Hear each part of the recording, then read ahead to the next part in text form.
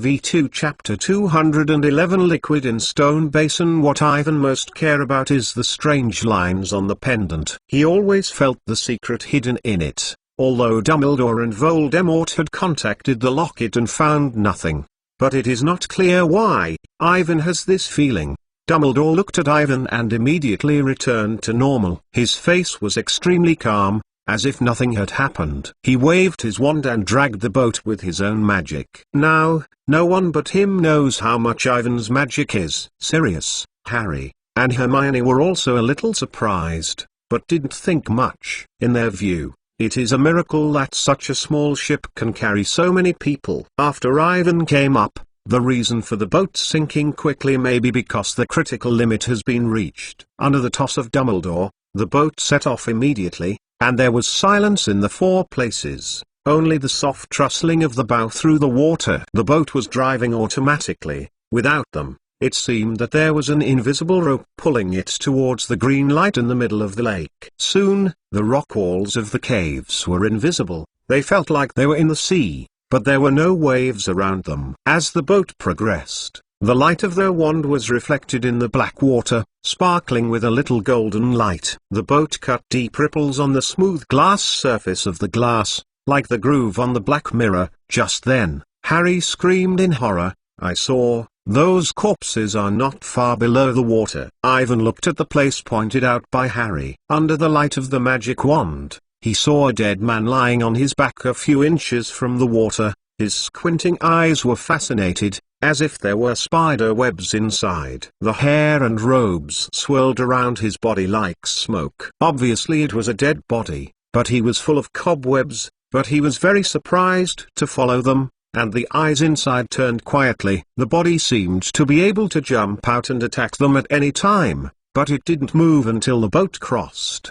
They didn't find our identity, but I believe that when we touch Voldemort's organs, we will find that they are not so quiet. Dumbledore whispered, "It's almost coming. Voldemort's purpose has been reached. In order to dragging this boat doesn't sink, it has consumed me a lot of magic." Ivan turned his head to see Dumbledore and listened to what he said. The white haze he used to hold the boat was very magical, or he was already consuming his magic and had reached the requirements of the ship standard. He suddenly had some concerns. If Dumbledore had no magic, what should they do later? Except for Dumbledore, no one here is an opponent of thousands of corpses. After a few minutes, the green light in the center of the lake seems to have finally become bigger and brighter. The boat slammed into something and stopped. Ivan didn't see it at first. When Harry lifted his glowing wand, he saw them coming to a smooth rocky island in the middle of the lake. "We are here, be careful not to touch the lake," Dumbledore warned again. Everyone climbed down from the boat, and Ivan was the first one. He got off the boat and returned to his original appearance, and quickly pulled out his wand. Hermione behind him. She finally looked relieved. Then there was Harry, Sirius, and the last one was Dumbledore, who used his wand to take back the fog that floated under the boat. Ivan carefully looked at the small island in front of him, almost the same size as Dumbledore's office. A large flat black slate, empty, only the light source that emitted the green light. "Now that I am close, the green light is much brighter." Ivan narrowed his eyes and looked at it. He saw the green light coming from an ancient round stone basin with a base under the stone basin. Dumbledore approached the stone basin, and others rushed to the past. They are centered around the stone basin and lined up around it. Inside the stone basin, it is filled with a basin of emerald green liquid, sparkling phosphorescence. According to the way Dumbledore had just handed it to himself, Ivan tried to feel the magical traces left on these liquids. The magic power is very strong,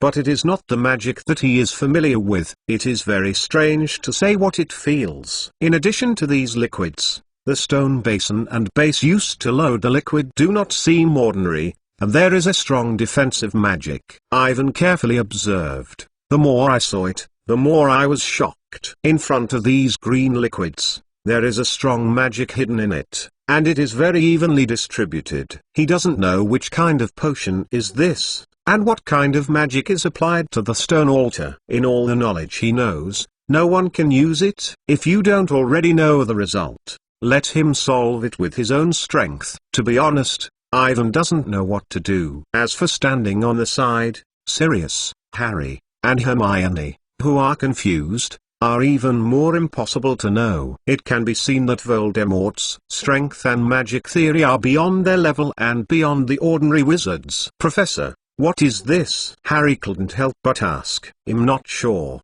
Dumbledore carefully observed the stone basin and the liquid inside, whispered, the only certainty is that this is something more worrying than blood and dead bodies. I am glad that we have hidden inside. Something was taken out. Dumbledore observed it for a while, then shook his sleeves up and his fingertips reached the surface of the liquid. No, don't touch it. Everyone shouted in unison. It's not that simple. I can't touch it.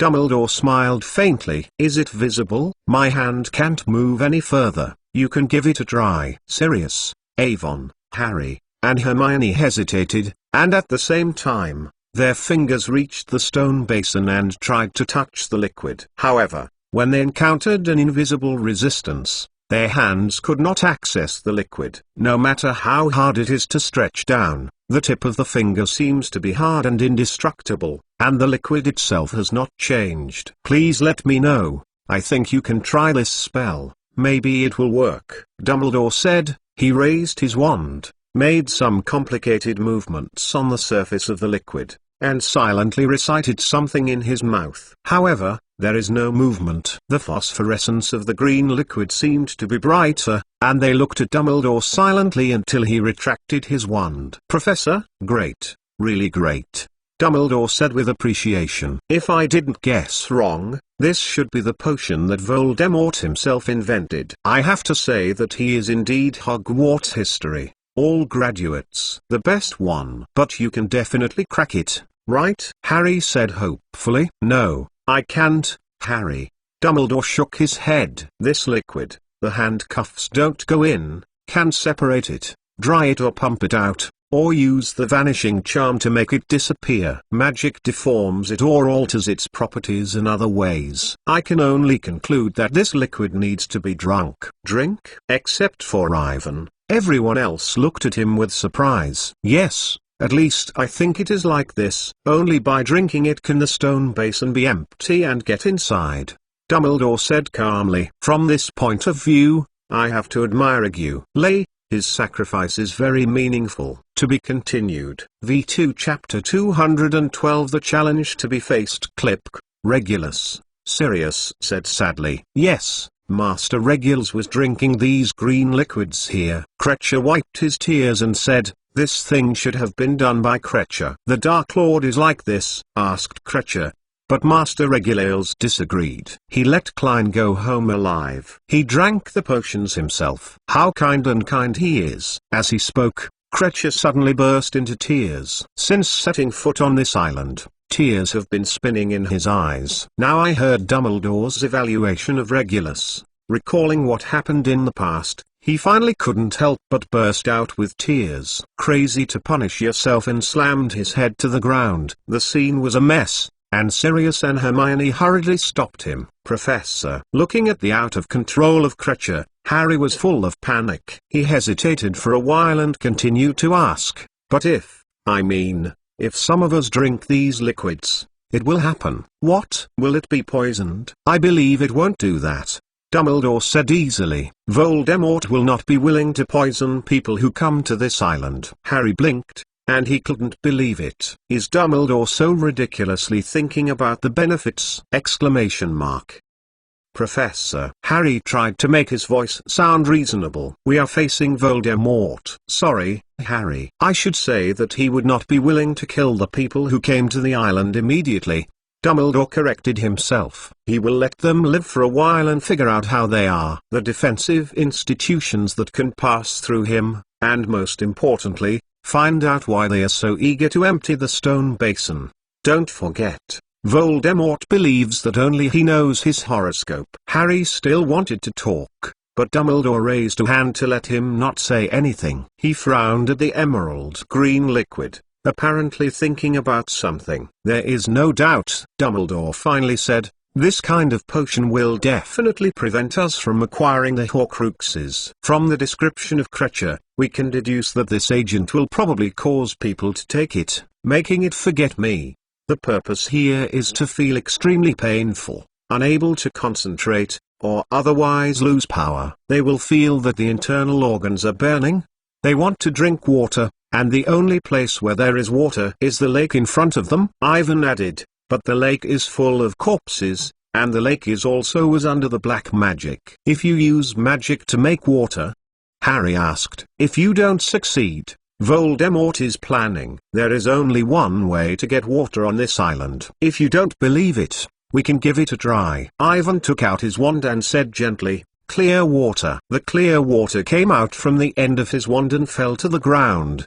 The water splashed, but disappeared instantly. The water that fell to the ground was evaporating, and the speed was amazing. And, there seems to be an invisible force, from the bottom of the ground from the bottom. The end of the wand in the hands of Ivan is pouring out of the clear water, quickly returning at a speed visible to the naked eye. Clear water like spring. Clear water like spring. He hurriedly shouted. Ivan increased the magic output, but it didn't make much effect. The water flow at the end of the wand became smaller and smaller until it disappeared completely. He can feel an invisible force and prevent himself from using this magic. Harry was surprised to see what was happening in front of him. He also tried it with his own wand, and the final result was exactly the same as Ivan. Good reasoning, good reasoning. After seeing the experiments of Evan and Harry, Dumbledore admired, "The idea of both of you is very good. This is probably the organ of Voldemort's design. I want to get the Horcrux." It is necessary to drink the potion in the stone basin. After taking the potion, it will be extremely hot and thirsty, and want to drink water. However, we have just seen that the curse such as Shimmy's Uru has been banned here. There is only one way to get water, that is, the lake, and people near the lake will be dragged into it by the corpses inside, just like Regulus was. Everyone listened to Dumbledore's description, and the horrible picture repeated in his mind. His face was very bad. Looking at this gloomy island, surrounded by the silence of the Black Lake, and the floating bodies that emerged from the lake from time to time, the fear inside everyone was awakened. They let the Buddha see Regulus, the handsome 18 and 9-year-old boy who was very imagined by Sirius. He used to drink the potions inside the stone basin, and then was dragged into the lake by the corpse in it, suffocate in despair and become a member of them. In the past 13 years, his body has been soaked in the dark, cold lake water, and there is no rest. This is the truth of his death. The emotions of infinite sadness gradually spread, and everyone was silent. In the darkness, only Kreacher came from a strange whimper from time to time. "In this lake, Regulus," Sirius said sadly. "We will find him, first of all to bring out the guys in the lake." Dumbledore pulled out his wand and turned his head to Kreacher, who had just calmed down. "Kels, please tell me that Regulus was dragged into the lake." "Here, sir." Kreacher wiped her tears and went to a place. "Very well. All four of you are ready to take out your wand," said Dumbledore. "Sirius, you and Kreacher are responsible for finding Regulus. Avon, Harry, Hermione, you three. I can stand behind me and help me deal with those corpses." Everyone concentrated, clenched his wand and looked at the lake nervously. They will be confronting the corpse of the corpse, which is definitely not a pleasant experience. Ivan tightened his wand in his hand, and his heart pounded like a drum. He saw Harry and Hermione standing next to him shaking slightly, his face pale, and he couldn't see any blood for them, at the same time facing thousands of dead bodies. The pressure is too great. Just think about it, it is enough to make people suffocate. This is definitely a scene that will not be seen in school. Except for the three of them, no small wizard has this experience, not to mention the wizards of their age. In fact, facing thousands of horrible corpses at the same time. It is also a very difficult challenge for a well-trained or a business wizard like Sirius. Only Dengbulido can do nothing. To be continued. V2 Chapter 213 Fight against the corpse. Seeing Hermione's legs tremble slightly, Avon approached her. Hermione turned her head and looked back at Evan in uneasiness. The brown eyes were filled with panic, as if to say something, but they opened their mouths and said nothing. Ivan knows that Hermione must be nervous to the extreme. Compared with other people, she is the only woman present. In the face of the monster of the corpse, the pressure is definitely extraordinarily large. Without hesitation, Ivan gently held Hermione in his little hand. Her palms were all sweat. Hermione, like the frightened deer, subconsciously wants to pull her hand back. Ivan didn't let go, and then she seemed to realize that Ivan had held herself and her face was getting red. Avon, don't be afraid, Hermione. Ivan comforted her. Nothing will happen. Believe me, no matter what danger, I will protect you. I know, I believe in you. Hermione nodded stiffly, but her face smiled and took the initiative to hold Ivan's hand. The voice said firmly, I said before, I will always believe you! Exclamation mark. Looking at Evan and Hermione, who were whispering, Harry hesitated, quietly moving forward and coming to Sirius. He also has something to say to Sirius, telling his godfather. Harry, are you scared? Sirius did not look back. He looked gloomy and looked at the lake in front of him. I'm not afraid. Harry shook his head, not sure, but nervous. I never thought that things would become like this. Yeah, I didn't think things would develop like this. Sirius was silent for a moment, and looked complicated. I thought my brother, Regulus, was a stupid, weak fool, but he was more than I thought. Brave. In order to stop Voldemort's conspiracy, he gave his life. I thought that the little dwarf Peter was trustworthy, and suggested that he be a secret person of James and Lily, but he is a despicable betrayal. It is me. Dead James and Lily. Harry didn't know what to say when he heard that Sirius was referring to his parents. He didn't know how to comfort Sirius. In his opinion, Sirius didn't have to blame this for the death of his parents. Sirius, I have been reading the wrong person. I didn't think about it, and I never thought of it. The little Sirius mouth appeared a bitter smile, and said with frustration, it's all my fault. I messed up everything. On James' business. This is the case. The same is true of Regulus. If I can talk to him that year, he may not die. He is a hero, Sirius. Yes, he is a hero. Sirius wiped his eyes and said with relief, Harry, although I have been reading the wrong person, but one thing is certain, you and your father James are very similar. I am proud of you if the decision is not going to go wrong. Harry looked at Sirius. And although he had always heard others say this, but this sentence was said from the mouth of Sirius, but it was particularly meaningful. Well, this is not the right place for a pleasant chat. Sirius regained its usual appearance and continued,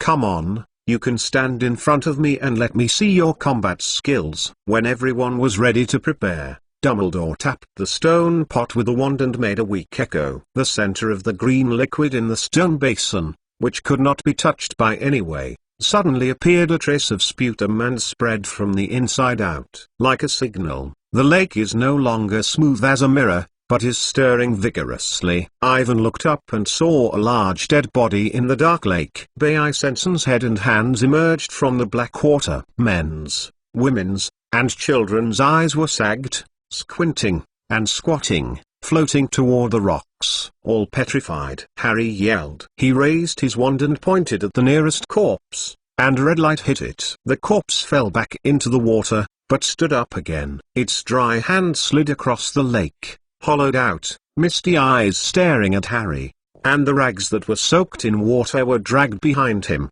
and the faces of the depressions were sly, looking extremely terror. Don't worry, Harry, it's not like this attack. Sirius said, the petrochemical curse attack range is not that far. You have to wait until they enter the appropriate attack range before attacking. Harry nodded, holding the wand in his hand and staring at the corpse. 2 seconds later, the corpse climbed onto the rock. It was soaked in the white water by the lake and crawled forward as if to pounce on Harry. All petrified, Harry shouted again, waving his wand in the air. The red light flashed, the corpse fell, and fell to the ground without climbing. A good attack is like this, aiming at their head position. Sirius waved his wand and screamed a few spells. At the same time, He knocked down the 3 or 4 corpses and shouted excitedly, "Good, Harry, let's try the obstacle curse and the curse." "Have you learned these 2 magics?" On the other side, Ivan is also fighting Hermione. It can be seen that Hermione's theoretical knowledge is very strong. She knows a lot of curses, and Clinker masters the specific skills of casting. However, her actual combat ability is weak, and she always misses or can't hit the key position. Ivan knows that this is mainly a psychological factor. Although Hermione didn't say anything on her mouth, she didn't want Evan to worry about herself, but she was afraid of these corpses in her heart. For this, others have no way to help. Only Hermione can overcome it. Ivan looked at Hermione while knocking down a few corpses. He turned his head and looked at Dumbledore. Dumbledore held his wand and didn't attack.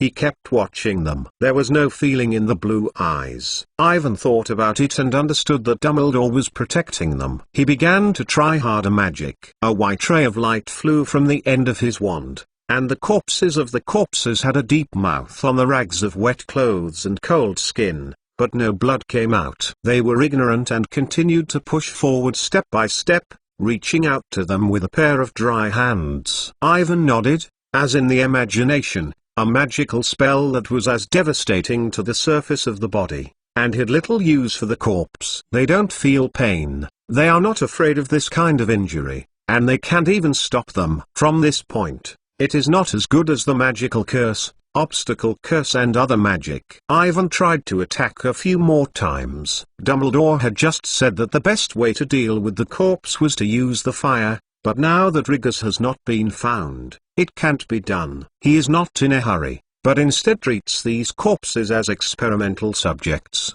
ready to try the defamation class and several other powerful spells. A few days ago, he had a duel with Snape, and he gave Awin a great inspiration. He never thought that magic could be used before. He is going to practice with these corpses, which is a rare opportunity, neither dangerous nor practice to improve his spellcasting skills. To be continued. V2 Chapter 214 Ivan's attack. The obstacles are heavy. Ivan shouted, a red light at the end of the wand. He used a handicap spell to stumble a corpse that had just climbed the island. On the rock behind, more corpses emerged from the water, crossed the fallen companions, or stepped on the fallen body and walked over again. Ivan issued a few more curses, delaying the steps of the corpses. Then he pointed his wand at the rock under their feet and concentrated on the stone. When he had a duel with Snape a few days ago, he saw that the other party turned a round wooden table into a black snake,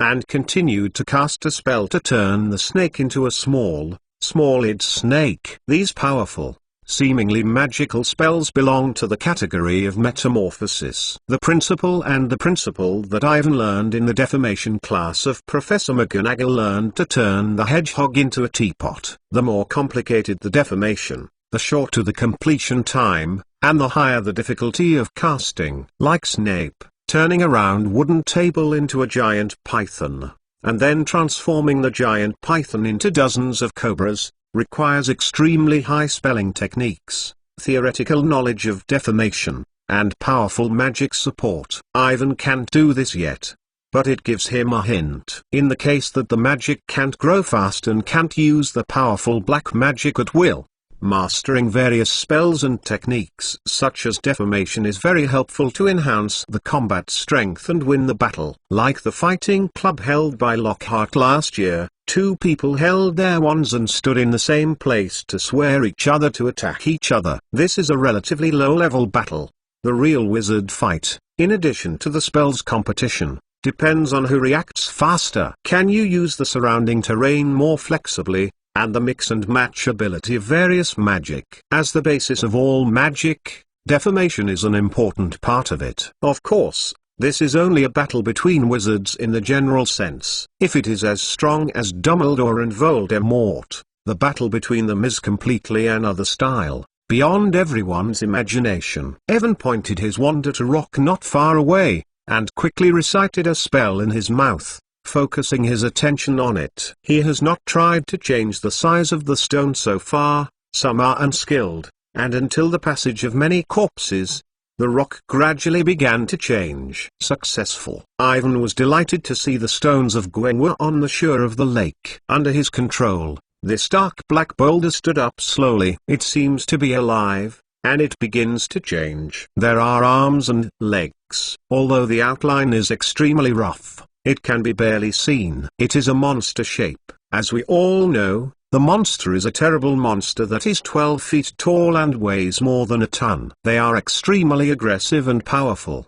but stupid. The rock was changing and then suddenly stopped. This is already the limit of Ivan. Although he did not succeed in making a monster, but for a 12-year-old wizard like him, it is already a piece of a dozen feet of boulder that becomes a moving object. Be proud of the act. Now, this boulder looks more like a stone giant. It staggered and stood up, stone dust and dust, with a sultry momentum. In front of it, those horrible corpses are like children. Oh, between the rock and the rock, there was a loud and sour friction. On the island, everyone stopped attacking, and looked at the giant who suddenly appeared. Even the corpse without thoughts, and stunned by the spider web filled with no visual eyes, staring blankly at it.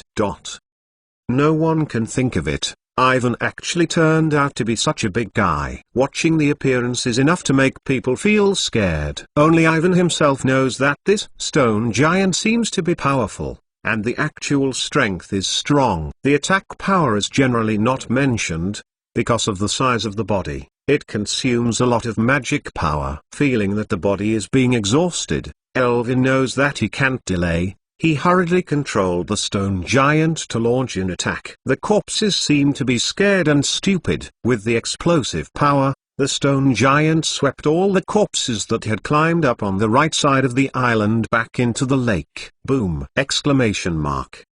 The violent impact, the impact of the collision, the deafening sound continued to ring. In just a few seconds, after a storm-like attack, Ivan gasped and let go of the control of the stone giant. It fell heavily on the ground, pressing 5 or 6 corpses underneath, with a burst of bones. Everyone was stunned by what happened in the blink of an eye, and even Dumbledore looked at the stone giant who fell to the ground and fell into pieces. In his opinion, Ivan's magic is somewhat flashy. There are a lot of tricks on the spellcasting skills, and the magic is not perfect. But considering the age of Irvine, it is really not easy to do this.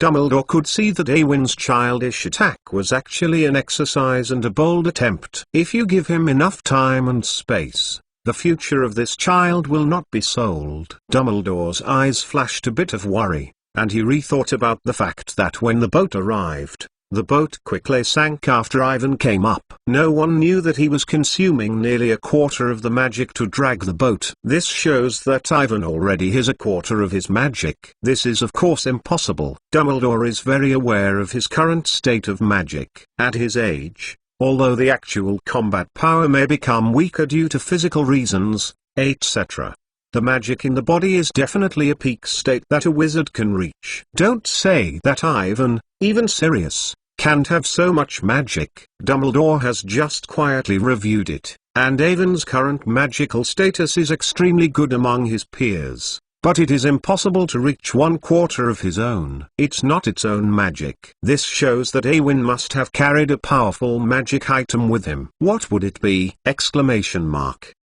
Dumbledore looked at Evan carefully, and his pale blue eyes were full of curiosity. Like Tom Riddle, the student brought too much surprise to himself. To be honest, Dumbledore did not like the feeling of being beyond mastery. However, he did not intend to take action. What has happened to Tom Riddle has given him enough lessons. Over the years, Dumbledore has been thinking, Riddle has gone further and further on the wrong path, and his own actions in the past have an unshakable responsibility. Gellert Grindelwald, his former best friend, left him with an impression that was too deep. Dumbledore had thought that he had forgotten those things, but many years later, when he was in the orphanage, when he first saw the young Tom Riddle, he reappeared in front of him. He knew he had to stop the young Riddle, preventing him from becoming the second Grindelwald and preventing him from going astray to become the second Dark Lord. But I have failed, and the end result is even worse. Dumbledore sighed. Perhaps when he came up with the idea in his mind, he was doomed to failure. Perhaps this is the root cause of all the unfortunate things that happened later. To be continued. V2 Chapter 215. Discover Regulus. Dumbledore knew that he had to be careful. The temptation of power was infinite, and the more talented wizards on the path of magic, the easier it was to go astray. For most wizards, magic is just a wand and a few spells. Only a handful of wizards with superior talents know clearly what the essence of magic is and what the powerful magical power will bring to them. Powerful power and unconstrained ambition bring only disaster and destruction. Voldemort is the most obvious example. The excellent caster talent and the bloodline from Saracas Letlin himself make him think that he is unique. He is superior. The arrogant heart has been expanding, and even at the end he thought he was God. Everything he does is self-centered, not considering the feelings of others, the dark growth trajectory, so that he does not know what love is. Look at the things he did in the past, arbitrarily killing others, advocating the status of pure-blood wizards over the mud and mulls and so on. These things are not as noble as Voldemort and the Death Eaters have proclaimed. For Dumbledore, the reason he did this was entirely because he wanted to do that. He wanted to prove that it was different. He therefore abuses his magic and ignores life. In order to obtain eternal life, he even split the soul to make the Horcrux. As early as 20 years ago, when Riddle, who had been missing for a long time, returned to Hogwarts with his new face and applied to the position of Professor of Defense against the Dark Arts, Dumbledore felt his soul keenly unstable. Dumbledore at the time suspected that Riddle was doing some sort of evil black magic research, and later there were indications that he was making the Horcrux. The most undesired thing happened, and Dumbledore did not know how many times Voldemort had split his own soul. This evil black magic makes him an undead monster. Dumbledore looked at Ivan again, and so far they have destroyed 2 Horcruxes. And these things are related to this child. This is a coincidence, or in addition to this kind of coincidence, what surprised Dumbledore is that Ivan has already touched the path of strength.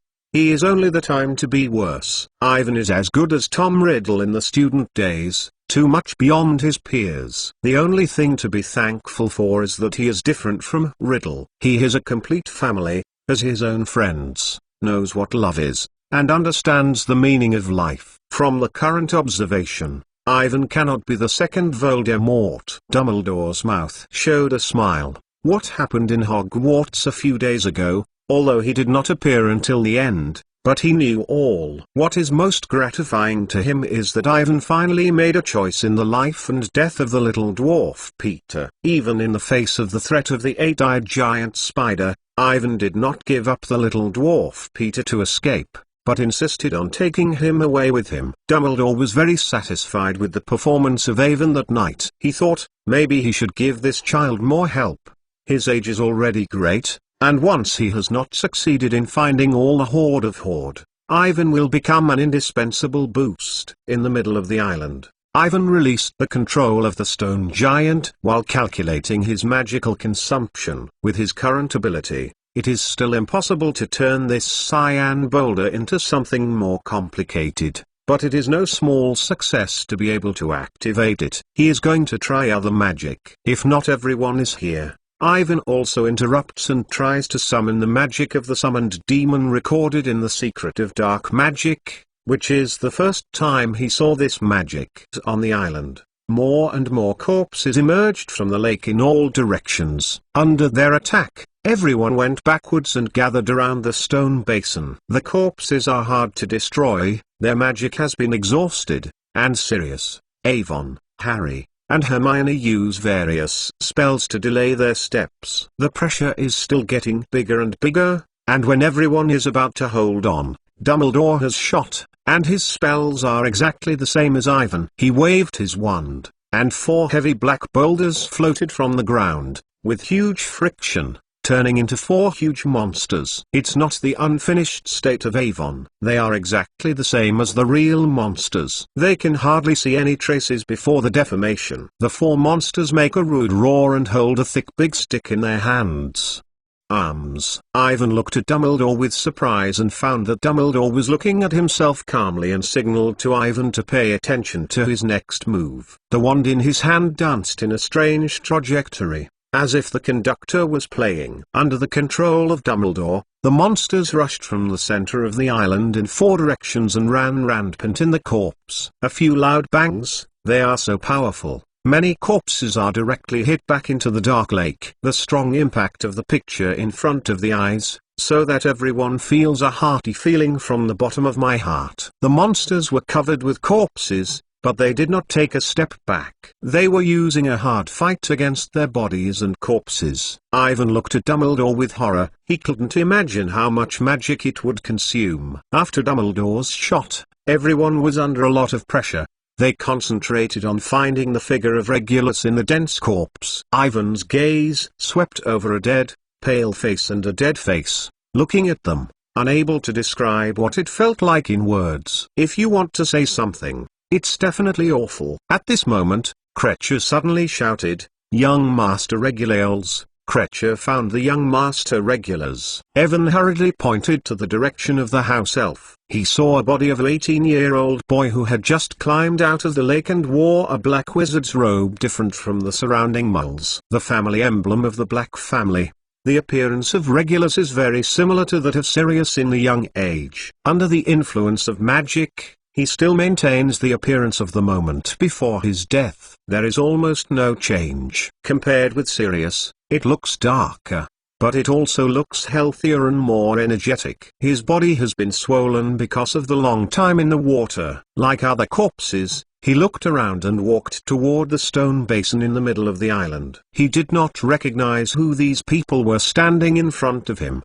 He is not the hero who bravely resists Voldemort, but a body that guards the soul of Voldemort's soul under the control of magic. Rigorous! Sirius shouted sternly, and the heartbreaking sound echoed in the dark cave. When other people haven't reacted, he has already rushed over. He desperately rushed into the corpse and wanted to pull Regulus out. To be continued. V2 Chapter 216 Go home. Just a few seconds before Kreacher discovered Regulus, the 4 huge monsters that Dumbledore had turned into numerous dark bodies pushed into the dark lake and set off waves. Dumbledore triumphed, and the monster he changed defeated the corpse. But everyone still hasn't had time to rejoice. Ivan found that the monsters soaked in the lake water suddenly appeared a black smoke on the body, and the face without any expression also showed fear. He was scared when he first saw the deformed fetish. He didn't know what they had encountered, but it was definitely Voldemort's stay in the lake. In a blink of an eye, they all turned into smoke and disappeared. Just like nothing happened, the dense and invisible corpse floated from the bottom of the lake and crawled out. Dumbledore calmly looked at the corpse that was coming back, not too surprised. As if he had expected this to happen, he continued to dance the wand in his hand. But before he succeeded in casting spells, Kreacher's shouts suddenly rang. Young Master Regulus! Kreacher found Master Regulus. Hearing his shouts, everyone was stunned and looked in the direction he pointed. Only Sirius did not hesitate, rushed out at the moment click sounded, and rushed toward Regulus. Be careful, Sirius.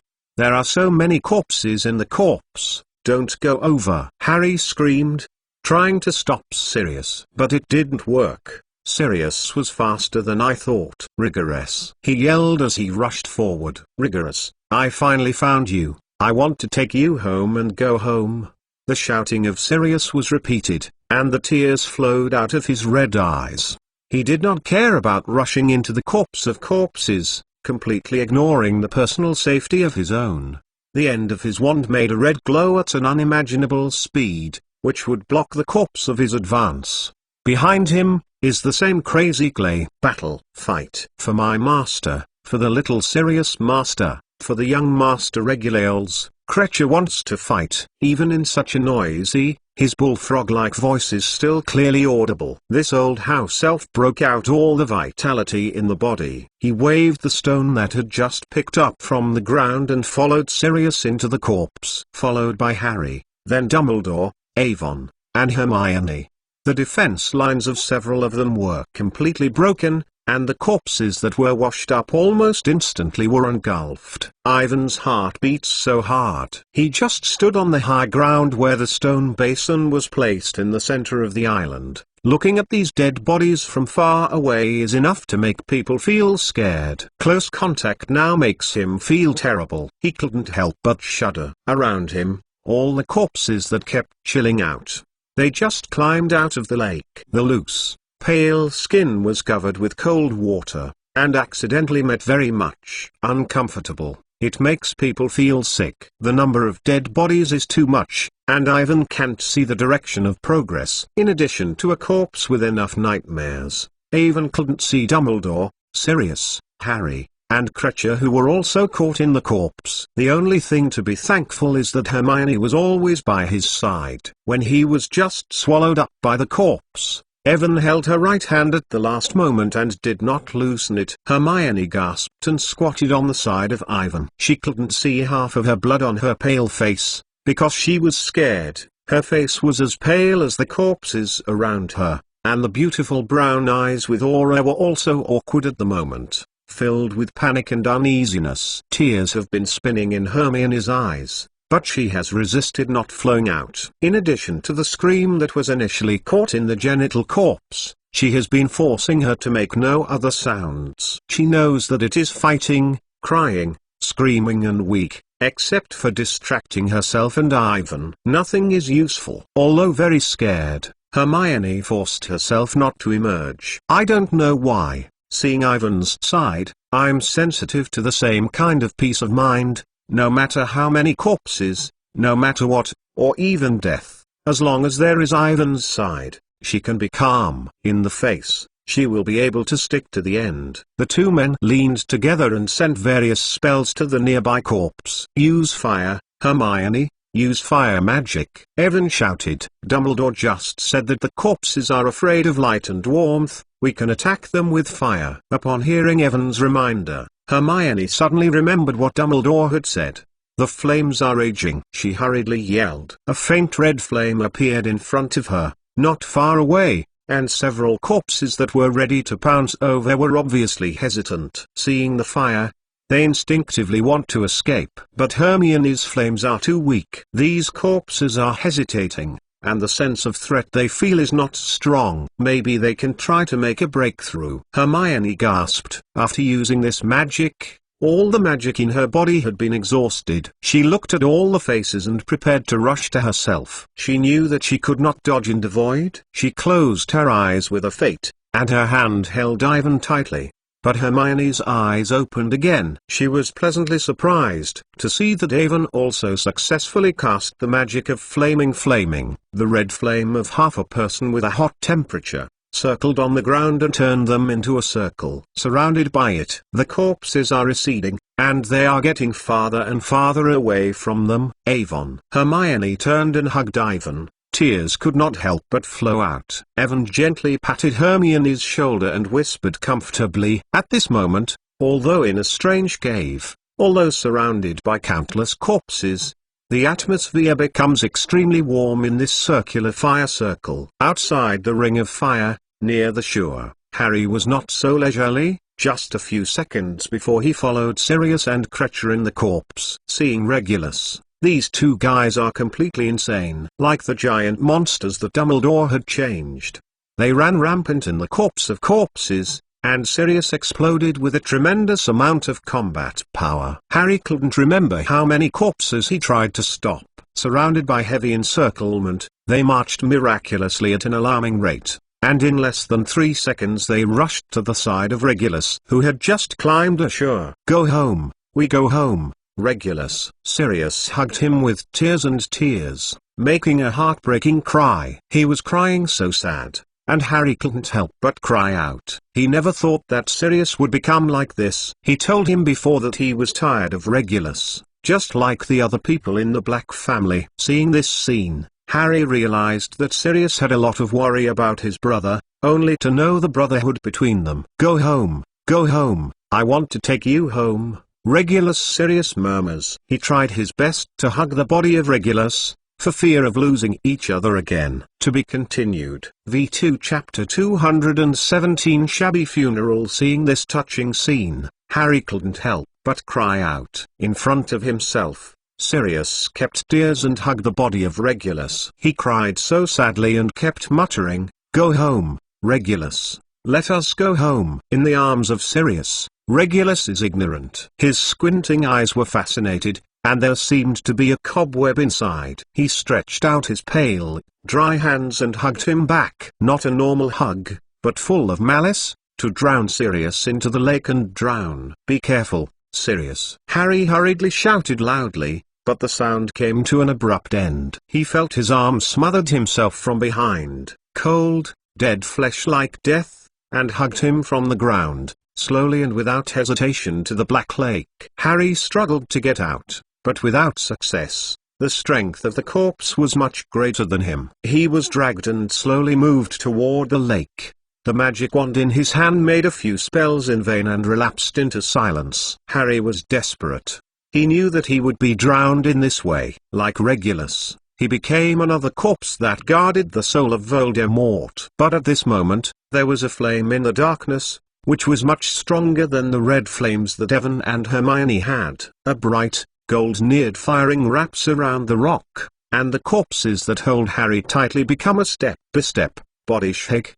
They did not dare to enter the lake through the flames, so they had to drop Harry. Harry fell to the ground, his feet slipped on the rocks, and his arm was rubbed, but he quickly struggled to get up. He saw Dumbledore, Avon, and Hermione coming out of the flame. Evan and Hermione were pale, but they looked okay. In front of them, Dumbledore looked serious and the golden light beat in his pale blue eyes. His wand was held as high as a torch, and a flame was drawn from the tip of the wand, like a huge, warm lasso that surrounded the corpses. The power of these flames is amazing. The corpses that are encountered are directly turned into ashes, and the remaining corpses are slamming together, stunned to escape the flames surrounding them. "Professor, Avon, Hermione!" Harry shouted cheerfully. He ran forward 2 steps forward and stopped immediately. He heard the shouting of Sirius, and he hurried back, seeing Sirius and Regulus fight on the edge of the flame, and Clay cuts his hand without a move. Because of the fire, Regulus struggled fiercely and wanted to escape to the lake, but Sirius clung to him and did not let go, because his face was too strong. Harry hurried to help, and Avon and Hermione hurriedly followed. The 3 of them worked together to help Sirius to hold Regulus, and Evan even used magic to make a few ropes to tie him. But Regulus' strength is amazing, completely beyond the human sphere, and they are not opponents. Just as everyone was about to hold on, Dumbledore came over. Without gorgeous magic, he just tapped the head of Regulus with his wand in his hand, and Regulus immediately calmed down and turned back into a real body. In the dark cave, Evan gasped, looking at the horrible, strange scenes around him, and Regulus, who was quieting down. He knew that everything was over, and they finally freed Regulus from endless torture. "Come out." They completed the last wish of Regulus, destroyed the locket, and found his body, lifting the evil black magic on him. At this moment, his soul is finally able to rest in peace. At sunset, a remote cemetery near Grimmauld Square. Here is the Black Family's cemetery. The center is a tall, very impressive dark black marble monument with the emblem of the Black family. Next to the family emblem is the one made of sheet metal and strikingly marked. Language: the noblest and oldest Black family is immortal. Around the monument, densely layered tombstones of different ages. They have different shapes, but one thing in common is that the materials are extremely elegant. On the right side of the cemetery are the 3 tall yews and the black outline of a small church. On the left side of the cemetery, you can see the exquisite old house at 12 Grimmauld Place. Like number 12 Grimmauld Square, everything here is neglected to manage the glory of the past. There are weeds in the cemetery, and from time to time there are crows on the tombstones, watching the intruders in front of them. Under the ruthless destruction of the years, most of the tall and exquisite tombstones have been damaged. They stand there quietly, silently telling the story of the Black family. In the innermost corner of the cemetery, Dumbledore, Sirius, Lupin, Avon, Harry, Hermione, and Kreacher stood in a very narrow and ordinary manner, which was not very consistent with the surrounding style, in front of the tombstone. They gathered here to make the final departure for Regulus. Lupin arrived after receiving the news. He was waiting for everyone at the Kettle Bar, ready to spend a perfect Christmas. He did not expect to wait for such a news. There is no one other than Lupin. In fact, they originally planned to invite some people to come to participate in the funeral of Regulus. But Sirius wanted to come and wonder who should be invited. Regulus had madly worshipped Voldemort before his death. He wanted to be a Death Eater, and most of his former relatives and friends were such people. They are almost all students of Slytherin College, and eventually became Death Eaters. Now they are not dead, they are being held in Azkaban, and it is impossible to be invited. So, until the end, there are only a few of them. Clee's stern, dry crying sounded intermittently, like someone pulling a violin without tone, which sounded uncomfortable. Ivan had never attended a funeral before. He didn't know what the normal funeral should be, but the funeral of Regulus was undoubtedly shabby, and everything was prepared in a hurry. On the tombstone of Regulus, shortly written, Regulus Actures Black is always here. He is a kind of Death Eater who defends his dignity and justice with his own life. He sacrificed his life against Voldemort. He is a well-deserved hero. He is the eternal pride of the Black family. Before this, Ivan never thought that the words good and the Death Eaters could be linked together. This may be a great irony for other Death Eaters, but it is the most faithful evaluation for Regulus. As mentioned later, Regulus defends justice with his own life and resists Voldemort. He is a true hero. Next to the tombstone, Sirius looks stunned. No tears, just silently looking at his younger brother's coffin. For a long time, Lupin took a picture of Sirius' shoulders, and then they slowly filled the graves and buried Regulus. To be continued. V2 Chapter 218 Christmas Party. The brief funeral ended in a solemn silence. In the end, only the housefather Kreacher was still screaming. Sirius basically recovered. In his opinion, this is already the best result. The message of the death of Regulus was confirmed as early as 13 years ago. This funeral was only a late ceremony. All his wishes have been fulfilled, and the soul can rest in peace. In the impression of Sirius, Regulus is no longer a weak and evil Death Eater, no longer a fool who knows nothing about being killed by the family's pure blood concept. His younger brother is a well-deserved hero who is proud of Regulus. Although the funeral was shabby, everything was perfect. The same is true for Avon. The only regret is that they did not get the lockbox that Regulus used to replace the Voldemort, and the note that was used to record his last words. He still remembers the above words. The general should be, to the Dark Lord, I have already died before you read this, but I want you to know that I found your secret. I have stolen the real Horcrux and intend to destroy it as soon as possible. I am willing to die, that is, I hope you can be killed when you meet your opponent.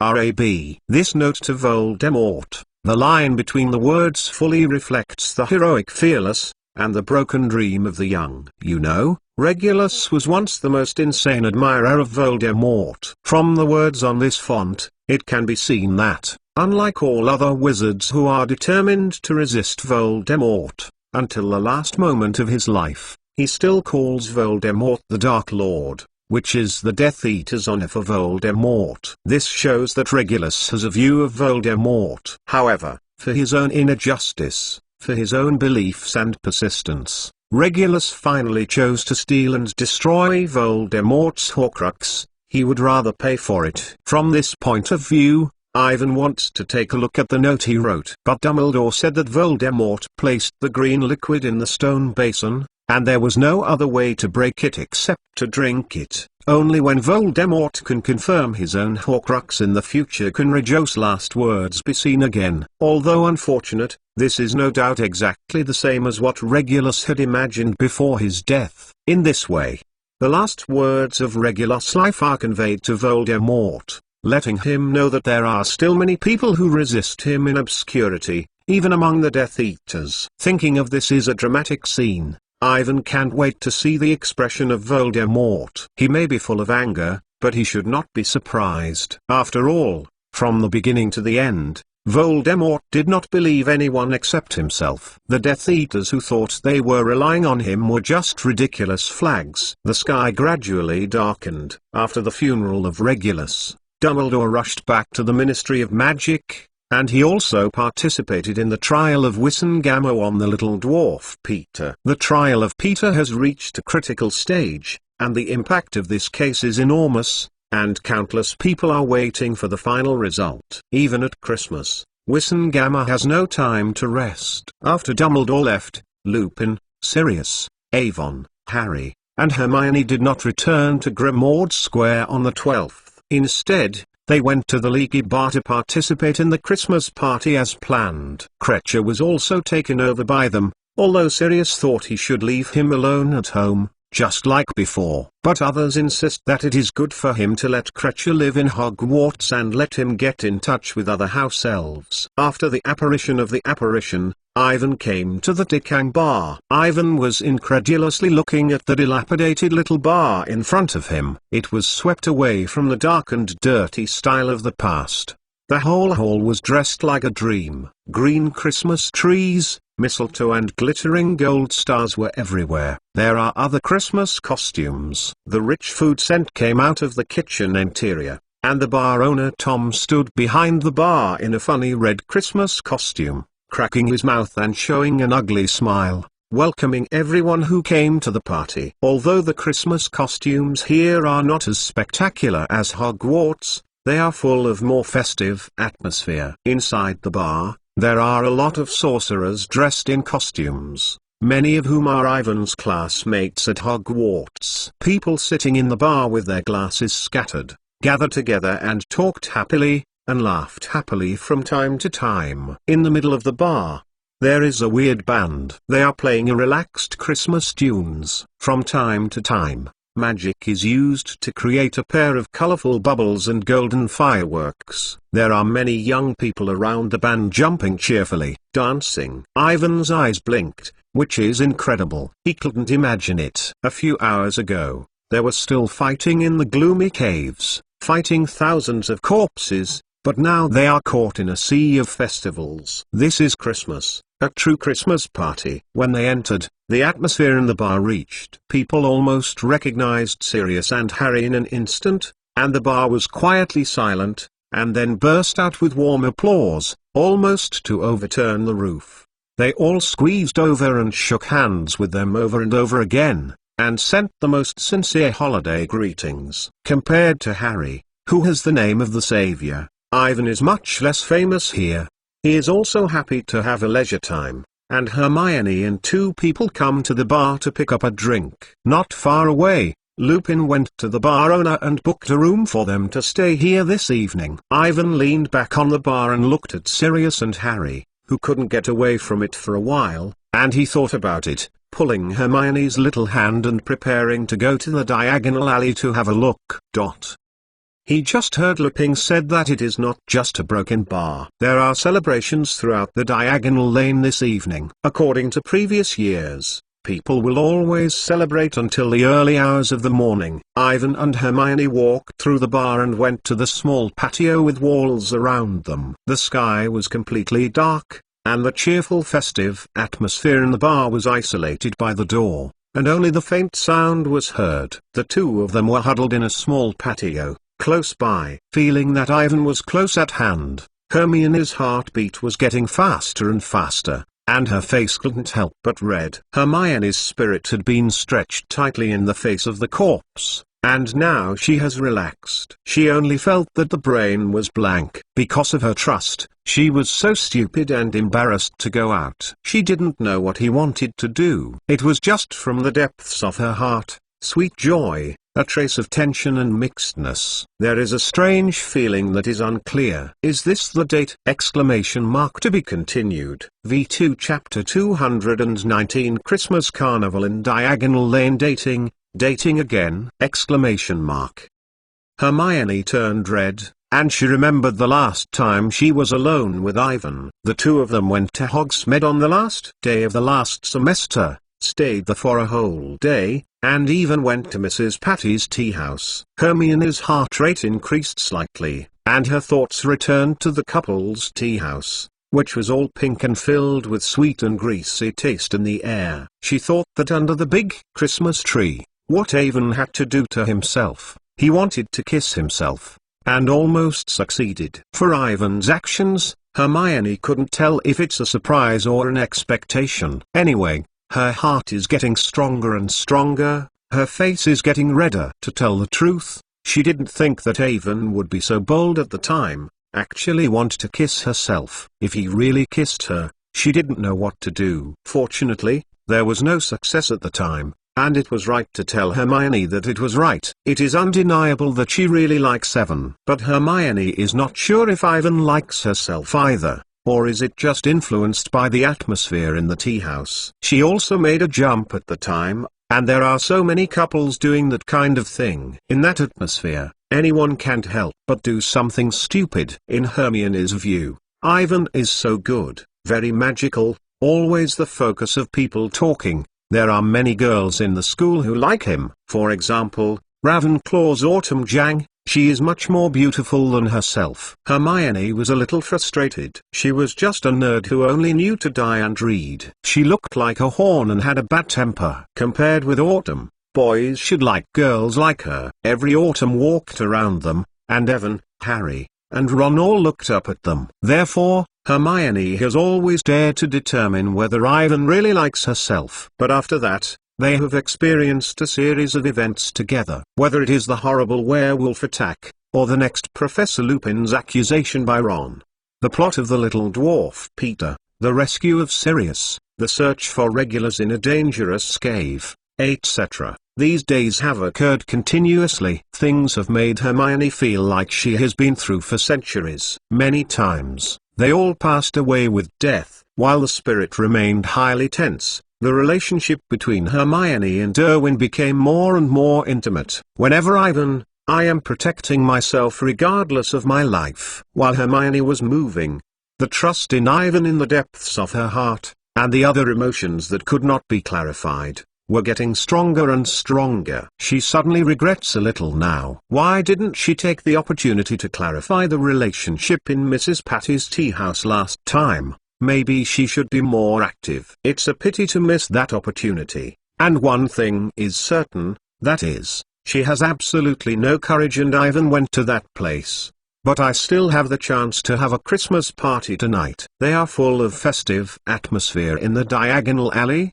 The atmosphere here is even better than Hogsmeade, and there will be no monsters like the werewolf and the corpse. Hermione is increasingly looking forward to this evening, and he and Ivan really date. She sneaked a glimpse of Ivan, and if there was an opportunity like the last time at Mrs. Patty's tea house, she must grasp it. The atmosphere in the narrow little patio behind the ruined bar was a bit different. I don't know when I started, Ivan and Hermione suddenly quieted down. They were talking about Regulus, and neither of them spoke. Ivankis scratching his head, his heart pounding. Through the light of the micro-milk in the bar, he saw Hermione's face showing an attractive pink, like a ripe apple. People can't help but take a bite. He subconsciously took a half-step forward and was getting closer and closer to Hermione. The palms are all sweaty, and the strange atmosphere is getting stronger and stronger. Evan's gaze was inconspicuous with Hermione,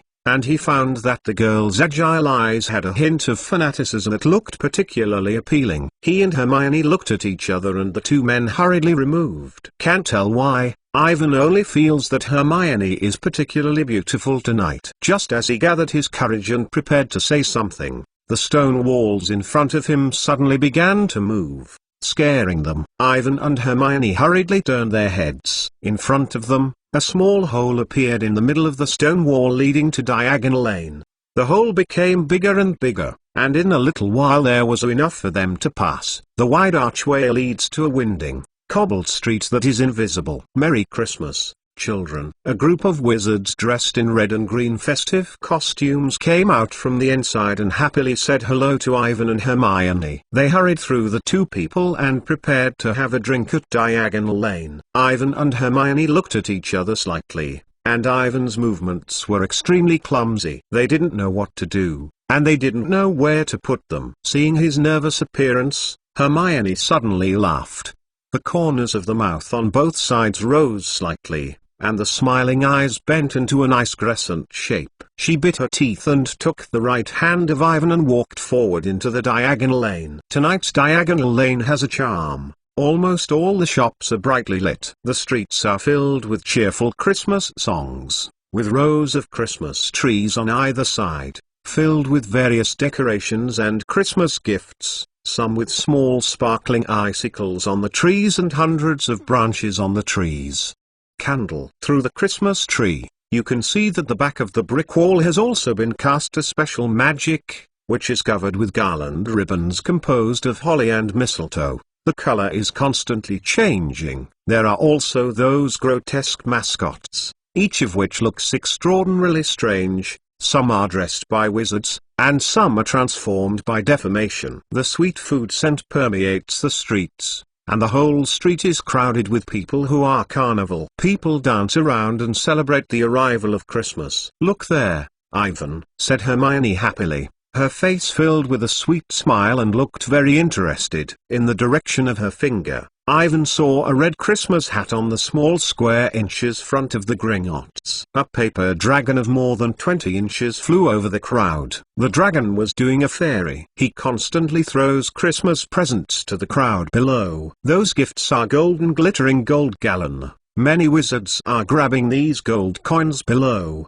bursting out loud laughter from time to time. Ivan knows that those gold coins must be fake, or else they will not do such things with the stinginess and greed of the goblins. Instead of joining the carnival crowd, they strolled aimlessly on the lively streets while chatting happily. Every shop has a celebration and a complimentary Christmas gift. The sound of the magic fireworks sounded from time to time above their heads. It was not a squeaky noise like ordinary firecrackers. Instead, it made a loud explosion like a cannon bombing, engulfing the crowd in various colors of smoke. Inside the gun, there are various kinds of egg gifts. Ivan went to a captain of the admiral and wore a special funny look on his head. Hermione wanted a straw hat that looked particularly cute in pink, and they ran around in the diagonal alley with other wizards. Follow the direction of the floor of the gun, and collect gifts that fall on the ground. At the door of the jumping and dancing joke shop,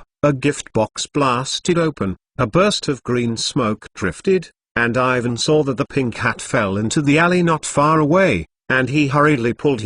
Minutes ran over. In front of them, there is a lonely and quiet alley, and there is no one inside. Like the outside, there is a towering Christmas tree in the alley with mistletoe and dozens of candles hanging out, emitting a faint, sinuous light that looks very romantic. To be continued. V2 Chapter 220. The sweetness under the mistletoe. Mistletoe, as the name suggests, is a plant that is parasitic on other plants. It is evergreen and represents hope and fertility. There is a household name in the United Kingdom, that is, there is no happiness without mistletoe. Even in the magic world, it is regarded as a traditional evil spirit, with a strong magical power, often used by wizards to hang at the door to prevent bad luck or evil black magic invasion. In addition to this, there are many other uses. For example, in divination, the green branches of mistletoe are used for divination dreams, and the white or red berry juice that it produces in winter is one of the essential ingredients for making fulling,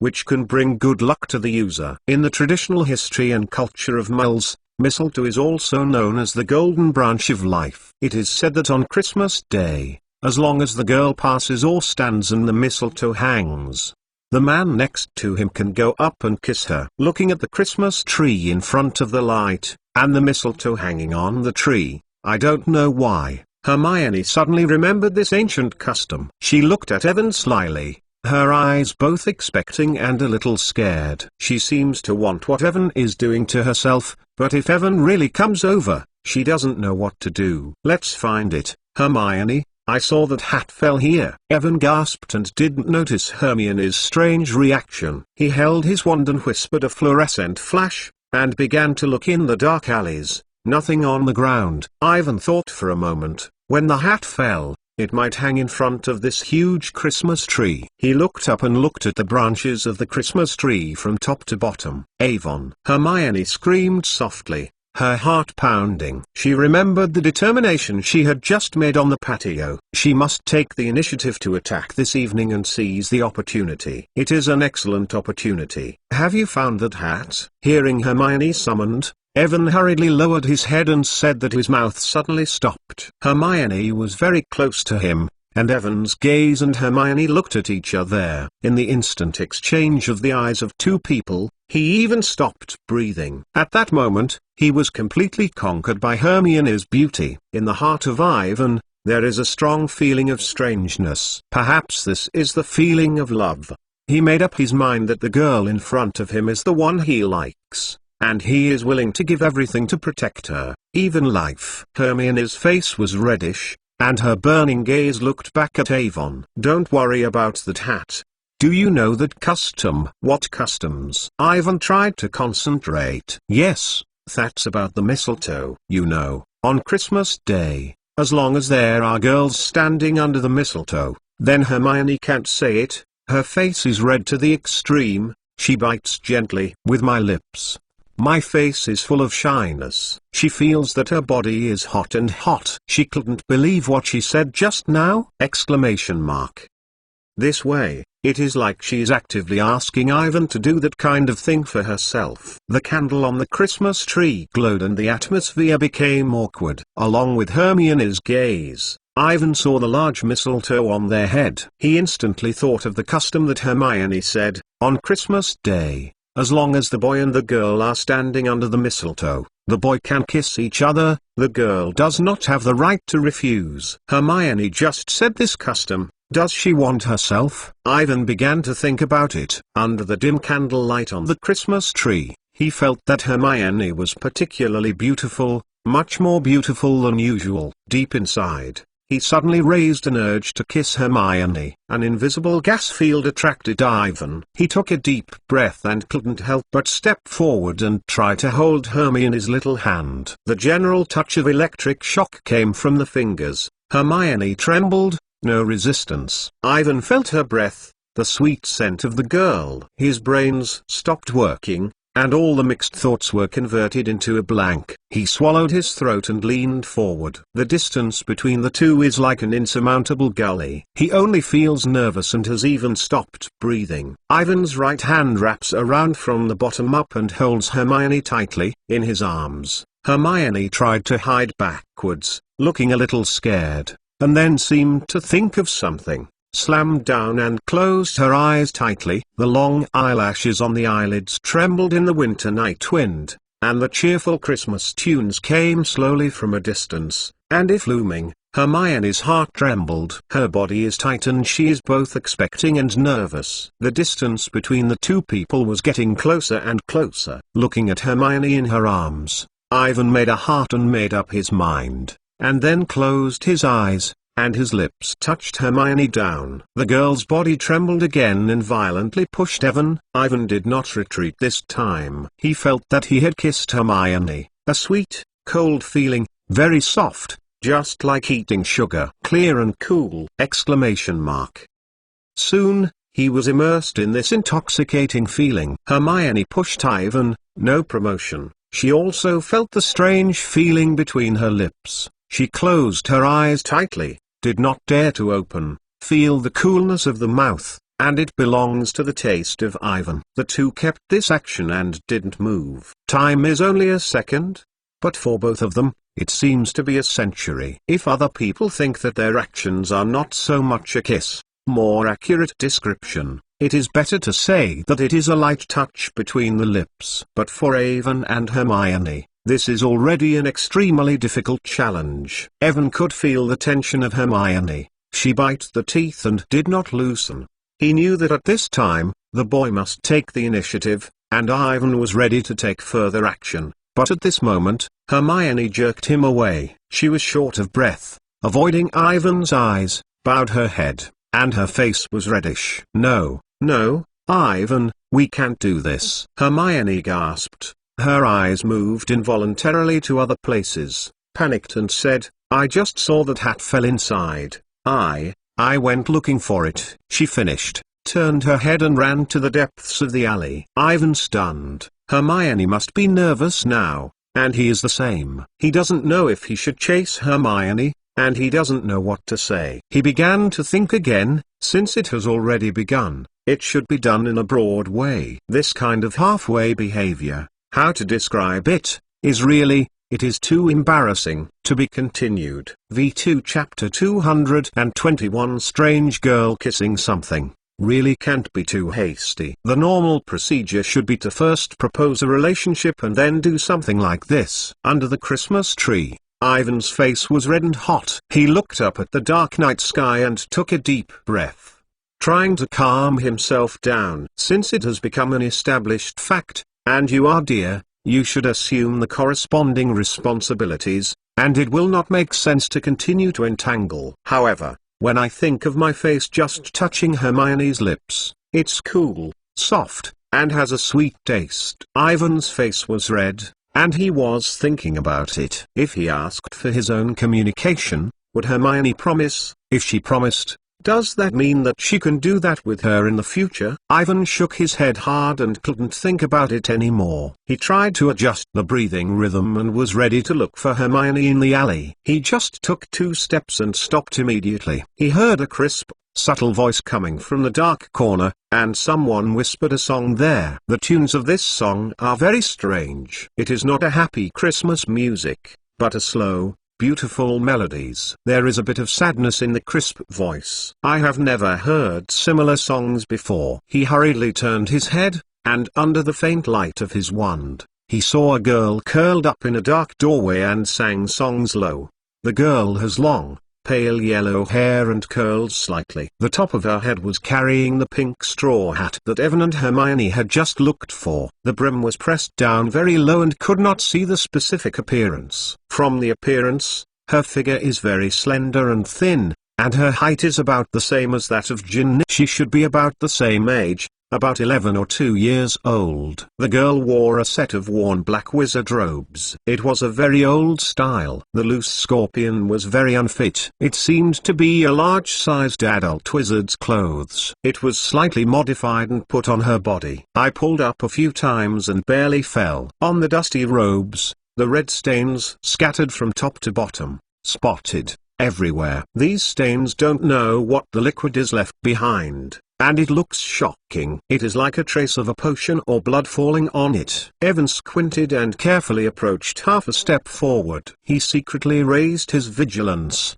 He didn't know whether the dark red spots on the girl were potions or blood stains, but it was obviously not a normal stain. According to Dumbledore's method of teaching himself in the cave, Evan felt dangerous from the girl. This seemingly weak girl has a strong magical power, and the traces of the powerful magic released are looming on her side. Ivan didn't know what the magic left was. It should be a curse he had never mastered. In addition to the suspicious spotted stains on the robes and the unusually powerful magical reaction to the age, this young girl, sitting alone in this lonely, dim, silent alley at night, is unreasonable. Even though there is a Christmas party in Diagonal Lane this evening, many people are gathered here, but it is still too unusual. As the distance between the two people narrowed, Ivan noticed the girl's skin on the outside of the clothes.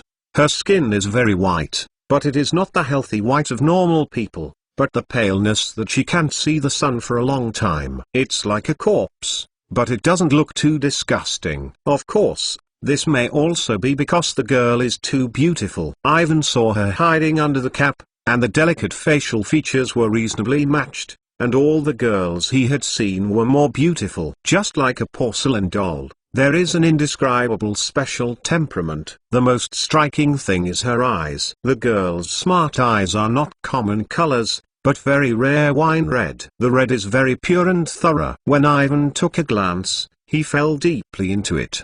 He shook his head in a hurry and made his consciousness clear. "Merry Christmas." Ivan briefly nodded, and said hello, said softly, My name is Avon Mason, who is a second-year student of Hogwarts. Who are you? Why are you here? As he spoke, he turned his wand in his hand naturally and looked at the girl with vigilance. When I heard the voice of Ivan, the song stopped. The girl did not answer, and even did not move. She just looked up and looked back at Ivan. She looked a little surprised and didn't seem to think that someone would talk to her. Then, her delicate nose shook a little, as if smelling something. The taste of the food, she said softly, with a hint of hoarseness in her crisp voice. The girl's headless words made Ivan take a step back. He looked at each other with horror. The spirit was highly concentrated, and the magic of the whole body naturally gathered in the clasp of the hand. Imagine that you don't have anything to eat, but a stranger sees the first sentence you say,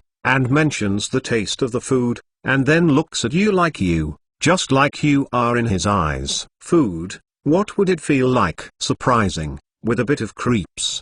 The last time Evan heard something like this, it was still the Wolfman Greyback who said to himself and Hermione, because of the long-term consumption of human flesh, Greyback has become obsessed with the taste of human flesh. In his eyes, human beings are ordinary foods. Even if they are not transformed, he has long been eating people, especially children. If the girl, like the werewolf Greyback, sees herself as the food in her eyes, then she is probably not human. Looking at the spots on her black robes, and the faint powerful magic, Evan felt a chill. This is not good news. Today is still Christmas. He doesn't want to make extra money, and then encounters some inexplicable things. However, Ivan is not worried. It is different from Hogmond. The people outside the alleys are carnival people. If there is a fight, they will come soon. Ivan took another step back and he was ready to leave to find Hermione. But the girl across the street seemed to be interested in Ivan. She wrinkled her nose and smelled it in the air, repeating it again.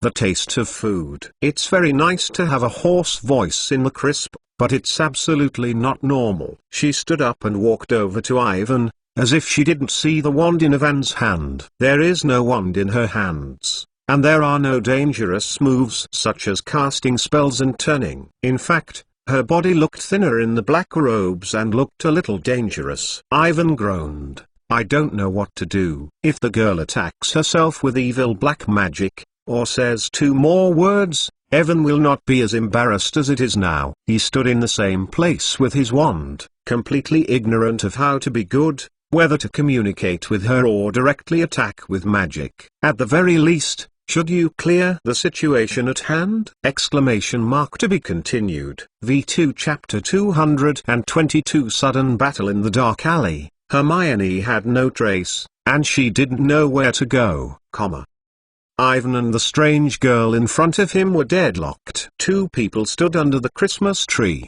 The shadows were reflected in the trees with dark candles. They stretched long and extended to the depths of the dark alley without any light. Ivan looked at the girl across the street. She was wearing a large, warm black robe, wrinkled with a white, cute nose, smelling in the air, like a kitten, coming over to herself. The closer. Her movements seemed to be completely harmless except for the cuteness. But Ivan is under great pressure. He also smelled like she did. And there was no other special taste in the air except for the cold air at night and the faint alcohol from the crowds in the distance. At the very least, Ivan didn't smell anything. Looking at the girl's appearance, I seem to want to stick to her, relying on her nose to find the unneeded food. Evan has stepped back half a step, even if it is not dangerous, but it is extremely inappropriate for a girl who has just seemed to be close to herself, so close. Under the Christmas tree, the girl walked to the position where Hermione had just stood. Through the faint candlelight around her,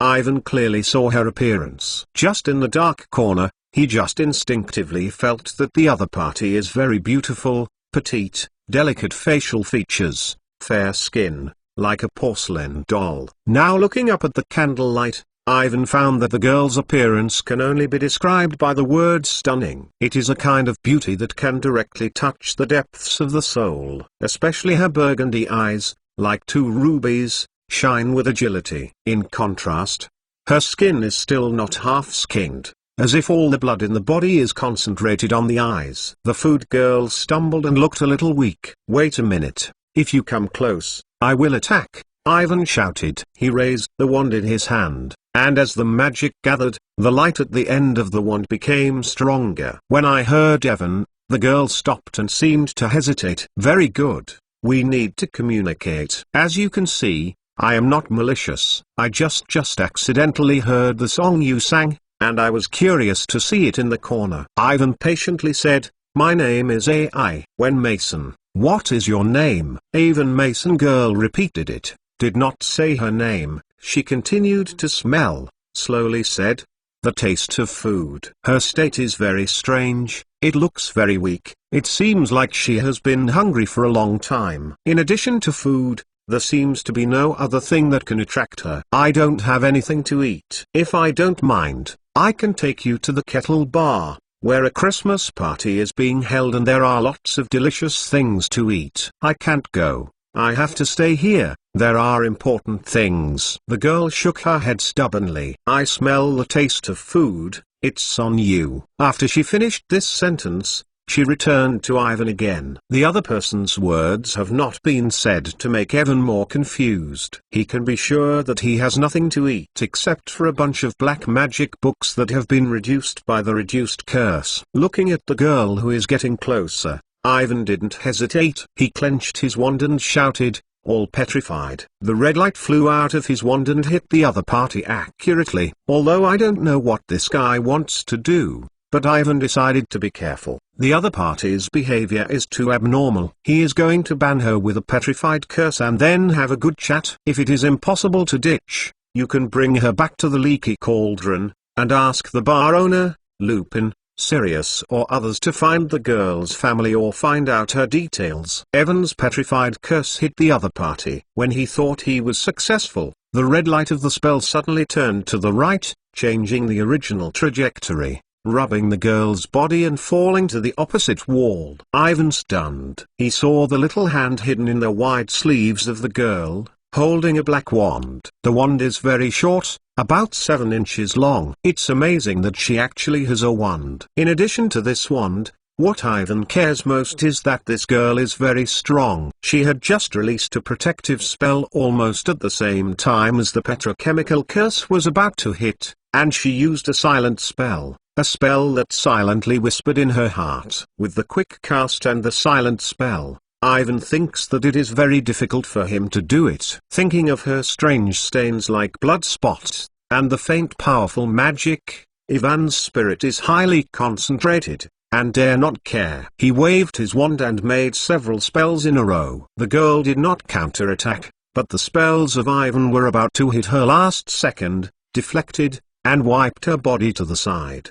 There is a magical barrier around her body that protects her from harm. Ivan can be sure that the other party is not using the iron mantra. It should be a protective spell that he didn't know. Every time his curse attack is about to hit her, there is always a flash of red light around her body. This is not the way to go. Ivan can be sure that the other side is stronger than himself. He is prepared to use more powerful magic, or more directly, to create a huge sound directly, attracting the crowd on the street. But before he could do something, a red chain suddenly appeared out of thin air. He was like a viper, and tied Ivan firmly from the bottom up. Damn, it's a silent spell. Ivan fell to the ground heavily. Until then, he realized what was happening. He found that his combat experience was too scarce. In fact, he had recognized this problem since he last fought with the werewolf Greyback and Snape. Two different styles of fighting, but one thing in common. That is, Ivan has a lot of mistakes that should not be there, and there are many opportunities that are not grasped. Just like this time, the real strength has not been fully exerted. In the communication with Sirius, he also pointed out that Ivan has this problem. Like Hermione, they both read a lot of magic books and mastered a lot of spells, but in actual combat, because of lack of experience, they could not fully demonstrate their strength. And this gap has become more and more obvious in the battle. Prior to this, Ivan had never fought with the enemy who used the silent mantra. He did not master this spellcasting technique and did not know how to deal with it. The other party used the silent spell to take the lead,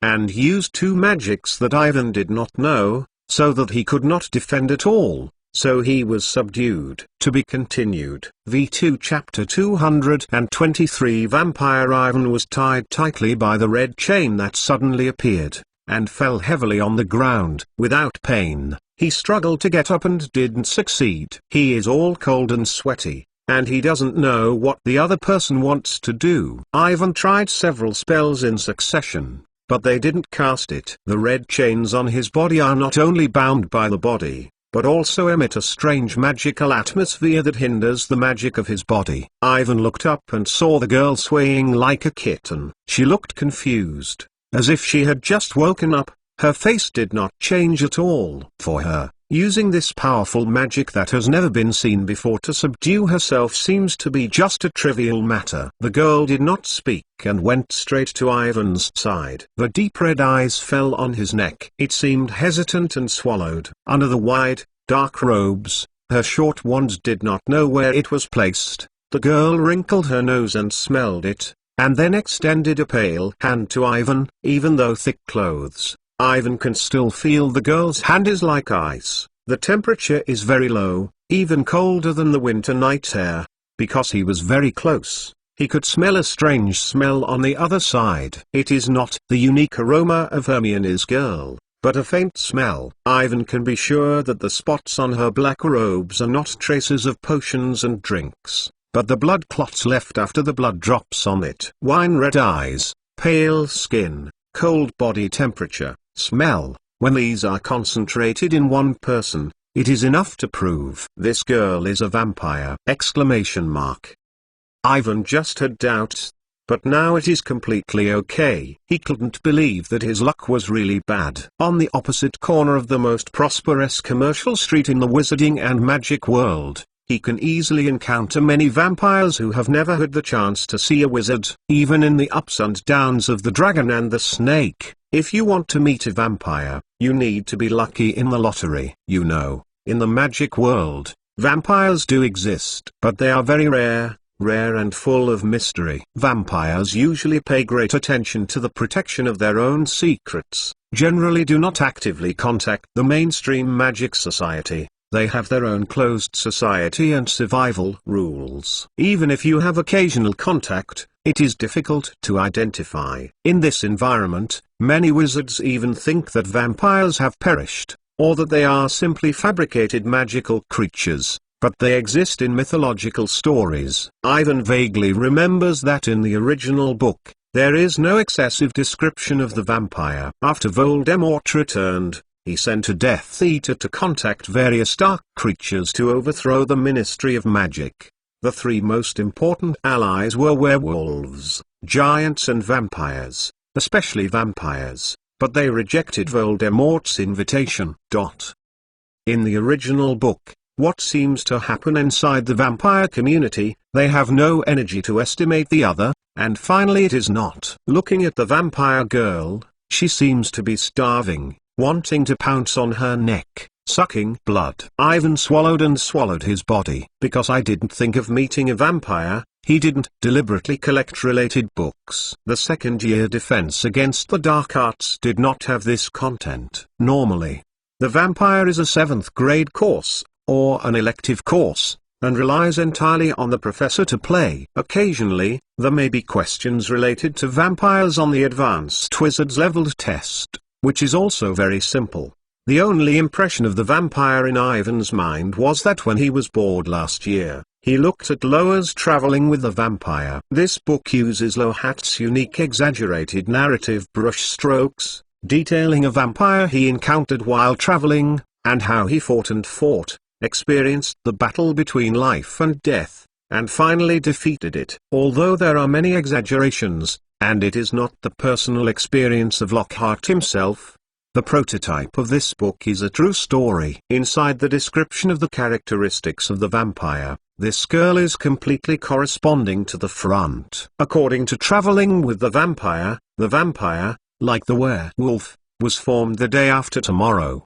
But they are not like the werewolf. No matter who, as long as they are bitten, they may be infected as a werewolf. The method of becoming a vampire is called the first time. The entire process is extremely demanding and the success rate is very low. The first time will cause great harm to the vampires themselves. They generally do not go arbitrarily, usually only choose the intimate and talented wizards. The combination of various limiting factors greatly limits the number of vampires. In the traditional sense, the first embrace is considered a magical ritual. This magic was evolved from the ancient black magic that specialized in the study of the dead spirit, the devil's black wizard, the sacrifice to the undead, and the summoning of the demon. Because of this, unlike other magical creatures such as fairy spirits, house elves, horsemen, and werewolves, vampires that can only become a group are considered to be the result of the change of the wizard. They are not magical creatures in nature, but the wizards whose magical power has been mutated under the influence of magic are more taboo than the evil black wizards. This point can be seen from the internal settings of the Ministry of Magic Management. As we all know, the department is divided into several departments, responsible for all matters related to the management of magical creatures in the magic world. To date, the Magical Biomanagement Control Division includes the Melee Office, the Disposal of Dangerous Biology Committee, the Dragon Research and Control Office, the Pest Advisory Committee, the Giant Management Office, the Werewolf Registration Office, the Werewolf Capture Force, the Leprechaun Liaison Office, and the Home Elf Resettlement Office, Ghost Management Office, etc. None of them is related to vampires. A wizard was unfortunately bitten by the changed werewolf, who became a werewolf like Lupin, who had to report to the Werewolf Registration Office. If you refuse to accept the management of the Ministry of Magic, then the werewolf captures the troops for arrest. However, if a wizard is first embraced as a vampire, compared with before becoming a vampire, his body appearance will not change much. He will still be considered a human being, a wizard, just like a black wizard, not accepted and trusted by the mainstream society, or considered to be a more vicious existence. But as long as he does not infringe on others and on other people's blood, then no one will take care of him. It's simple to say, but it's actually impossible. Unlike the source of ordinary wizards, the power of vampires comes mainly from blood. The more magic the blood contains, the more power they gain. Although the blood of animals can survive, but unless it is a magical creature with a particularly powerful magical power, the blood of the vampire will slowly weaken if it is used for a long time. In the end, it is even possible to lose magic, because they must eat blood with magic. Among the target objects that can be hunted, the blood of the wizard is easier to obtain than the dangerous magical creatures. So although it is banned, there are still vampire attacks on the wizard. However, as the number of vampires has become less and less, such attacks have gradually disappeared. To be continued. V2 Chapter 224 The History of the Beginning and Vampires at First. The specific origin of this strange magic has not been studied. But there is no doubt that the special breed of vampires was born at the same time that the original black wizard studied the magic of being first from the evil black magic rituals such as the undead sacrifice and the summoning demons. Through the beginning, the magic of the wizard's body will be integrated into the blood of the body. Without the body splocking, the magic will run faster and become more pure. The black wizards are delighted to discover that the magical power they cast has become stronger, and it is easier to grasp the essence of dark magic without forcing the inner heart to become evil. At the same time as the magical operation and the use of black magic are more handy, the biggest advantage after the initial possession is the physical change. The various sensory functions of the wizards have been greatly enhanced. Although there is no metamorphosis when the werewolf's full moon night is transformed, they have not lost their senses and become a monster who only knows how to bite, kill and attack others. Their physical strength has been enhanced, but their senses have not changed. For a wizard who has been engaged in magic research for a long time and is generally weak, this is a miracle. It seems to have a lot of benefits, but the essence of the magic of beginning is evil magic. In the Middle Ages,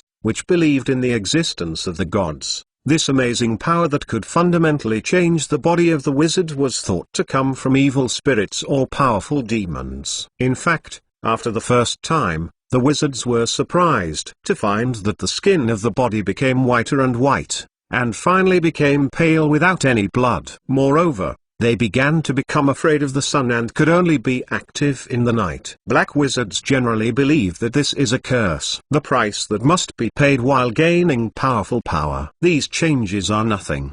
The most worrying thing is, after the first time, they are no longer interested in ordinary food. Under the transformation of magic, their stomachs can no longer adapt to ordinary food. Any food that swallows will make them feel sick and quickly spit it out. In contrast, they began to become extremely sensitive to blood. The first black wizards who passed the first time quickly discovered that only eating blood can make them full, not hungry, and they become a monster that depends on blood. For ordinary people, this change is enough to create a strong sense of guilt. Every day, eating blood like a demon will make people fall into madness. But for the black wizard who is very evil, this is not a problem, and even the slightest psychological burden is not there. They devote great enthusiasm to the new magic test. Through a lot of experiments, they even found that taking the blood of different animals has completely different effects on themselves. To put it simply,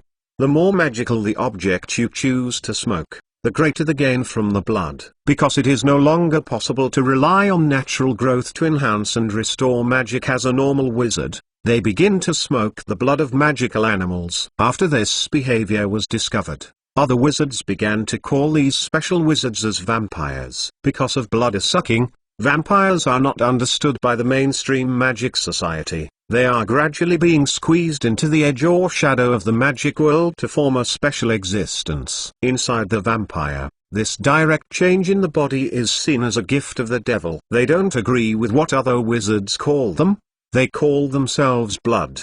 The time when the vampires lived in peace with other wizards did not last long. Because the magic of choosing a blood-sucking object is stronger, the more benefits the vampires get, the faster their own magical level grows. But everyone knows that the magical creatures with stronger magic often mean more danger. Needless to say, the rare vampires are normal wizards, and rely on the absolute number of advantages to successfully hunt a dangerous magical creature. I don't know when I started to have blood from a vampire. Compared with hunting magical creatures, other witches are targeted. The risk is obviously low, and the gains are relatively large. It may be human by itself. The blood of the wizard has an irresistible temptation for the vampire. It tastes better and is more easily absorbed. The magic grows faster and changes faster. Of course, this evil act of extermination is immediately condemned and unanimously opposed by all wizards after being discovered by the mainstream magic society. The Ministry of Magic quickly passed the motion. The vampire was not allowed to exist, and the before was classified as a black magic forbidden. The Urus began to arrest vampires, try them out, and even execute them directly. A large number of magic books with vampires were destroyed, and the word vampire became a taboo that was more evil than the black wizard and was not allowed to be mentioned. Through several large-scale cleanings, the number of vampires that are few are becoming rarer.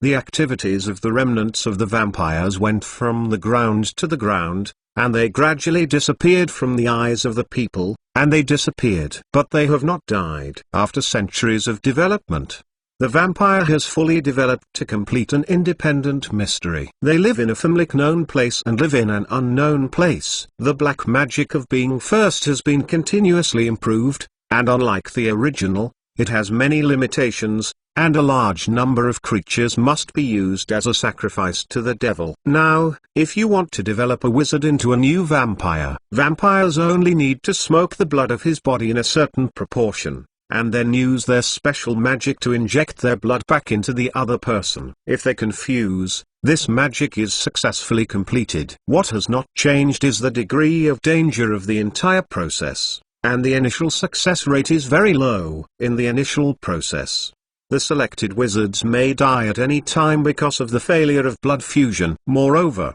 the source of the vampire's own strength is blood, and when it is injected into the other's body, the damage to themselves is particularly large. Therefore, Vampires are very cautious in selecting objects and preparing for perfection, rather than using valuable first-time support on passers-by who have no relationship. The same is true of this vampire girl in front of Ivan. She must now regard Ivan as a food, rather than wanting to carry it. It is said that vampires can smell the smell of blood that is difficult for ordinary people to hear, and use the magical power contained in it as a standard to distinguish between good and bad blood. With the current strength of Ivan, the magic in his body is stronger than most small wizards. The vampire girl in front of him, at first glance, was hungry for a long time. After seeing the Ivan's order, she couldn't help but came together and said that she smelled the food. It was probably AI that text is her food. To be continued. Chapter 224 The History of the Beginning and Vampires.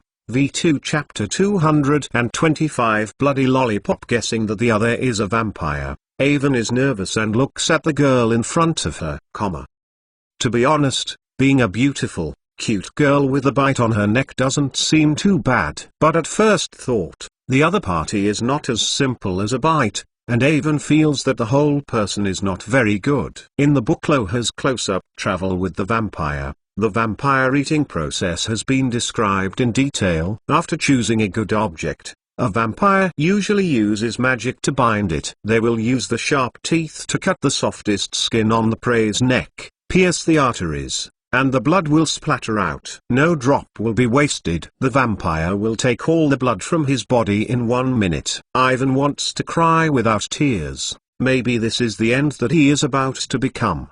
The vampire's food is amazing. Don't look at the girl in front of me. The girl is petite, but it doesn't take long for her to smoke all her body blood. When Hermione came back, she might only see a dry body. Ivan once again lamented that he was too unlucky. He actually met a vampire in the diagonal lane on Christmas Day and became her food. Is this the retribution after she just kissed Hermione? Ivan tried to communicate. No matter what he said, the girl did not respond. She bent down and groped her hand on Ivan with her small hand, as if she were looking for something. However, her gaze was involuntarily aimed at Ivan's neck, and then it was obvious that the action and sound of swallowing the mouth was sounding heart-rending. The girl's throat movement looks very cute, but the meaning is creepy. She seems to be patient and resists not to bite Ivan. However, she seems to be almost unable to bear it, and she is likely to bite at any time. After another communication failure,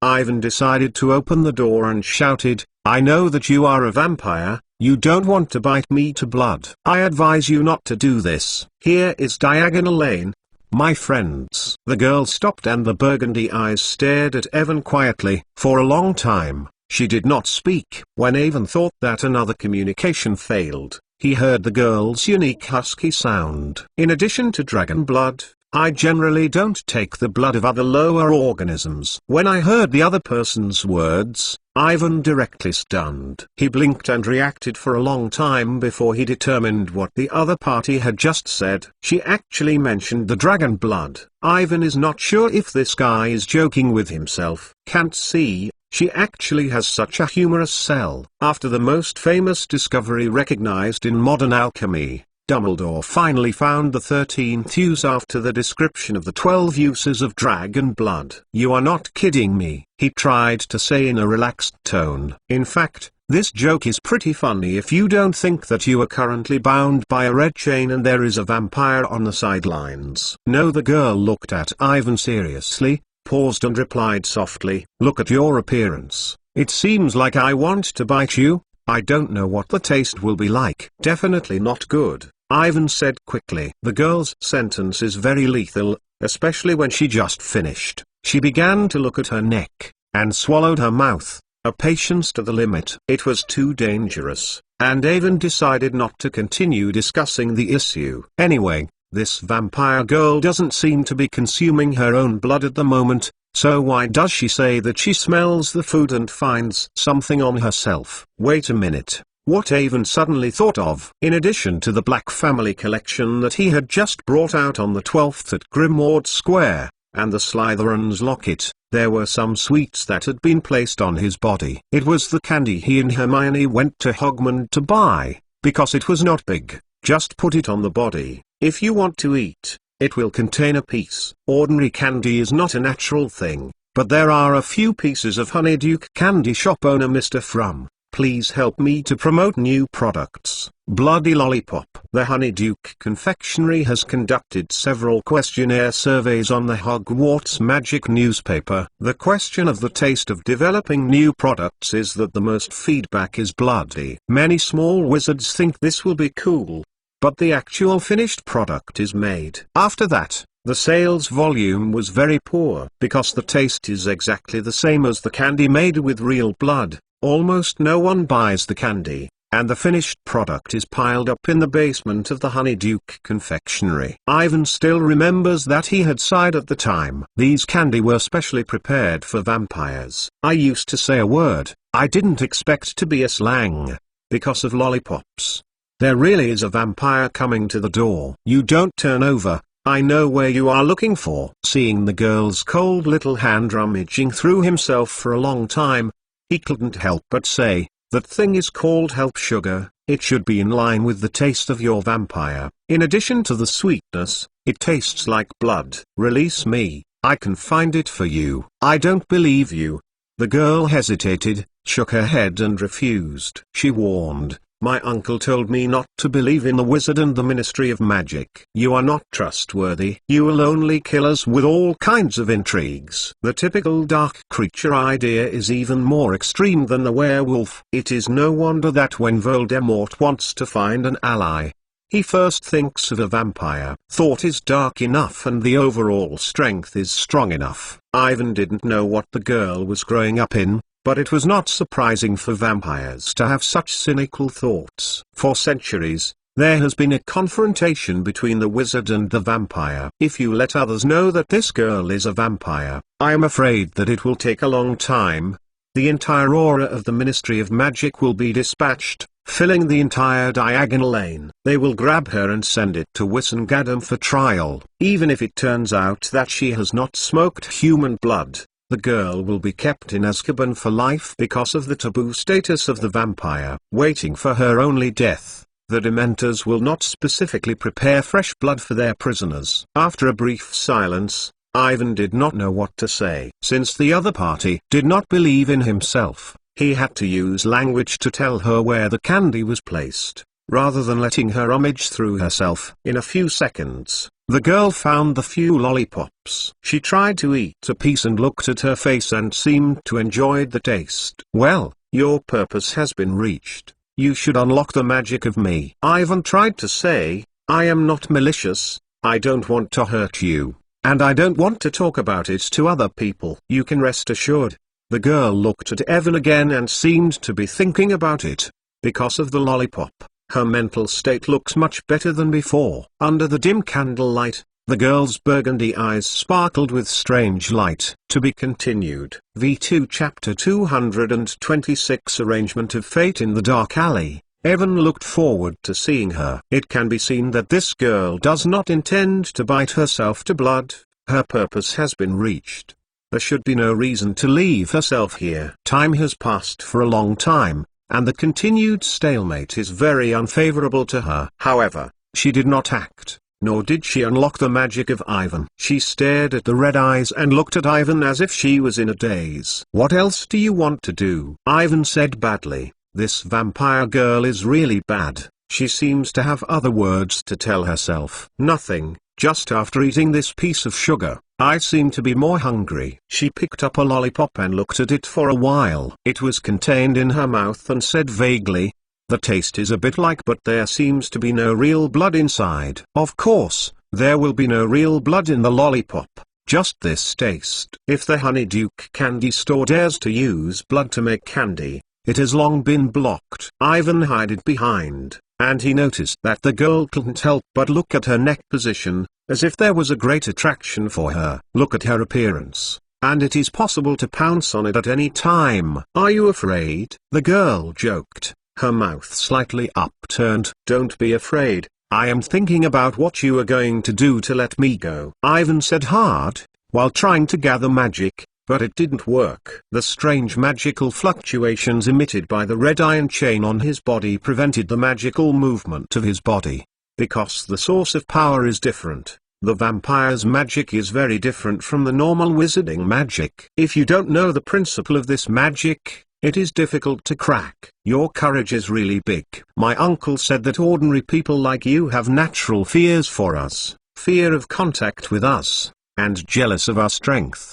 The cold hand of the girl touched the skin of Ivan's neck. Slowly, if you are not afraid, let me take a bite. I have not eaten anything since this morning. After the girl finished, she did not get the consent of Ivan, and she bowed her head directly to Ivan, like a cute kitten lying on him. Ivan was able to see the two sharp teeth in her slightly open mouth, not very prominent, just like the normal girl's tiger teeth, but more obvious. Wait a minute. You don't bite, Ivan hurriedly shouted. He looked at the girl who was getting closer and closer to himself. He didn't know what to do. He struggled to shrink back, and the chains on his body made a constant noise. To be honest, he would rather face the swindler of the Death Eaters or the horrible corpse, rather than dealing with such a vampire girl who has no logic at all. The strength of the other side is stronger than him, and there is no way to communicate. Ivan didn't feel it at Hogwarts before. Now think about it, the magic world is really full of danger everywhere. Who can think of a vampire casually on the opposite corner of the most prosperous street in the magic world? Exclamation mark.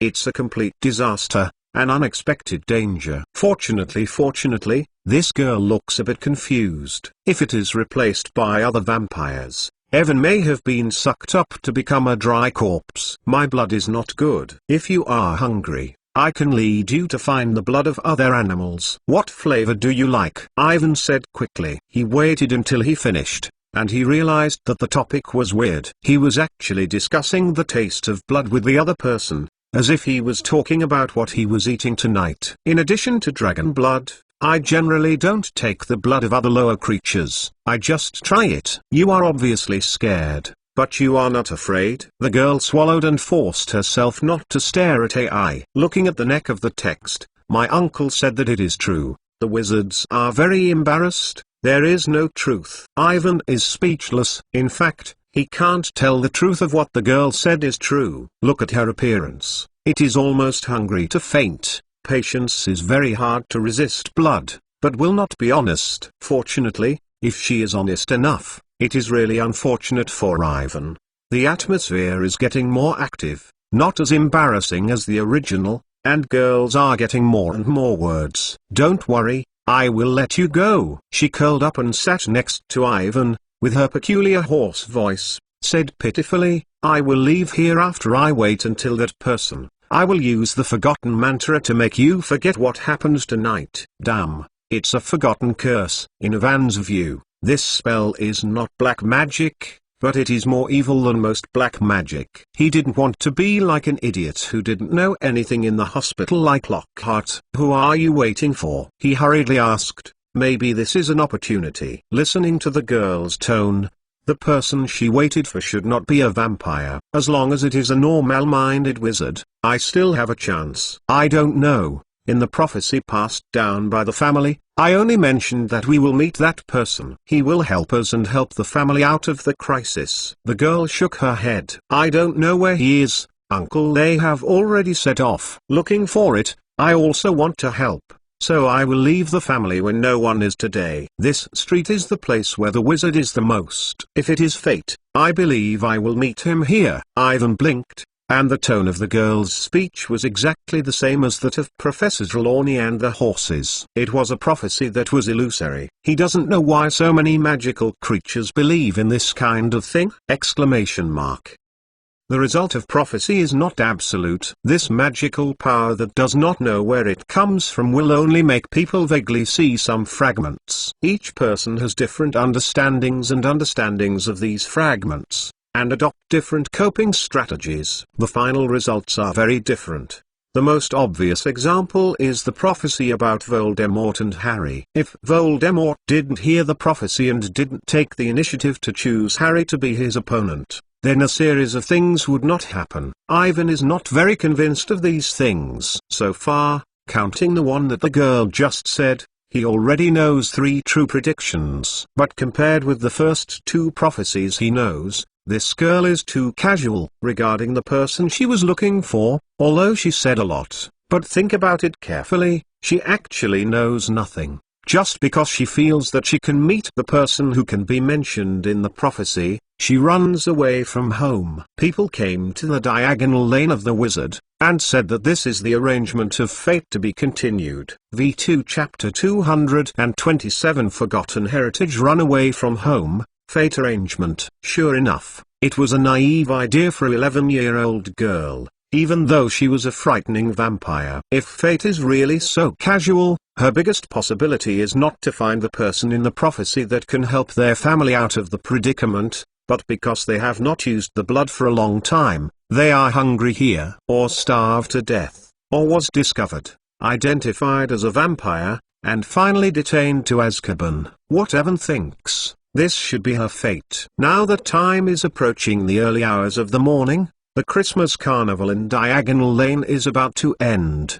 At that time, she can only stand alone in this dark alley, waiting for the person who is destined to be impossible. Ivan wants to help, but she doesn't know what to do. He couldn't take the girl back to the Cauldron Bar and said directly to Lupin and Sirius that he accidentally picked up a vampire girl. Seeing that she was too pitiful, she took it back and hoped they would not tell others. Not to mention whether Lupin and Sirius will agree, and the current style of painting is not quite right. He was tied here with this girl with magic. How to see, you are the one who needs help. When Hermione gets back, what do you think of this scene? What's more, the girl just said that she would leave when she found the person. During this time, she apparently regarded Ivan as the object of chatting. Or more accurately, it is a food that can be eaten at any time. She is now enduring hunger and enduring the temptation of blood. When she is hungry and can't help it, she won't care about the other. It takes a bite on Ivan's neck and his blood. It is what the vampire should do. Thinking of this,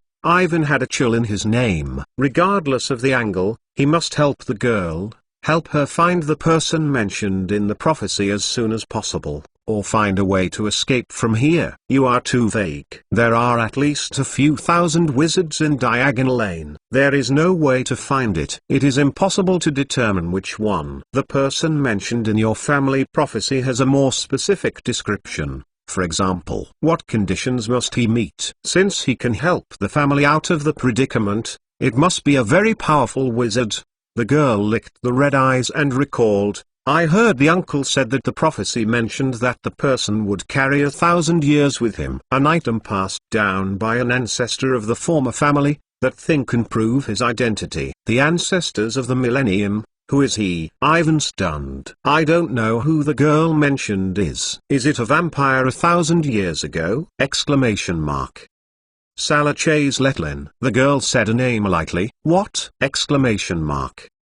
If it weren't by the chain, Ivan almost picked it up. He looked at the girl with horror, and Sarah Slytherin was actually his ancestor. How could this be? How could Slytherin be a vampire? Exclamation mark. This is simply nonsense. It is well known that the only remaining descendants of the Slytherin family are the Gunter family. This ancient pure-blooded family is known for its restlessness and temperament. In order to maintain the so-called pure bloodlines, they have been married to close relatives for generations. Until Voldemort's mother, Melop Gunter, did not marry her brother or other pure-blooded wizard, but fell in love with a mole nostalgic Tom Riddle, who married him with a sensational agent and finally became alive. Under the devil, Voldemort is the only successor to Salazar, and this is where he is most proud. Now a vampire girl who doesn't know where to run out, actually said that Sarah Chaslinlin is the ancestor of their family, which is simply too ridiculous. Salah Chase Letlin is one of the founders of Hogwarts. Everyone knows his story. He can't be a vampire. Ivan stared at the girl, her voice full of doubts. Slytherin is almost all about snakes. Like Voldemort, his descendants are almost all snakes, and they don't know how to be related to vampires. Seeing Ivan's appearance, the girl knew that he did not believe in himself and hurriedly argued, Sarako is not a vampire, but our family is indeed a direct descendant of Slytherin. If you don't believe it, You can look at my wand." She clumsily rolled up her sleeves and took the short wand out. Ivan noticed that on the inside of her large sleeve, there is a groove for the wand. The design is very clever. As long as the position is aligned, the wand can be placed in it, and it can be used without any intention. He looked at the wand carefully and couldn't tell why there was a strange familiarity. "Look at this." The girl reached the bottom of her wand and reached the front of Ivan, almost touching his eyes. "This is the family crest of our family." Ivan saw a strange pattern on the wand in the girl's hand. It was the family emblem of the Slytherin family, a S letter like a snake. But it's different. In the upper right corner of the letter is something like a bat shape. This is also the family emblem of Slytherin's family, and my wand is also made by imitation of Sarah's own wand. The girl explained, "In the family, the wand that he used before was preserved for more than 1,000 years. I have seen it. It is a silvery white wand. The shape is similar to this, with a lot of tiny red lines on it, about 10 inches in length." Ivan muttered. The handsome young wizard wearing a dark green old style resurfaced in front of him, holding the striking silver white wand in front of him. In the last year, Ivan returned to Hogwarts, who was in the Slytherin's secret room, and saw the magic wand in his hand. The look of the wand was too special and left a deep impression on him. Ivan is amazed. It is no wonder that he always feels that the wand in the girl's hand looks familiar. It was originally made by copying Slytherin's own wand. That being said, the words she just said are true. She is really a direct descendant of Slytherin. The descendants of Sarah Chaslinlin passed on the items he carried with him during his lifetime, such as rings and lockers. The most important wand has no reason not to be passed down. Although incredible, it is a fact. 1,000 years is too long, and anything can happen. From the perspective of Slytherin's own characteristics, it is not impossible for one of his descendants to become a vampire through being first in order to gain more powerful power. This descendant has disappeared from the world because of the vampire's taboo status, but his family has been passed down through the shadows to this day. To be continued. V2 Chapter 228. Do you want to be a vampire? The descendants of Sarah Slytherin actually became vampires. If this explosive news is announced, it will definitely shock the entire magic world, What others think, Ivan does not know. But with his knowledge of Voldemort himself would never tolerate the existence of these vampires who slandered Slytherin. He is the only descendant of Slytherin and he is unique. If there are other Slytherin's descendants, then he is nothing. It is no wonder that after Voldemort's second rise, no vampires have joined his camp, and there must be something in it. It seems that the fate is really wonderful enough. Who can think that the descendants of Slytherin will become vampires? Waiting for the first time, thinking of fate, Ivan suddenly thought of what the girl had just said. She mentioned that the person who helped them in the prophecy would carry a piece of material that Sarah Slytherin passed down to prove his identity. Ivan suddenly realized that Slytherin's lockbox is now on himself, and the person mentioned in the prophecy will not be him!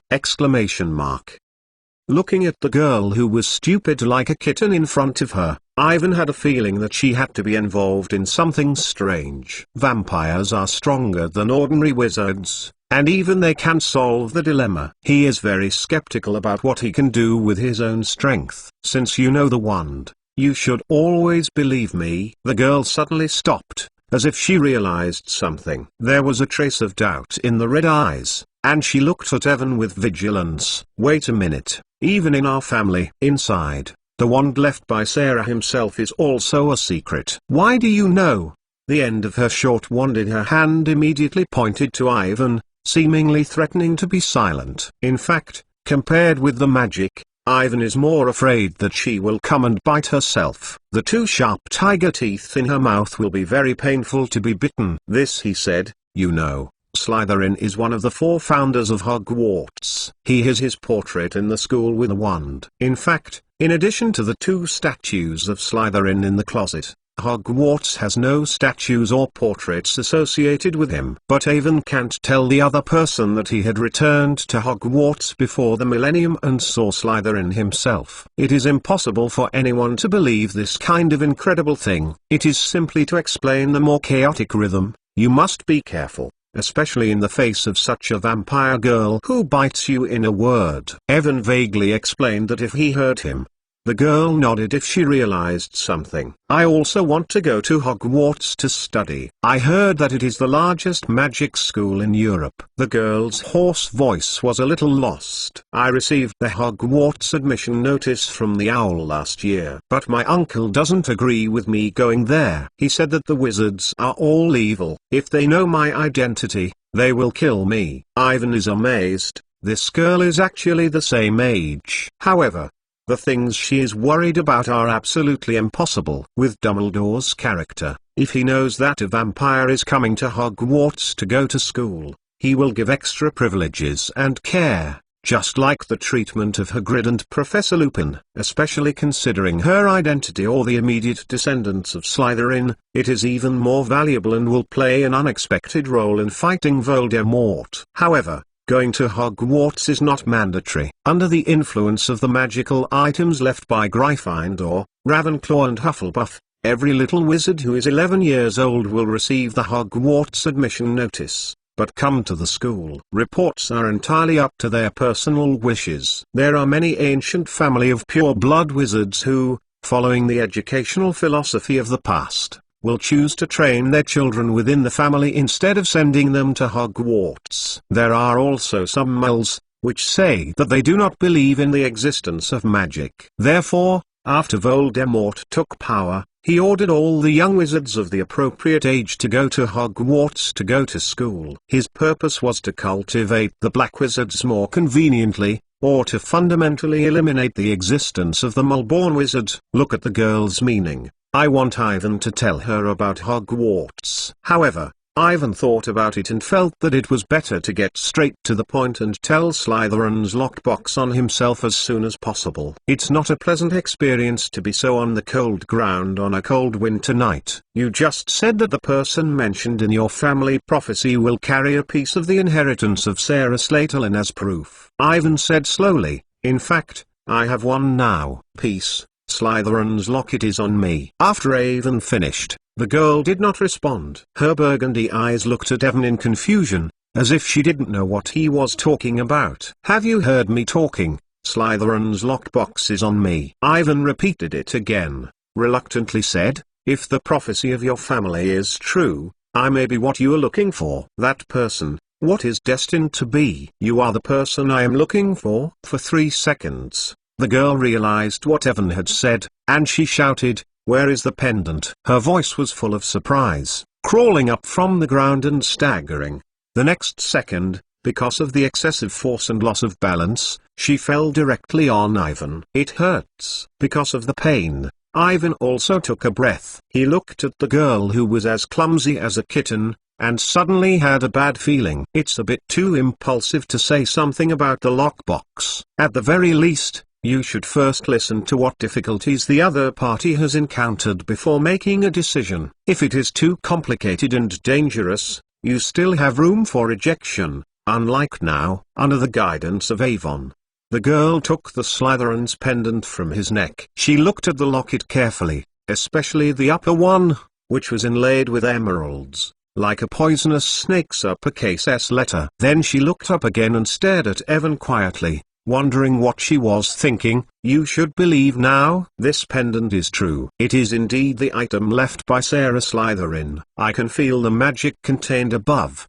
exactly the same as the one on his wand. The girl continued to stare. With Avon, continue. But if you mentioned that person in the prophecy, I doubt it for this. Why? Ivan said differently. It's very simple. Your strength is too weak. Even if I can't beat it, how can I help the family resist those guys? My uncle is not as strong as their opponent. Looking at the girl's serious look, Ivan was speechless. He was despised by this guy. He had made a great deal of determination to tell the story of the pendant box. Who can think of the other party simply not seeing himself? I just lost to you just too much, said Ivan. And, Do you think there will be a few people running around with Sarah Slytherin's inherited things this way? The girl nodded, as if she had approved Ivan's statement. She moved closer and almost attached to Ivan's face. She said seriously, I believe that the fate of the arrangement is since you then. Do you want to be a vampire? I can hold you in the first place, and I can't feel any pain. To be continued. V2 Chapter 229 Elaine Slytherin. The girl was very close, and Evan could feel the breath of her body. Do you want to be a vampire? She asked softly. Her voice was low, and there was a hoarseness in her crispness, which seemed to be whispering. The girl's burgundy eyes stared at Evan tightly, and said with a serious look, I can do it for you when I want it. After saying this, she seemed to think of something.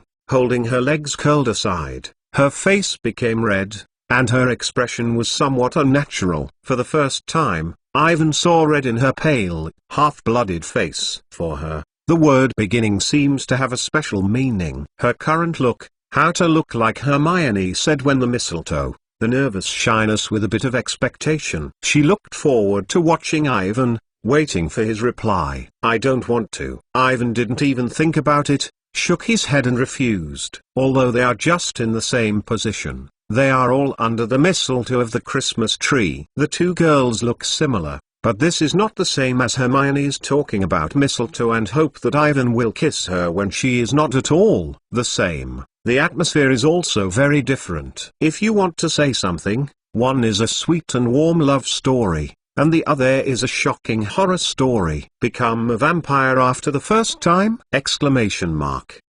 When I heard the other person say this, the hair of Ivanki's body was almost upside down in an instant, and the body tried to force back and shrink, and stayed away from the other side. This guy is terrible, and it's enough to think about it. What did she just say? Actually invited herself to become a vampire? Exclamation mark. Seeing that she is looking serious now, it seems that as soon as Ivan nods, he will come and bite him. This time, it is not to the blood to fill the stomach, but to start holding Ivan, let him also become a vampire. In Ivan's view, the two different behaviors of blood-sucking and initial possession are essentially the same. He must be bitten by the girl in front of him and a certain percentage of blood. The former, he is used as food, just to a new way smoking process. In the latter case, after the girl bites Avon, her blood will be infused back, and her blood will be poured into Ivan in a special way to fuse the blood of the two people. How to describe this feeling? Can only say that it is too evil, no matter which angle. Ivan thought about the picture and hurriedly shook his head. Completely unacceptable. In addition to being ideologically unacceptable, and more critically, he does not want to give up his human identity and become a taboo-like presence of vampires. For the evil Black Wizard, becoming a vampire may be a rare opportunity. This means that their power can grow rapidly, they can use black magic more easily, and they have a lot of magic that is unique to the blood. Because the number of vampires is scarce, and they have extremely strict requirements for the development of new members, few wizards can get this opportunity. Be aware that the magic of being first can cause great damage to the vampire himself. So it's not intimate to a certain degree. Vampires will hardly agree to start a certain wizard. Like a girl, she just met less than 10 minutes. Even if I don't know what kind of person Ivan is, I would like to ask him to start. In theory, the probability of this behavior occurring is basically zero. Looking at the girl who was serious in front of her, Ivan didn't know if she should be happy, or just cried out, except shaking her head. If you change someone, as long as they are eager for strength, I am afraid that they will not be able to refuse this kind of temptation like a falling pie in the sky. Being a vampire will give up a lot, but you can get more. Compared with other wizards, they can go further on the road of strength. Of course, this is for the wizard in the general sense. Like Voldemort, he didn't use it at all. In order to pursue a powerful force, he even used the black magic to carry out various fundamental transformations of his body, and then separated from the human category. The power to become a vampire is nothing in his eyes. After Ivan refused, the girl did not give up, and she came over like a kitten, and kept whispering in his ear the benefits of becoming a vampire. But she doesn't seem to know too much. It is those things that are over and over. Looking at her, it seems that the main reason why Awin refused to become a vampire was because of fear of pain. Therefore, the most important point she emphasizes is that the magical use process of being first does not feel the slightest pain, just like completing the whole process in sleep. Ivan listened for a long time before she understood why she had been emphasizing this. It turned out that in the past few years, when her uncle was preparing to hold her in the first time, she did not agree to the pain and death, and finally took a lot of effort to complete the magic. As a person, she also thought that Ivan refused for this reason. Ivan looked at each other silently. I don't know how to explain this problem. He didn't know what to say to make her understand. I didn't want to be a vampire because I was afraid of pain, but because the vampire itself was the evil taboo. Because she rarely touched the outside world, she did not seem to understand this at all. Evan tried his best to find out that he was in vain. He has no idea what the other party thinks. Why is it that the person who appeared in their family prophecy must become a vampire? Exclamation mark.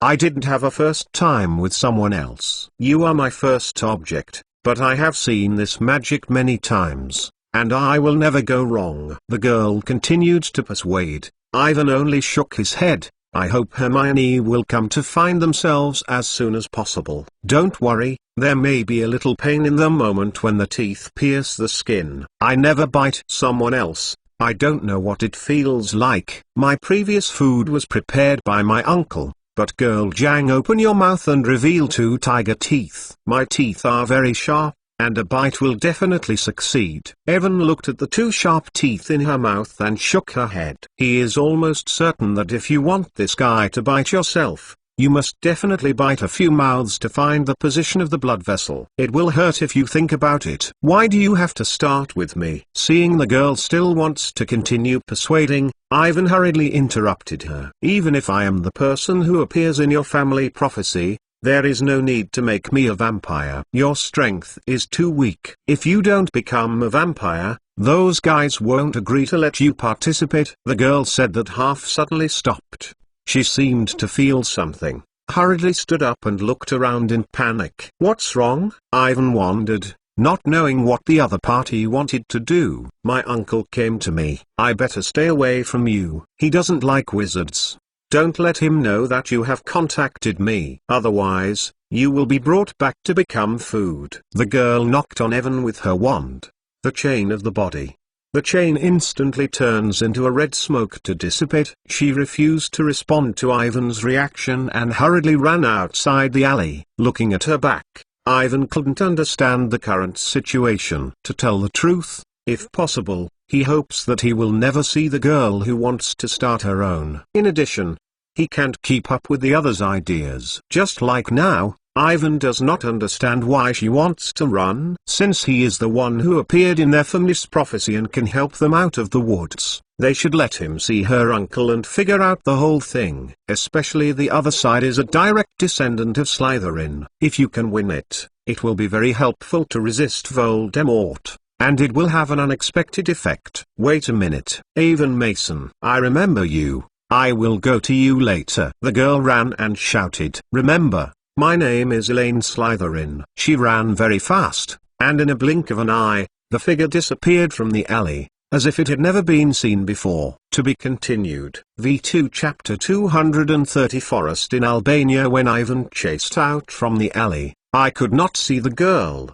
The main road of Diagonal Lane is full of carnival crowds. People cheer and celebrate, drinking hot butter beer, dancing along the street accompanied by Christmas music, bustling noises, laughter. The atmosphere is endless and the atmosphere is at its peak. Looking at the lively scene in front of him, Ivan was embarrassed. He thought of the mysterious vampire girl named Elaine, who felt like he was entering an unreal dream. In his mind, he kept thinking about the words that the other party had just said, the mysterious vampire, the forgotten descendants of the Slytherin family, the fate of the arrangement, and the dangerous prophecy. Ivan took a deep breath and didn't know what fate was waiting for himself. When he returned to the Tikang bar, Not far from the bustling diagonal lane, the silent and overturned alley was another picture. In the pale, cold moonlight, no one can see in the dark, dirty alleys, and the dilapidated shops on both sides of the street are all dark. These are all black magic shops,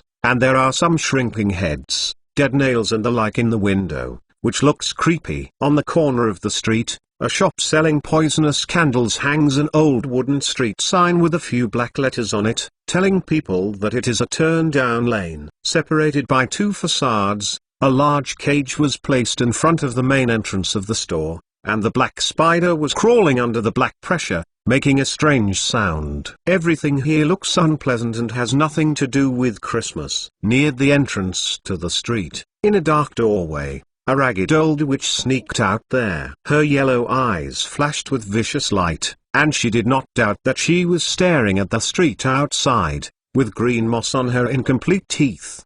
She smiled sullenly and found rare prey. Not far from her, a little girl wearing a large black robes, a delicate facial features, and an extremely handsome appearance was rushing into the down alley. From time to time, she looked up and looked around, as if she didn't know where it was. The old witch licked her teeth. In her opinion, this girl is like a poor kitten who lost her way into the alley after getting lost. It is a good prey. She opened her mouth and smiled more happily, to see what she had encountered, a good Christmas gift. Her body would be her perfect collection. Elaine gasped, not knowing that someone was watching herself in the dark, and she tried her best to run as far as possible. She felt that her uncle's breath was getting closer and closer. He found himself. He couldn't let him know that he had already said the family's prophecy. The most important point is that he can't let him know about Irving. Otherwise, just as Elaine thought about what to do, she suddenly remembered a voice in her ear and shocked her. Not lost,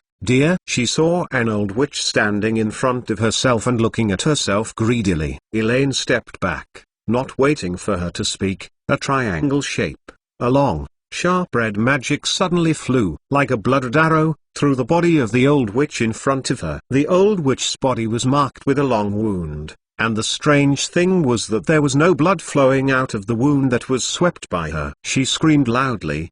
Her expression on her face twisted painfully. Elaine raised her head in surprise and crossed the witch who was turning and fleeing. She saw the air blowing from the bottom up and down like a small tornado. A middle-aged man in a black sorcerer's robe with a cold face suddenly emerged from the whirlpool of the air. Uncle, she shouted weakly. Ilan, you are so awkward this time. Oh, I am not there. Actually, one person left home and ran to the street of the wizard. You also want to think about the consequences. If anyone is identifiable, what should you do? The middle-aged man blamed it and walked straight. I want to help too. Elaine had some grievances and whispered, I want to help the family find the person mentioned in the prophecy as soon as possible. This time, this thing is already eye-catching. I went out this time to verify the news. Recently I have seen him in the forests of Albania. A forest in Albania? Elaine said in a different way. Who is in that place? Is the wizard you mentioned before, the guy named Voldemort? Yes, it is him. He is the only descendant of Salazar in the wizard. The middle-aged man sighed and mentioned Voldemort. His face became more gloomy. But Elaine hesitated and continued. Is it possible that it is not him? I mean, maybe we made a mistake. The person in the prophecy who can help us is not Voldemort. In fact, there are others. She remembered Ivan, who had Slytherin's locket on the body, and also met the conditions of the prophecy. Elaine believed that he met Evan as a fate. I hope that it is not him. The middle-aged man meditated and said, no matter how you look at it, it is extremely stupid to cooperate with the most evil black wizard in history. We are likely to be killing ourselves, and he may not be willing to help us. But Voldemort is the only candidate currently. I only hope that he can see Slytherin's share. Uncle, I found one this time. Hearing that Voldemort was the only person to choose this sentence, Elaine hurriedly explained that she wanted to tell the other person about Irving. However, she immediately hesitated. Although Awin satisfies the conditions of prophecy, his strength is too weak to even beat himself. In Elaine's opinion, letting Avon enter the place is completely looking for death. What did you find? The middle-aged man looked at Elaine strangely. No, nothing. I found that the streets of the wizards were so lively, more interesting than the home. I want to go to Hogwarts to study. I received an acceptance letter last year. Why don't you let me go? Elaine said in a hurry. She decided to keep Erwin's affairs secret, and I found a chance to go to Hogwarts to find him. He was the first to let him become a vampire. In this case, the power of Ivan should be enhanced. Hogwarts. The middle-aged man stunned and refused. I have said it many times. This matter has not been discussed. Our identity is a taboo in the outside world. If you let other wizards I know, I will definitely kill you. But Elaine argued that when Ivan just knew she was a vampire, it didn't look too much surprised. Nothing. You don't run around recently. Practice the magic that I teach you at home. He walked over and pulled Elaine. We must be prepared to find Voldemort in the forests of Albania. Try to get in touch with him. Regardless of the future, this is the fate of the family. A slight noise, two people apparated, they disappeared, and the silence was restored on the deserted streets. To be continued. V2 Chapter 231 Fire Arrow. By the time Ivan returned to the Tikang bar, Hermione had already returned. She was sitting at the bar and was absent-minded and listening to Harry. In front of the two people are full of two large glasses of orange juice, constantly blowing bubbles. It looks very delicious, but neither of them seems to have a heart to drink juice. Hermione was ruddy, unconsciously playing with her own cup, and her mind repeatedly recalled the picture of Ivan kissing herself under the mistletoe. She did not expect that they really kissed me at the time! That feeling seems to be good. Hermione still remembers the breath of Ivan. Of course, in addition to sweetness. Now calm down and think about it. This behavior is too embarrassing. Hermione wanted to be more red-faced, and the inside of her head was chaotic. She didn't notice what Harry was sitting beside him. She doesn't know how to face Ivan in the future. Is it going to continue as before? Because she was too shy, Hermione ran back to the Tikang bar without thinking about it. She thought that Ivan would be back soon, but now that she has been around for so long, she has not seen Ivan. The figure. She became fidgeting again. She is not sure if she should go out and look for Ivan. He may still be waiting for himself in that alley, or because he suddenly left. Is Erwin angry? Maybe, I should explain it myself. Unlike Hermione, who is suffering from loss, Harry is now very high in nature. He looked around excitedly and laughed happily. This is the first time Harry has participated in a Christmas party. He is surrounded by Lupin, Sirius, Ivan, and Hermione. He is completely free and has no scruples. There is no need to talk about so many rules. In his past 13 years of life, this kind of thing is simply unimaginable. At the time of Dursley, every year he was sadly sitting next to Dudley, eating Aunt Petty to give him those bad food, and admiring watching Dudley to show off the Christmas gifts he received, or hiding in the cupboard under the stairs. A person is alone. Even if you have been at Christmas in Hogwarts for the past 2 years, there is no such feeling. In Harry's opinion, this year's Christmas is the best. Even better. He just received a Christmas present from Sirius. He originally thought that Sirius had forgotten this thing,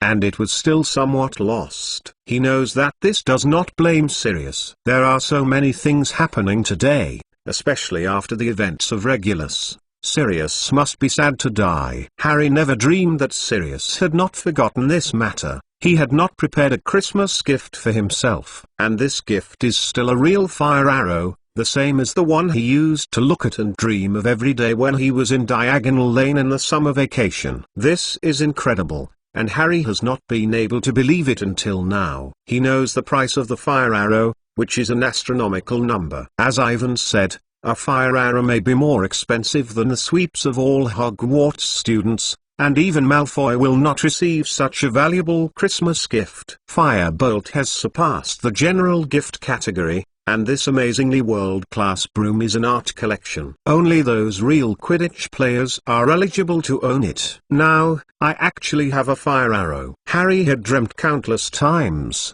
but eventually he woke up in a cruel reality. He thought he would be satisfied with his beloved Light Wheel 2000. When the Light Wheel was smashed into wreckage in the game against Hufflepuff 2 months ago, Harry once thought that his life had lost its meaning. But now, Sirius gave him a fire arrow. Harry will never forget the scene in his life. Although Sirius has repeatedly explained that this fire arrow is the compensation, he had previously appeared in the Quidditch field in the form of Animagus, scaring himself to accidentally slide down the broom. But Harry knew that he didn't blame him. He just wanted to see what he was doing during the game, all because of the Dementors, and his Light Wheel 2000 eventually became shattered. Looking at the restless Sirius, Harry had no idea what he should say. He just held the other side, exhausted his whole body, mixed with joy and moved tears out of control. From Sirius, Harry felt the long-lost family. He was sitting in front of the bar in excitement, staring at the passage to Diagon Lane, preparing to wait for Ivan to come back. He led Ivan in the first time to look at his own fire arrow. Ivan just opened the door and entered the Broken Kettle bar. He saw that Harry and Hermione ran towards themselves. Both of them were very fast, as if there was anything to say. He is kneeling in the same place. What is the situation? Exclamation mark.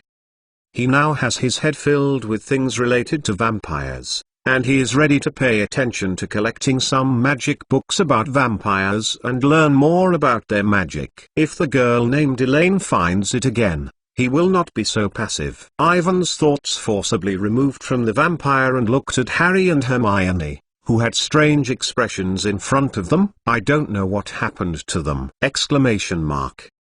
Harry smiled and seemed to have something happy. Hermione, standing behind him, was ruddy, and looked very unnaturally at herself. This girl must still be thinking about what had just happened. Ivan just looked at her. She hurriedly removed her gaze, as if she realized that her behavior was somewhat inappropriate. Hermione took a deep breath and took her fist and shook hands in the air. In the next second, her gaze moved back and she took the courage to look back at Ivan. Hermione's expression returned to normal, and before the face was a little rosy, the rest looked exactly the same. In fact, Hermione's surface seems to be stunned, but deep inside is choppy. When Evan finally stopped looking at herself, she quietly breathed a sigh of relief. Ivan didn't know Hermione's actual state. To be honest, he was slightly disappointed. If it wasn't for the vampire girl who didn't know where it came from, he was going to confess to Hermione this evening. This is a rare opportunity, but now I missed it. Although it is a pity, but Evan, carefully think about it, this is the familiar Hermione. Come to Japan. He suddenly looked forward to the ball next Christmas. Beside them, Harry didn't notice the anomaly of the two people. He said happily, "Come on, Ivan, I will show you something." He ran downstairs with Ivan, and Hermione followed behind the two. "What are you looking at?" Ivan said strangely. "What happened? Why are you so happy?" "I just received a gift from Sirius. It's incredible." "Guess what Sirius gave me?" Harry turned to look at Evan. "I know, it's a fire arrow." Ivan was amazed. No wonder Harry was excited to be like this. He had known this for a long time. If it weren't for so many things happening today, Sirius estimated that he had already taken out the gift and didn't wait until now. "How come you know?" Harry looked at Evan in surprise. "You forgot? On the last day of the Christmas holiday, I used to secretly accompany Hermione to Hogwarts. I saw the embarrassing Sirius there, and saw him risking being caught, to the Owl Post Office. I ordered this broom for you," Ivan explained. "I thought you had already received it." Hearing Evan's explanation, Harry thought that Sirius had paid so much for himself, and Harry looked even more moved. To be continued. V2 Chapter 232 Sleepless Christmas Night. It's one thing to know that Sirius sent a fire arrow to Harry, and it's another thing to see it with your own eyes. Ivan expressed deep shock at the beating behavior of Sirius. In the room, Harry showed the two sparkling brooms to both of them. Unlike ordinary brooms, even if no one touches it, the fire arrow can hang in the air without any support. The height from the ground is just right for people to ride. The top of the broom is engraved with a golden serial number, showing that the flying broom is the 22nd fire arrow produced in the world. At the end of the broom is a perfectly smooth, streamlined curve that looks extremely perfect without any need for trimming. Harry was originally the best golfer in Hogwarts, and now with this world-class broomstick, it is impossible for someone in school to be faster than him. With his current strength, he can even go to a professional competition. Ivan can imagine that the Quidditch confrontation of each college in the future will be Harry's performance time alone. He suddenly expects Malfoy to see the reaction when he sees the fire arrow. The atmosphere in the room was pleasant, the fire was sizzling, and Avon and Hermione were holding a cup of hot cocoa and sitting on the comfortable sofa in front of the fireplace. In front of them, Harry held a slightly trembling fire arrow and kept talking to them about various technical terms to explain the superior performance of fire arrow from a professional perspective. He is continually talking about everything he will know. It can be seen that Harry has made sufficient preparations, although he is the first contact, but he knows the fire arrows. Unfortunately, Ivan and Hermione are not too interested in flying brooms and Quidditch. In addition to the initial stunning, knowing that this flying broom is very expensive, their response to the firebolt arrow is gradually flat. Continue to listen to Harry for a while, waiting for two people to drink the hot cocoa in their hands. In the warm temperature of the fire, strong sleepiness and fatigue at the same time. They lost interest in the explanation of fire arrow and Harry and didn't want to listen anymore. Ivan and Hermione exchanged their eyes and nodded at the same time. Through eye contact, even if they don't speak, they know what the other person is thinking. "I'm sorry, Harry." Hermione stood up and stretched out. "I'm glad you received a fire arrow, but there are so many things happening today. It's a bit late now. I want to go back. Go to bed." "Oh, yes, time is really too late," Harry said. Still, he just noticed the time, and he was about to approach 0. "Good night, Hermione." "Good night, Harry. I wish you a good dream," said Hermione happily. Ivan just breathed a sigh of relief and saw Harry turning his gaze to himself. "Avon, are you not sleepy? We can continue to discuss the possibility of using the firebolt to complete the Plenton retracement. You know, this action is almost impossible to accomplish with a normal flying broom," Harry continued. "But the data of the fire arrow, theoretically." In fact, Ivan is not clear at all. He also just listened to Harry and said that Plenton back-copying means, this is a Q professional term, it seems to carelessly turn around in the air, pick up the golden thief to hide. This action was named after the Tater Hill Tornado team's finder Roderick Prenton. In 1921, Roderick Prenton used it in his famous game that broke the Golden Snitch's record. This is the trick. Although many critics have asserted that Prenton's move was only an accidental coincidence, Plenton continued to insist that he intended to do so. Anyone who knows a little about Quidditch knows that this difficult action is a miracle for the player, because the performance and speed of the broomstick cannot be faster than the Golden Snitch. Unless it is a coincidence, this action is impossible. In fact, Plenton essays have only appeared once in history. But now that there is a fire arrow, in theory, this fantastic Quidditch action has the possibility of being completed for the first time. It seems that Harry still wants to continue. Ivan had a headache and hurriedly stood up and said that he had to send Hermione back to the room first. Harry nodded helplessly, and as such, they both left the room in a hurry. There was no one in the dimly and narrow corridor on the second floor of the Kettle Bar. The doors on both sides were closed, and the sound of the carnival downstairs was looming. Evan and Hermione walked slowly and no one spoke.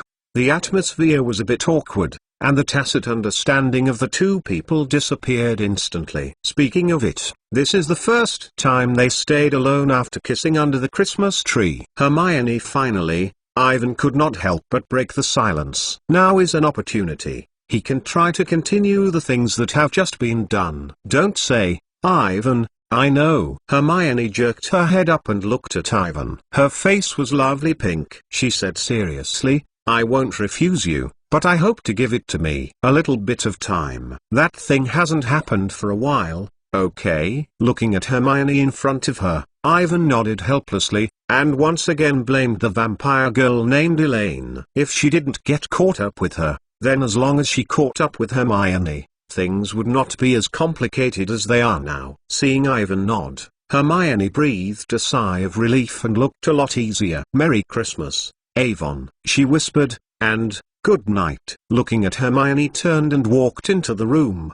The door was gently closed, and the brass sign hanging on the door swayed, and Ivan sighed. "I repeatedly told myself that this is normal development now." If Hermione agrees with his confession and lets herself enter into her room, it is totally a dream. When Ivan swayed back to the room, he saw that Harry had not slept. He simply washed and was waiting for himself with the fire arrow. I can see that he was too excited tonight. In fact, not just Harry. Everyone seems to be like this. There are so many things happening today, too many tonight, and I don't know how many people are insomnia tonight. Harry also said that he had been talking about Fire Arrow and Quidditch for a while. Avon was lying on the bed and didn't know how much he listened. He can imagine that if Ron is here, he will be with Harry in the room for a whole day, staring at the broom in a foolish way, praising it from all angles. He can't do this, but he doesn't have to worry about it, because according to the plan,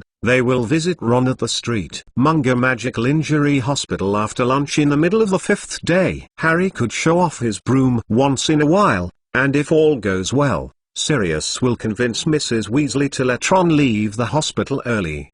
At that time, you can liberate yourself. Evan thinks like this, his eyes are getting more and more heavy, and his thoughts are getting blurred. To be continued. V2 Chapter 233 Planning and Scheduling. Although there have been many accidents, the end of Christmas this year is undoubtedly enjoyable. Ivan didn't know when he was asleep.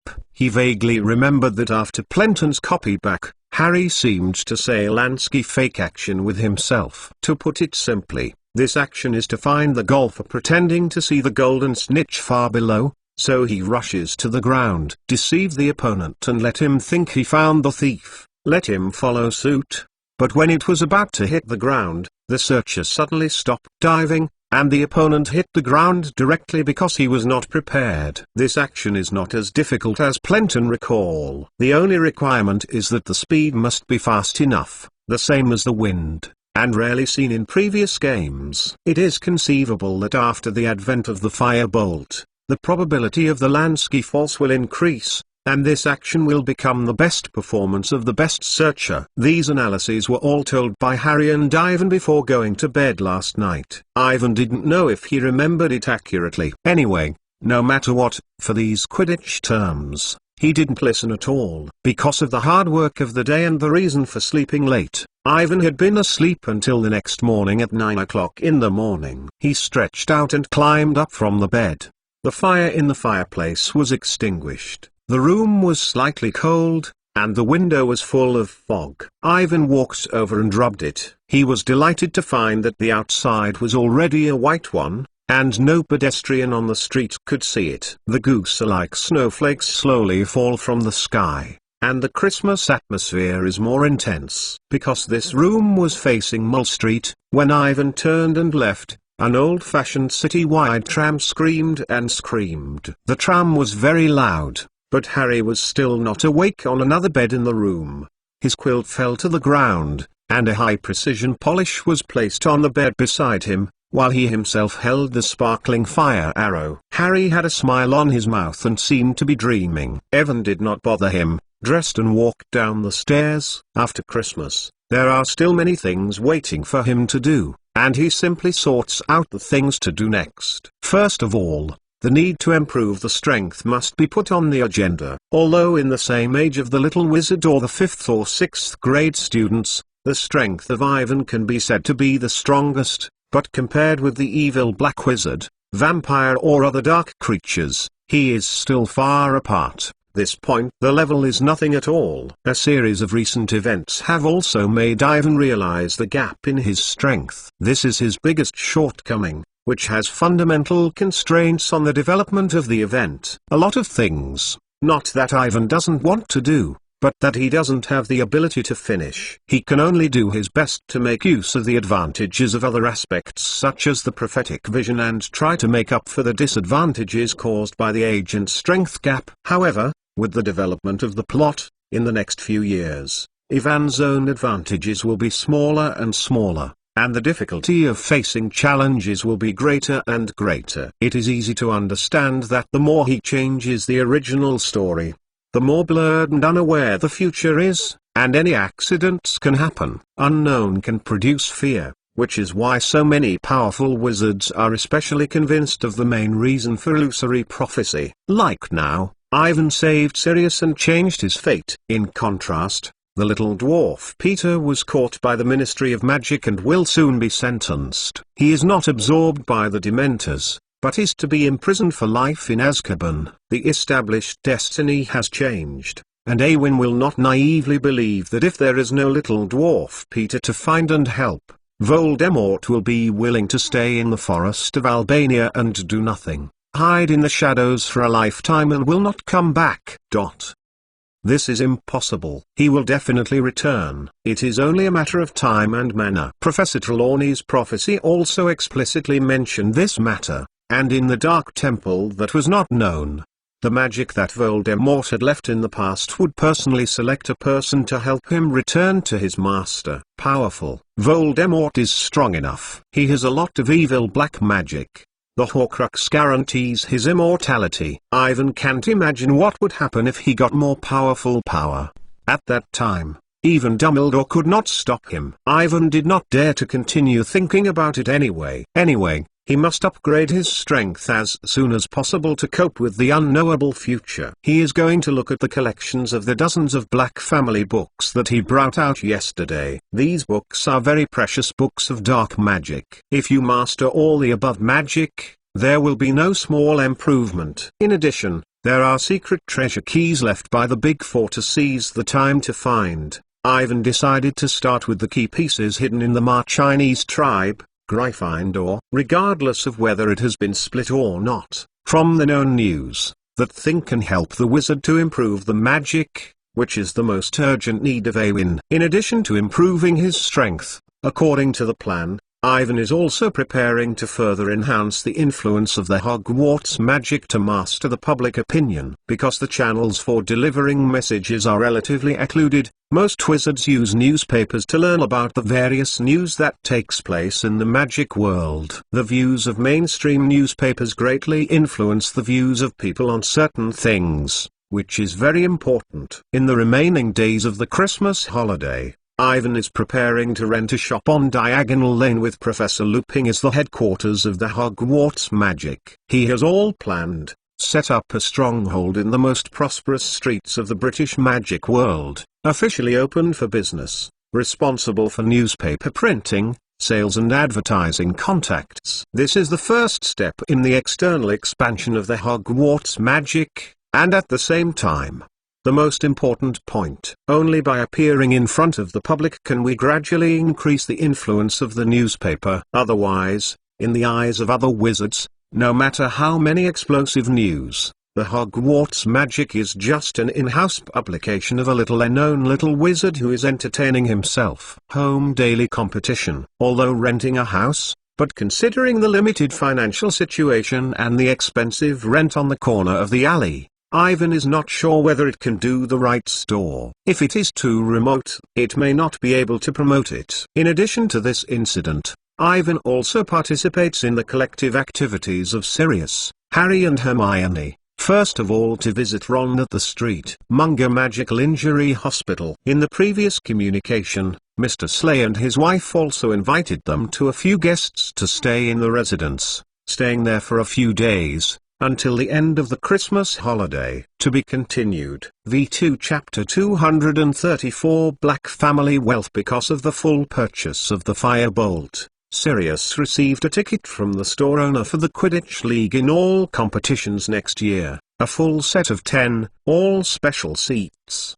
The Quidditch League is the abbreviation of the British and Irish Quidditch Teams Super Contest, which is blocked by the 13 best teams in the magic world. Unlike the simple confrontation between the 4 colleges of Hogwarts, The Quidditch Alliance is a professional competition. They have a high level of competition and face the world to collect players. Gryffindor Quidditch captain Oliver Wood's biggest dream is to join the Pudema United after graduation and become a professional player. At the time of school, he always brought the latest news of the Pudmea United team.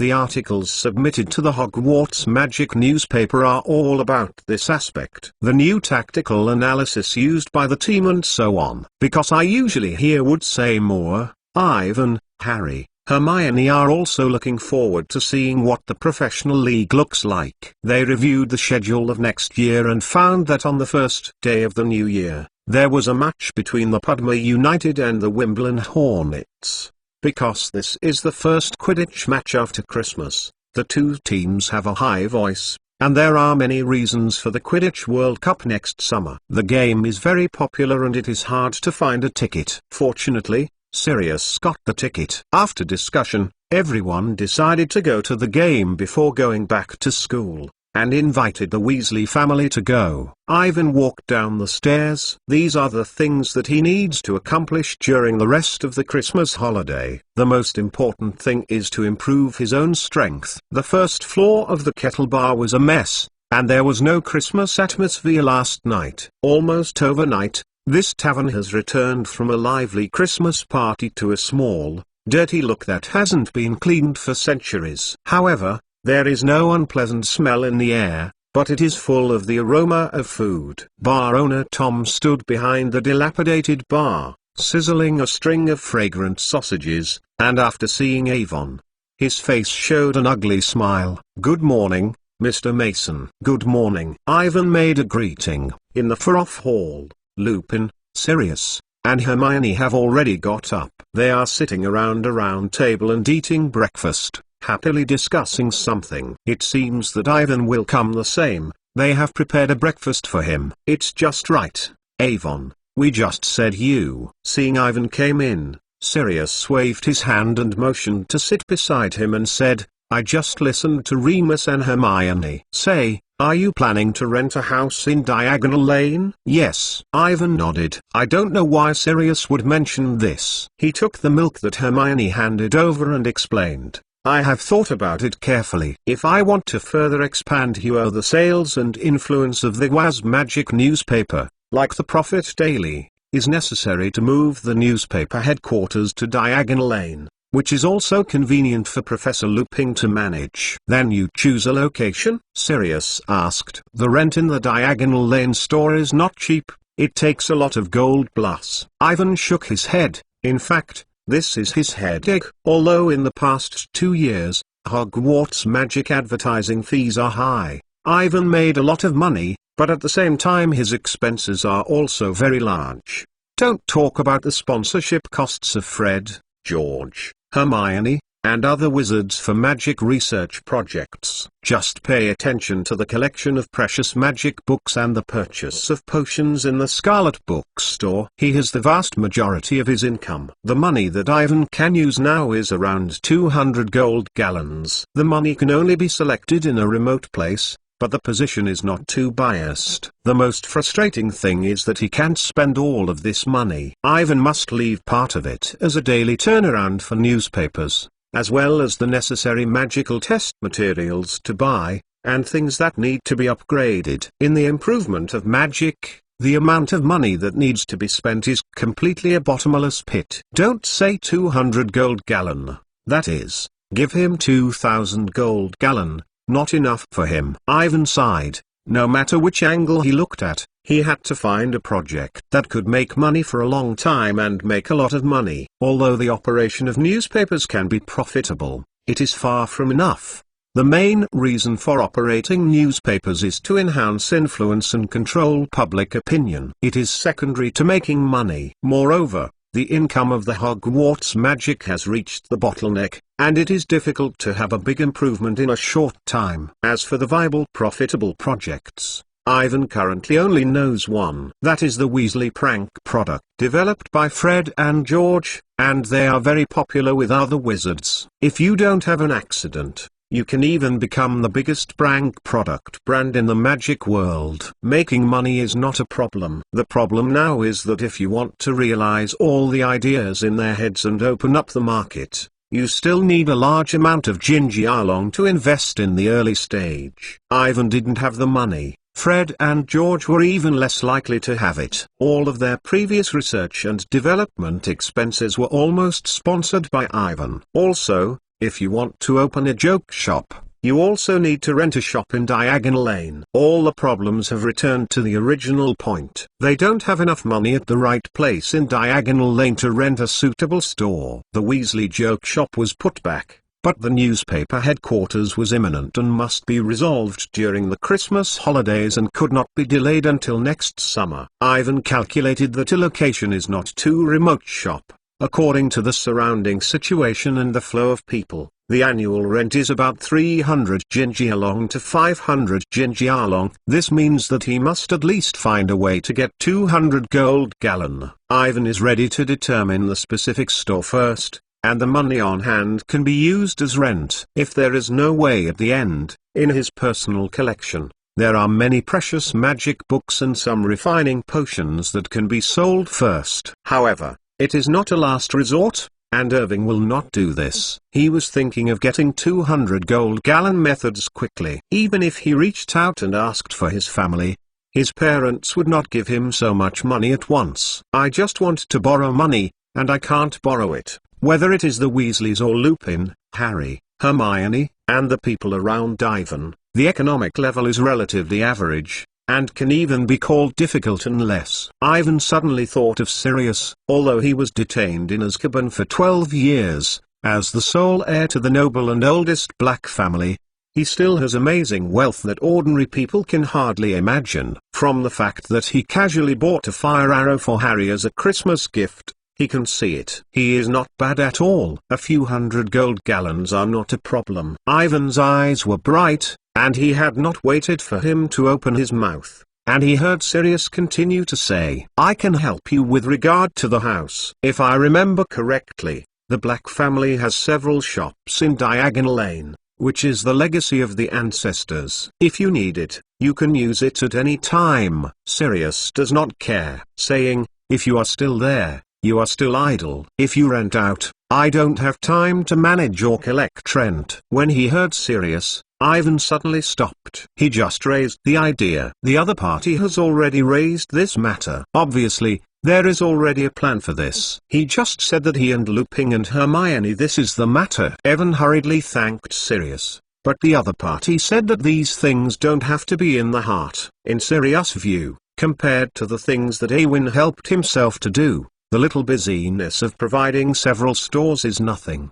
Because time is too long, Sirius can't remember the exact number and location of the store. When Harry arrived, they discussed it for a while and decided to go to the Black family in the treasury of Gringotts after the breakfast and look for those deeds. For the Black House treasury, Ivan is also very curious. He wants to see how amazing the wealth accumulated by this pure-blood family in the past 1,000 years. To be continued. V2 Chapter 235 Deep Underground Dragon. Although Ivan has been to Gringotts many times before, but has never entered the underground vault, his Jinjialong is basically with the Prophet. Hermione, like him, has never been to the depths of the Gringotts. Only Harry, because his parents left him a legacy, he had to go to his vault to get some Jinjialong as a tuition before the school. Regardless of whether you have been to the Kulin Pavilion underground, they have a strong interest in the Black House treasury. Although in the words of Sirius,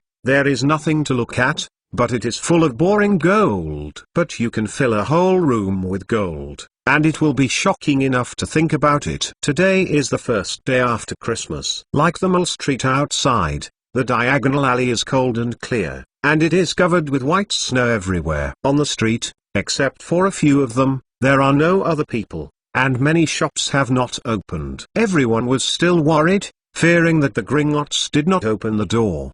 But when they walked to the towering snow-white attic in the central square of Diagonal Lane, the thick snow on the ground was cleared, and the shiny bronze door was opened. A fairy dressed in a scarlet and gold uniform was stand there. The goblins are extremely dedicated. They are open all year round. During the Christmas holidays, only the Goblin Pavilion will open as usual. Lupin whispered. Don't mislead the children, Remus. We all know why the goblins don't rest, not to be dedicated, but because they are greedy enough. If you want me to see, these goblins won't care about Christmas, Sirius said disdainfully. For them, gold is more important than the holiday. Sirius did not lower his voice. The fairy who stood in front of the bronze door obviously heard this sentence. The eyes that looked at them were not as friendly as usual. He still bows to everyone, but the action is hard. Ivan saw that the fairy looked like his height, and had a smart, dark face and a pointed beard. His hands and feet were particularly long. Gentlemen, please go here. He led them into the Gringotts. Behind the bronze gate is the second silver door. When I first came to Gringotts, Ivan just felt that the door was extremely beautiful from the senses. Later, by reading the relevant literature, he knew that this door was the gate of the original establishment of the ancient spirits thousands of years ago. It was made of sterling silver by the fairy, and a lot of magic was retouched by the greatest alchemist at that time. Ancient magic may not work, but the door itself has historical value. A row of texts engraved on the two doors is a warning word left by the goblins. It seems to be a curse. It is said in a verse that the thief will suffer bad news. In the Gringotts, behind the long counter, the goblins sat on the high stools, receiving the first customers of the day, and the goblin who led them to a very old fairy in the center. Sirius Black. Seeing Sirius, the goblin was obviously very surprised. I am a rare friend. What can I do for you today? Perhaps it is the dark experience of Sirius in Azkaban, and the rumors of the Death Eaters who said that he is a murderer. The goblin stunned. I want to go to the vault, not my own vault, but the Black family's vault. Sirius added an accent on the Black family. The Black house's vault. The old fairy leaned back and then pulled the body out of the counter. Do you carry the key? Bring it. Sirius found a rusty key and threw it on the counter. Ivan noticed that the key was long and it was engraved with the emblem of the Black family. Very good, no problem. The fairy kept frowning and continued. We can let you in, but you know, the old treasury of your family is in a special area, and the surrounding protection measures are very strong. You better have only one person. We have to go down together. I don't care what special area, Sirius said impatiently. Don't waste time, there are still many things waiting for me to do. They stalemate for a while and finally take a step back. Lupin stayed on top of them, and Sirius took Ivan, Harry, and Hermione 3. The goblin agreed with this suggestion. In his opinion, Ivan is only a child, and is not qualified enough for defense. Seeing the other side so cautious, Ivan was more curious about the treasury of the Black family in a special area, guessing what could be there. Pull ring, you take them to the underground vault. The old goblin recruited and waved, said to the fairy who just led them in. The pull ring seems to have anticipated this for a long time, and his eyes flashed through the unwelcome light. Behind the counter was a narrow side door, and he ran over to open the door for them. Ivan went in and would have seen the architectural style similar to the tall marble hall outside, but he had a narrow stone gallery in front of him, and the burning torch illuminated it as if it were an old mine. The stone corridor is a steep downhill with a small railway below. The pull ring whistled and a small cart rushed towards them along the railway. Interest Rate first climbed into the car. Looks very skilled, he introduced to the next. Ivan and Hermione should pay attention to. This car will run very fast for a while, you'd better hurry up, Harry reminded. The road inside is meandering, like a maze. When I heard Harry, both Ivan and Hermione were ready. But the speed of the stroller far exceeded their imagination, and the last Sirius was just getting ready, and the pull ring hit a point. The stroller suddenly started, the speed is getting faster and faster, and there seems to be no limit. It took them a few whistling into a gap in the wall, galloping along the labyrinth of twists and turns, and rushing forward. Deep in the ground, black lacquered, cold air hits the surface. The sound of the car made Ivan unable to hear anything. He only knew that they kept turning sharply between the stalactites and darting towards the depths of the earth. Beside Ivan, Sirius, Harry, and Hermione's hair flew backwards. The three of them didn't look too good, and they looked around nervously. Only the leprechaun who called the pull ring was particularly happy. He turned his head and looked at them with gloating. The pull ring wields fingers from time to time, and the speed of the stroller is accelerated after each shaking. Because of what Sirius had just said, he was retaliating against them. In addition to being greedy enough, the goblin is definitely the smallest creature in the world, and you must report it. If you accidentally offend a fairy, he may remember for a lifetime. Although I know that the other side is bad, I am still looking for death now. Ivan insisted that after about 20 minutes, the four of them had already rushed to a deeper place under the ground. They passed through an underground lake, covered with huge stalactites and stalagmites, and hanged to the ground. I haven't been to such a deep place before, Harry shouted. I just passed through the rocks, as if I saw something in the fire. His shouts suddenly stopped. They quickly turned a sharp bend, and the stroller slowly stopped. Please get off, everyone. We have to change the car. We will use the deeper stroller to the Black House's vault. The pull ring took the lead and jumped. Please go here, we need to walk for a while. But no one but him. Everyone looked at the front. In front of them, Ivan saw what Harry had just seen, a huge fire dragon lying on the ground not far away, preventing people from approaching the deeper treasury. Because the confinement was underground for too long, the scales on the dragon had become pale and loose. Its eyes were turbid pink, and both hind legs were wearing heavy shackles. The thick chains above were deeply penetrated into the stone. The giant pile of the ground. Its spiked giant wings gather on both sides of the body, and if unfolded it will fill the entire basement. Induction of someone approaching. The dragon turned to their ugly heads and made a giant gong that shook the stone. It opened a large mouth and spewed a fire with an amazing heat wave. To be continued. V2 Chapter 236 Ukrainian Iron Belly. Under the threat of dragons and fires, everyone has shrunk back. Unbelievable. The outside rumors are true. Goulinge actually has a dragon. Harry shouted in surprise, his eyes mixed with curiosity and panic. Ukrainian Iron Belly, the world's largest fire dragon, is very dangerous. Sirius cautiously said, these goblins should have a way to subdue it. It looks like they are tormenting it, but we should be careful. Ivan, don't rely on it. Ivan stood beside the pull ring and curiously looked at the dragon at the corner. Although he has seen a description of the dragon in many magic books, he is the first to see a living dragon. As the largest fire dragon known in the current magical world, the Ukrainian Iron Belly can weigh up to 6 tons. Its body is round and the scales in the belly position are extremely hard. Compared with other fangs or long-horned dragons, it flies at a slower speed, but it is more dangerous. It is used to landing from high altitude and pressing everything below into powder. Normally,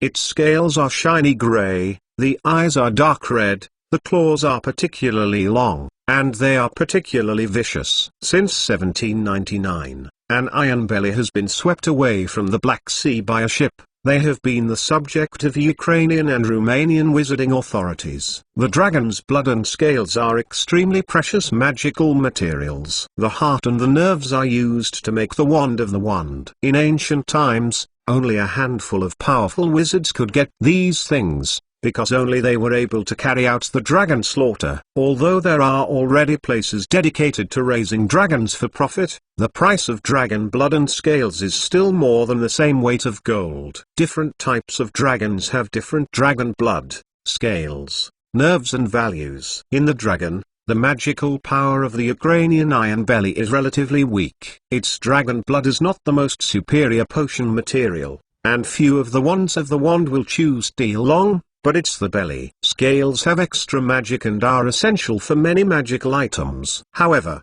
Ivan is very skeptical about how much value the scale of the Ukrainian Iron Belly will have in front of him. Is there anyone who needs it because it looks extremely embarrassed and unhealthy? It's not in the eyes. At the side of Ivan, the ring gasped and said, it was still a place when it was a baby dragon. It has been more than 200 years now. Its power is declining. Temper.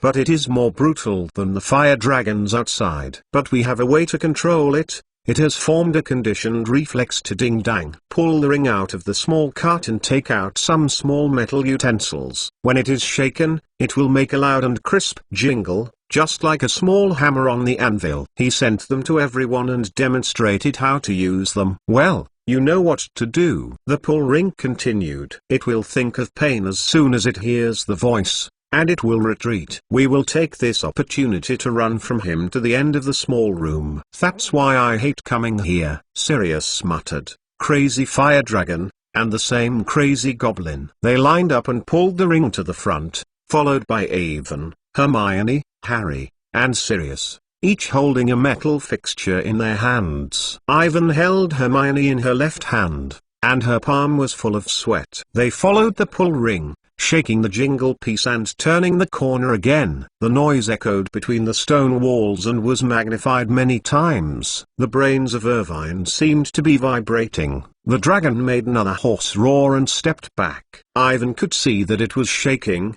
and when he was closer, he saw the white scales on his body, and the terrible scar on his face. It should be trained to hear the jingle. Fear of the traces left by the fiery sword when it was cut, because it was close enough. Ivan could feel the amazing heat of it. After a few seconds, when everyone passed through the fire dragon and entered the small room at the end, everyone was pale, rubbed with sweat, and breathed a heavy sigh of relief. Close contact with a fire dragon is definitely a boastful experience. In turn, the metal utensils were returned to the pull ring. In front of them, it was a circular staircase that looked round and looked very old.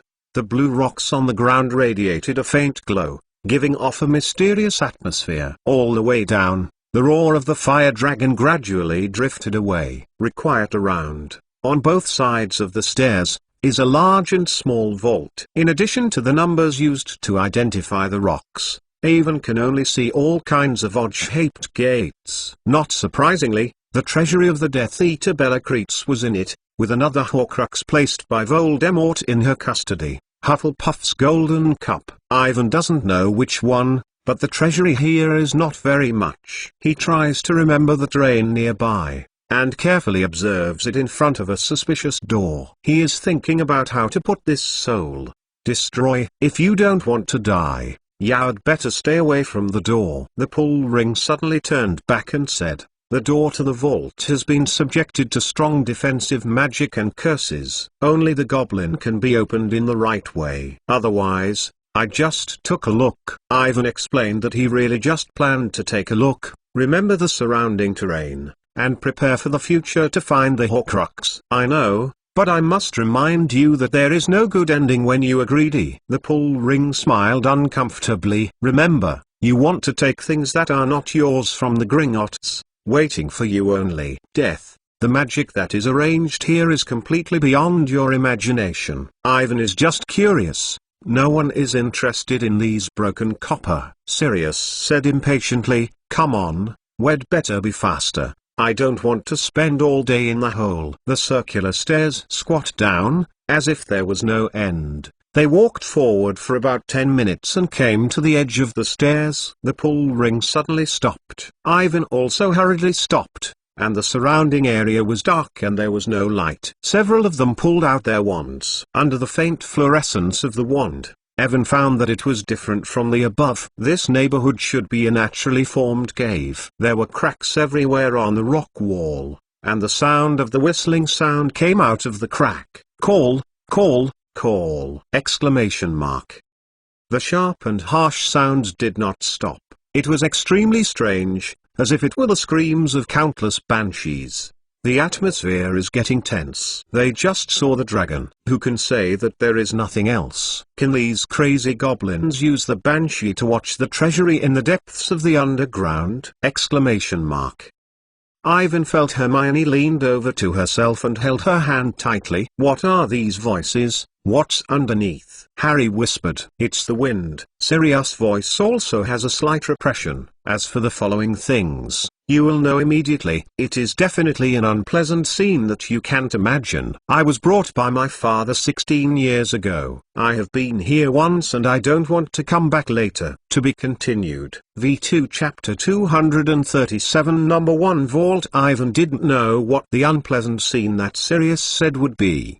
But it seemed strange to blow the wind out of the tiny cracks around it. Here is the depth of tens of thousands of feet underground. It is reasonable to say that there should be no wind. Moreover, these winds are not the gust of wind blowing in the depths of the caves, but with a little warmth, like the warm air at noon. In places where there should be no wind, there is a strong wind with a high temperature. Is there a legendary magic item below? But will this scale be a bit too big? At the edge of the stairs, the pull ring patted the hand, and a small cart slammed out from a dark, hidden gap in the rock wall, and he signaled everyone to sit up. Everyone climbed up in order, huddled together, nervously looking at the front, not knowing what was waiting for them. The pull ring hit a finger and the trolley was restarted. This time, the speed of the cart was not as fast as it was just now. As it slowly turned around the corner and rushed out of the cave, Evan felt a stronger warm wind blowing from below. He hurriedly looked out, and in the endless darkness, he noticed that he was floating in the air. In front of them, all the rocks disappeared, and a huge hole that was not seen at the bottom suddenly appeared in front of them, and a hurricane blew from below. This pit is deep and bottomless, as if it is extending straight down to the interior of the earth. Everyone grabbed the edge of the stroller tightly and looked out carefully. If you accidentally fall from here, you will definitely fall into a broken bone, and you can't find it in the capital.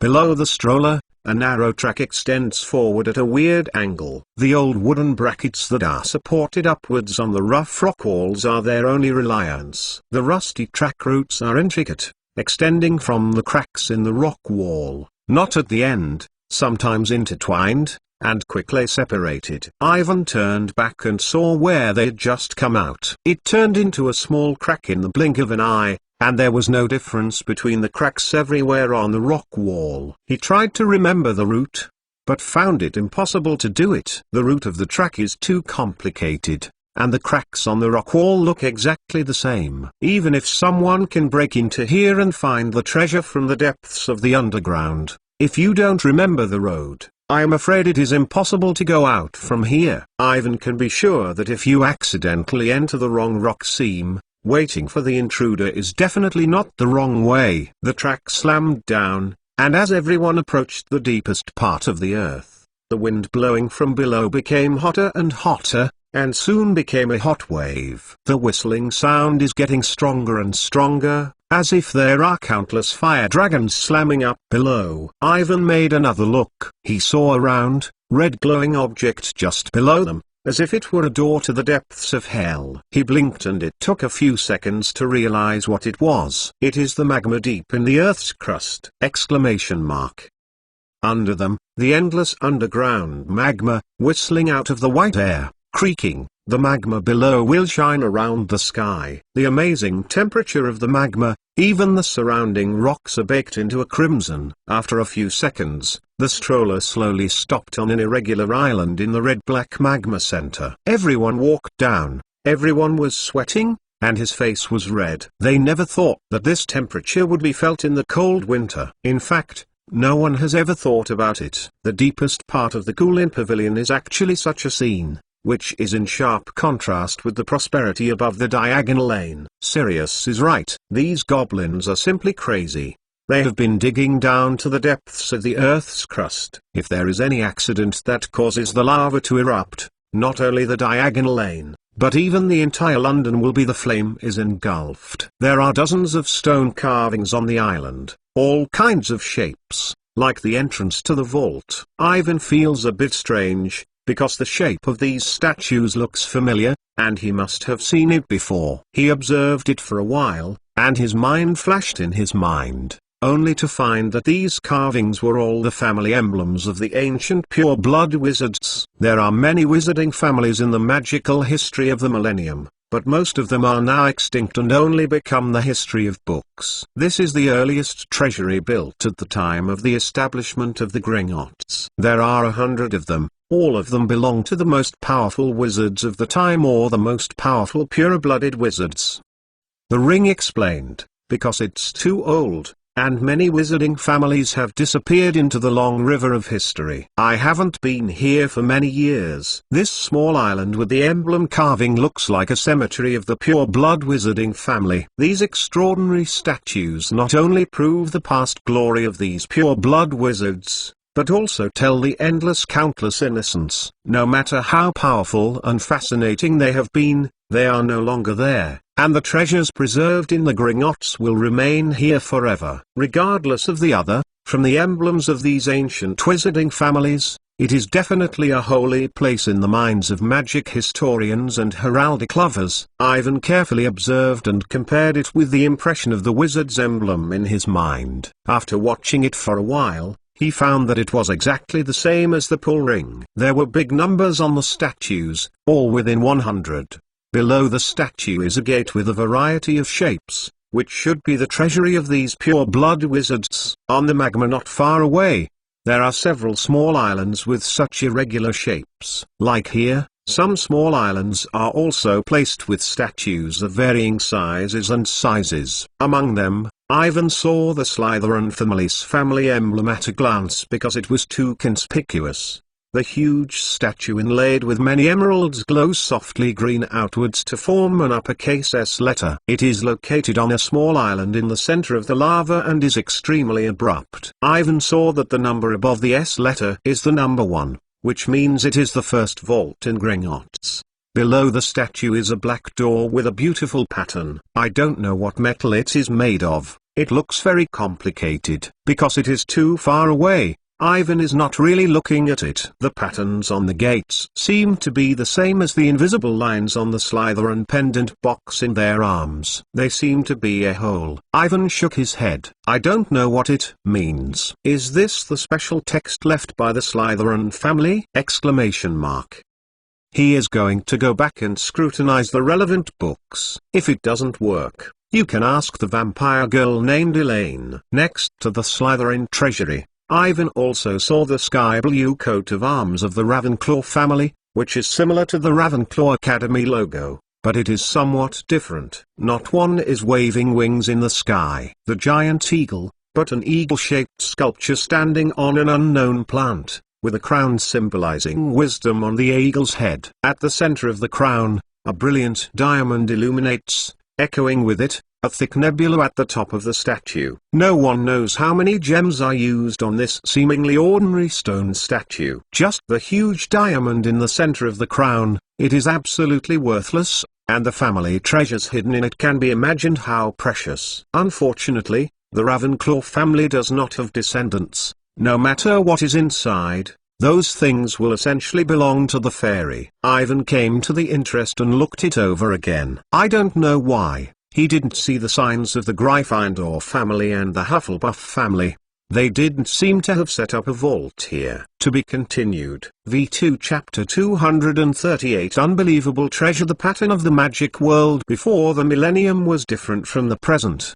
At that time, the British social background was very chaotic, the territory was not unified, and the entire European continent was also in the wild and dark. In addition to the wizards, many miraculous creature races are also very prosperous. They don't live in seclusion like they do now. On the contrary, their figures frequently appear in the magic world, exchange and trade frequently with the wizards, and even accept the employment of the wizard directly into the Mole War. Among the many magical creatures, the fairy is absolutely extremely special. Because of their greed and love of gold, they are most closely connected with human beings.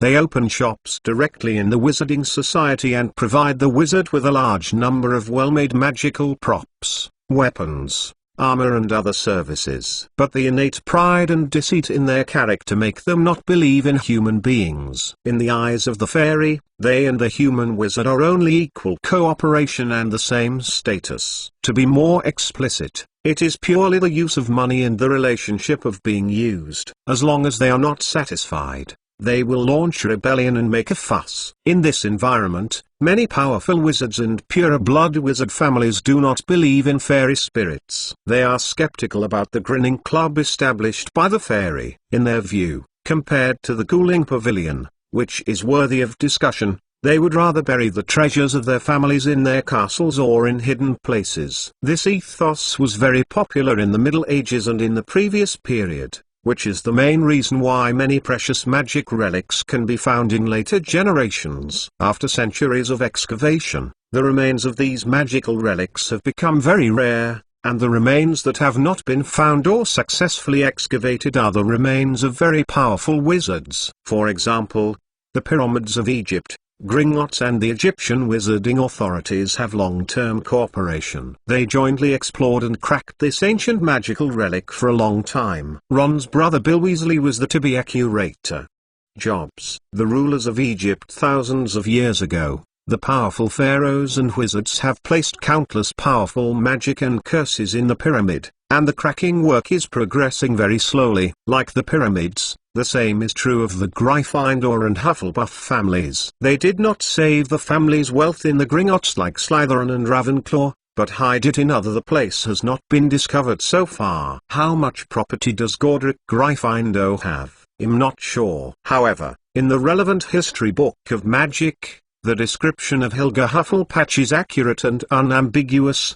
Her own hobby is to collect gold in addition to cooking. With the strength of Hufflepuff, the property she left is definitely an amazing astronomical number, but she does not know where she will be hiding, and the Hufflepuff family also has no descendants. There was a sudden thought in Ivan's mind that she would not hide those things in the secret room of Hogwarts. It was really, when he paid all kinds of hardships, he opened the secret treasure left by the Big Four and found that Hufflepuff left him a whole room of gold. Ivan smiled and hurriedly removed the idea from his mind. Although gold was good, it was useless in defeating Voldemort.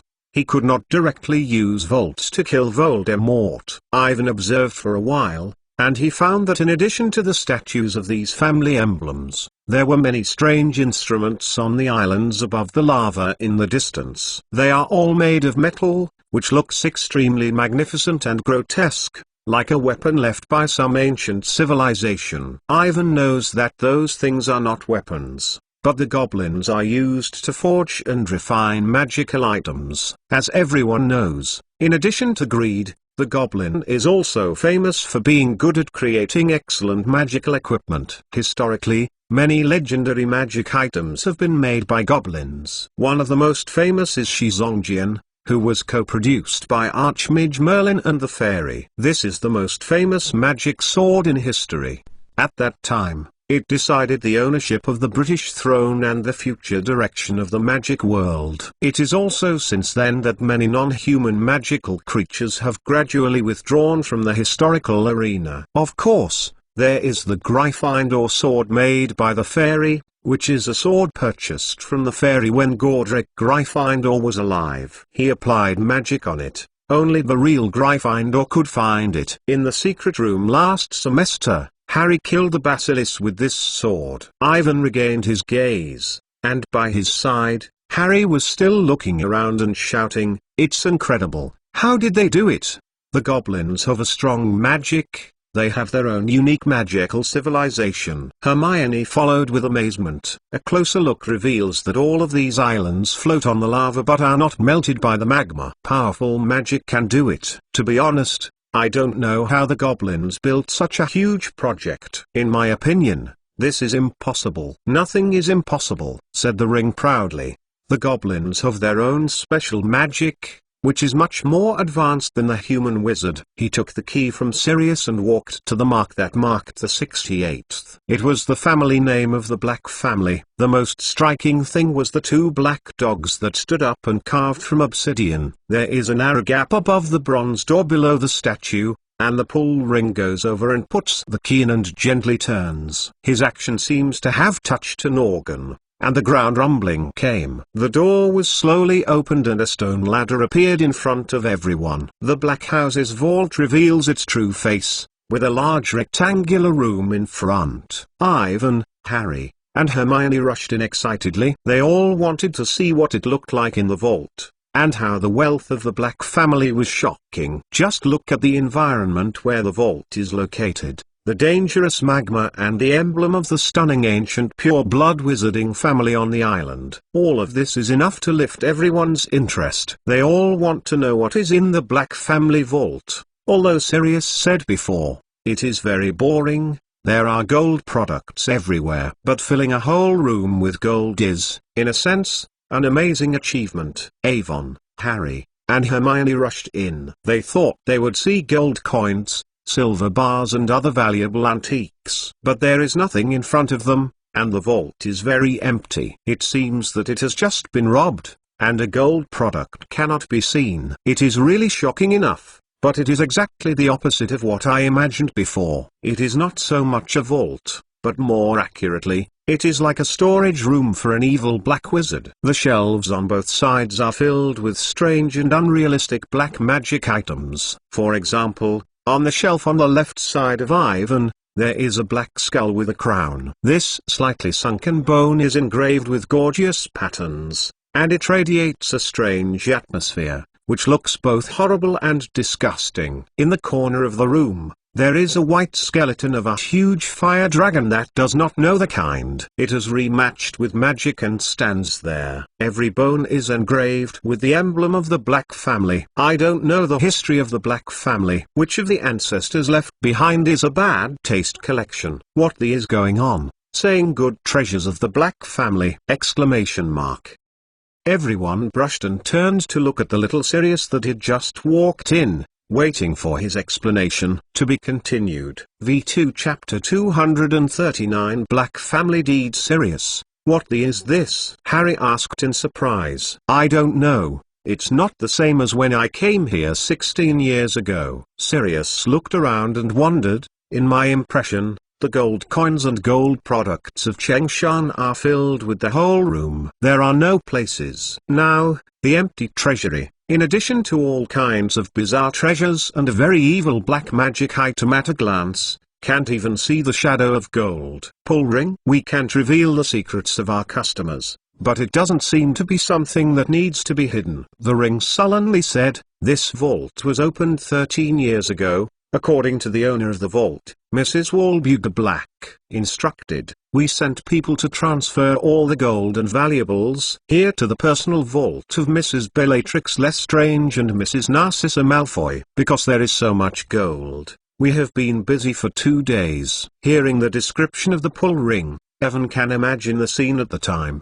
The goblins lined up in and out of the Black family's vault, and they were filled with gold in their arms and transported them to the personal vault above. Unexpectedly, after the death of Regulus, my dear old mother redistributed the property of the family. Sirius said sarcastically, my 2 cousins have a share. They are one married to the Death Eater, one is the craziest Death Eater. My mother must be proud of them. Not surprising, I should have guessed that she would do this. She must not want to stay. Give me. Sirius walked over to and mentioned it to the side. The cracked ancient skull rolled on the ground, making an uncomfortable sound of squeaking and squeaking, rolling into the dark corner of the room. Evan, Harry, and Hermione looked at each other and saw the fear in each other's eyes. It seems that I noticed that the atmosphere was not quite right. Sirius immediately raised his head and said, well, you 3 don't want to be dejected. No one cares about the gold. We are here to find the deed. If I look, they should still be there. Here. He went to a cupboard and rummaged, and they hurried to help. Sirius is right. Everything that looks dangerous and black magic items and something clearly marked with the Black family emblem are left here. No movement. In addition to no gold, there are a lot of messy things. There are a lot of merely eccentric decorations that belong to the personal collection of former Black family members. There are also many items that have magical power, and Ivan even feels a powerful magical reaction from several items. Unfortunately, most of the items here are black magic items, and it is impossible to use them. In front of a spacious, dark red stone table, Avon saw a simple card. The card shows that all the items on this table belong to Artus Black. Ivan still remembers the Black family genealogy that I saw yesterday. This guy is the great-grandfather of Sirius, a person who probably lived around 3 or 4 years ago. On the stone platform, the most striking thing is a mat in a glass bowl with a stagnant glass eyeball and blood stains. It seems to be taken out of the eyes of someone directly. There are various bones placed on the inner side of the stone platform, most of which are the bones of magical creatures, but many of them look at the shape and know that they are human bones. There could be no deed on the top, and Avon went to the side to open another closed cabinet. Under the cover of thick dust, he saw dozens of large glass bottles filled with unknown liquids of yellow and green liquid. Ivan narrowed his eyes, approached a little forward, and watched curiously. The glass bottle closest to him contained a grey snake, which was very slender and seemed to be the size of a thicker line. It bends at a weird angle and is very similar to the fire snake pattern in the book. The fire snake is a rare magical creature that was born in magic. When a pile of magic fires burns uncontrollably for a long time, the fire snake will be created. It is a snake with red light in its eyes. It is thin and grayish-white. It is drilled from the flame and swims into the shadows of the surrounding houses. Where the fire snake swims, it will leave a trail of gray. Its lifespan is only 1 hour. In this hour, it will find hidden places to lay eggs, and then the body will be broken and turned into dust. The eggs of the fire snake are dazzling red, giving off a hot glow. If people don't find these eggs in time, they will ignite the home in a few minutes. These snake eggs have a strong magical power, and as long as they are frozen with magic, they can be used as a potent potion or completely swallowed to treat a fever. Because of the high demands on the flame, this snake is actually very difficult to be born. As for the complete preservation of a fire snake into a specimen,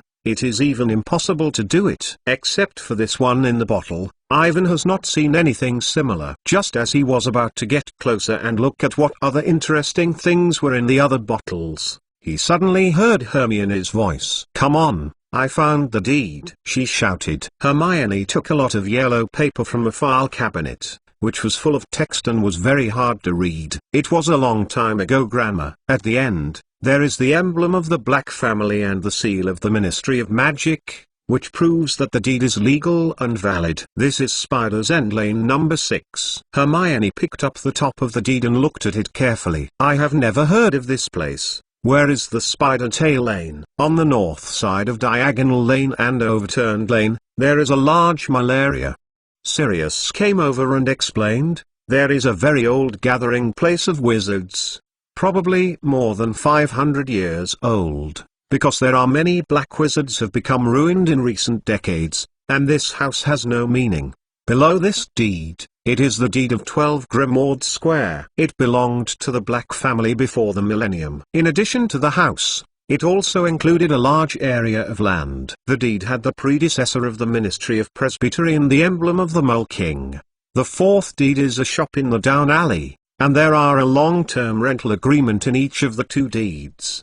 The number 21 Overturned Lane was rented to an old witch for a period of 40 years to sell things like poison apples and poisonous candles. As for the 83rd, it was rented to the Monite family for a period of 100 years to sell the fur and head of various magical creatures. Later, the 5th deed is finally the shop on Diagonal Alley, number 36 Diagonal Lane. Number 36 Diagonal Lane. Hermione recalled carefully. "It seems to be between the Owl store and the Oliphant Wand shop, where, in the memory of Ivan, there is indeed a big house that has been idle for a long time. If there is no accident, there should be number 36 Diagonal Lane." Although this position is not the best, there are a lot of people around, especially when the school is about to start every year. Many little wizards have to buy a wand or buy an owl to make a pet. It is suitable to be used as a newspaper headquarters. If the place is large enough, the first floor location can be fully utilized to sell things like Weasley joke products. In the file cabinet, the last deed was a manor in the countryside of the Black family, which was very large and seemed to have a deserted castle. To be continued. V2 Chapter 240. Sirius once successfully found the deed.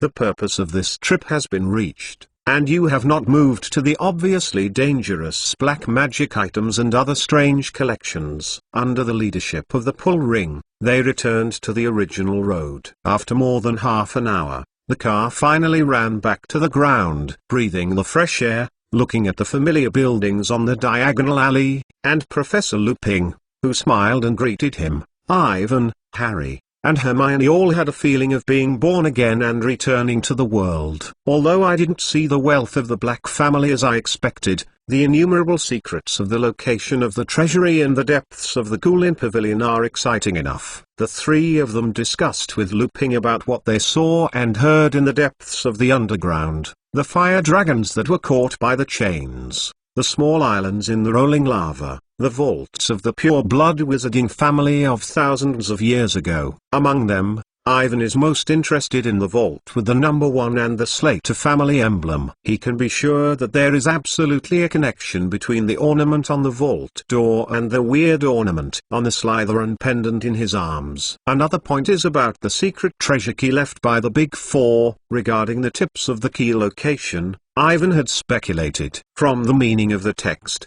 Since the key to the Gryffindor treasure is kept in the Mar tribe, the key to Slytherin is likely to be hidden by the goblins in the Gringotts, just in the mysterious vault that he just saw.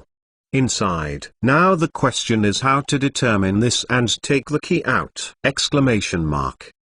It is impossible to find a fairy, and it is even more difficult to find a person directly into the Goulin Pavilion. Awin thought for a while. If Slytherin's treasure key was really in the Gringotts, it was still to start with the vampire girl named Elaine and his family. Even vampires, they are descendants of the Slytherin family. Like Voldemort, in the blood, they are the legal successors of the vault. When Evan thought about this, Lupin told Harry and Hermione about the magic that the goblin placed in the Gringotts, and the weakness that everyone had just seen. The fire dragon. Sirius followed and did not participate in the conversation. I don't know if he is not happy because of the crazy bumpy stroller or the empty vault. He stared blankly at the front, not knowing what he was thinking. Harry and Hermione quickly noticed the situation. They exchanged an uneasy look with each other, their faces were full of worry, and the atmosphere was silent. Hermione licked Evan gently and motioned him to look back at Sirius. Ivan's strange look back.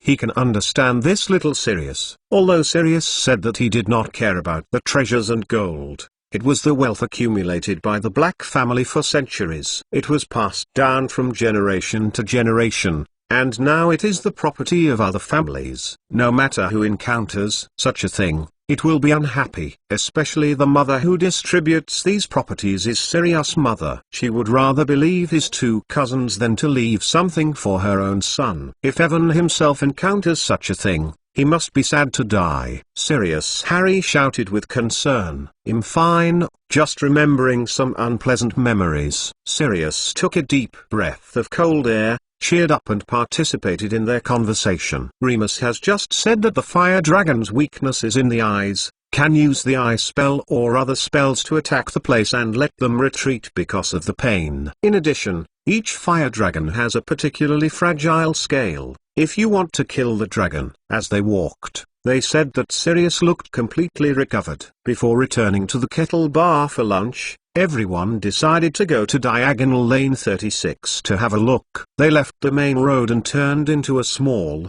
backlit street. The snow on the road had not been cleaned for a long time, and the deepest part could reach the knee position. The streets are very depressed and all the shops are not open for business. Only a small, broken shop opened the door. An old wizard with two light-colored eyes was sweeping the snow in front of the store. The gold sign on his head had been peeled off. The above said, Olivier made a fine wand since 382 BC. Seeing Mr. Ollivander, Ivan was very surprised. He did the same as he did last time, without any change. Good afternoon, Mr. Ollivander. Everyone hurried forward to say hello. Good afternoon, everyone, nice to meet you. Oliver looked up, the pale pupils slid across the faces of 5 people, staying on Avon and Harry for the longest time, and finally falling into a small Sirius Black, I am so happy to see you again. I haven't had this opportunity since I last met for more than 20 years. Oh, yes, I thought I didn't have a chance to go back to Diagonal Lane, Sirius said happily. You have seen the recent reports. With the help of these 3 children, I have been proven it is not guilty. Of course, Olivier said happily. Dong Qingmu, 12 inches long, is good at using deformation magic, right? Yes, but the wand was broken 12 years ago when I was caught by the ministry. Sirius pulled out his wand and said regretfully, that is a good wand. I know this one is no better than the one used before. Of course it won't be easy, it's resisting your strength. Olivier came over and said softly, this wand does not belong to you. I don't know where you got it. It's me. Grandpa's work, very old craftsmanship. The nerves of the coffin and the dragon is a bit tough. In that era, the materials on the dragon were very rare, and only the richest pure-blood wizards could afford to buy. Olivier took the wand from Sirius and observed it carefully. He said that the wand's good and bad history is like appreciating a piece of art. Mr. Ollivander. Oh, yes. Ollivander returned the wand in his hand to Sirius. This wand is great, but it is not for you. If you can, I suggest you go to my store and choose a wand. I don't think it's necessary. I'm not a little wizard who has just grown up. I can master any wand, Sirius said with pride. That's a shame. Oliver continued. Know that the wand is choosing a wizard,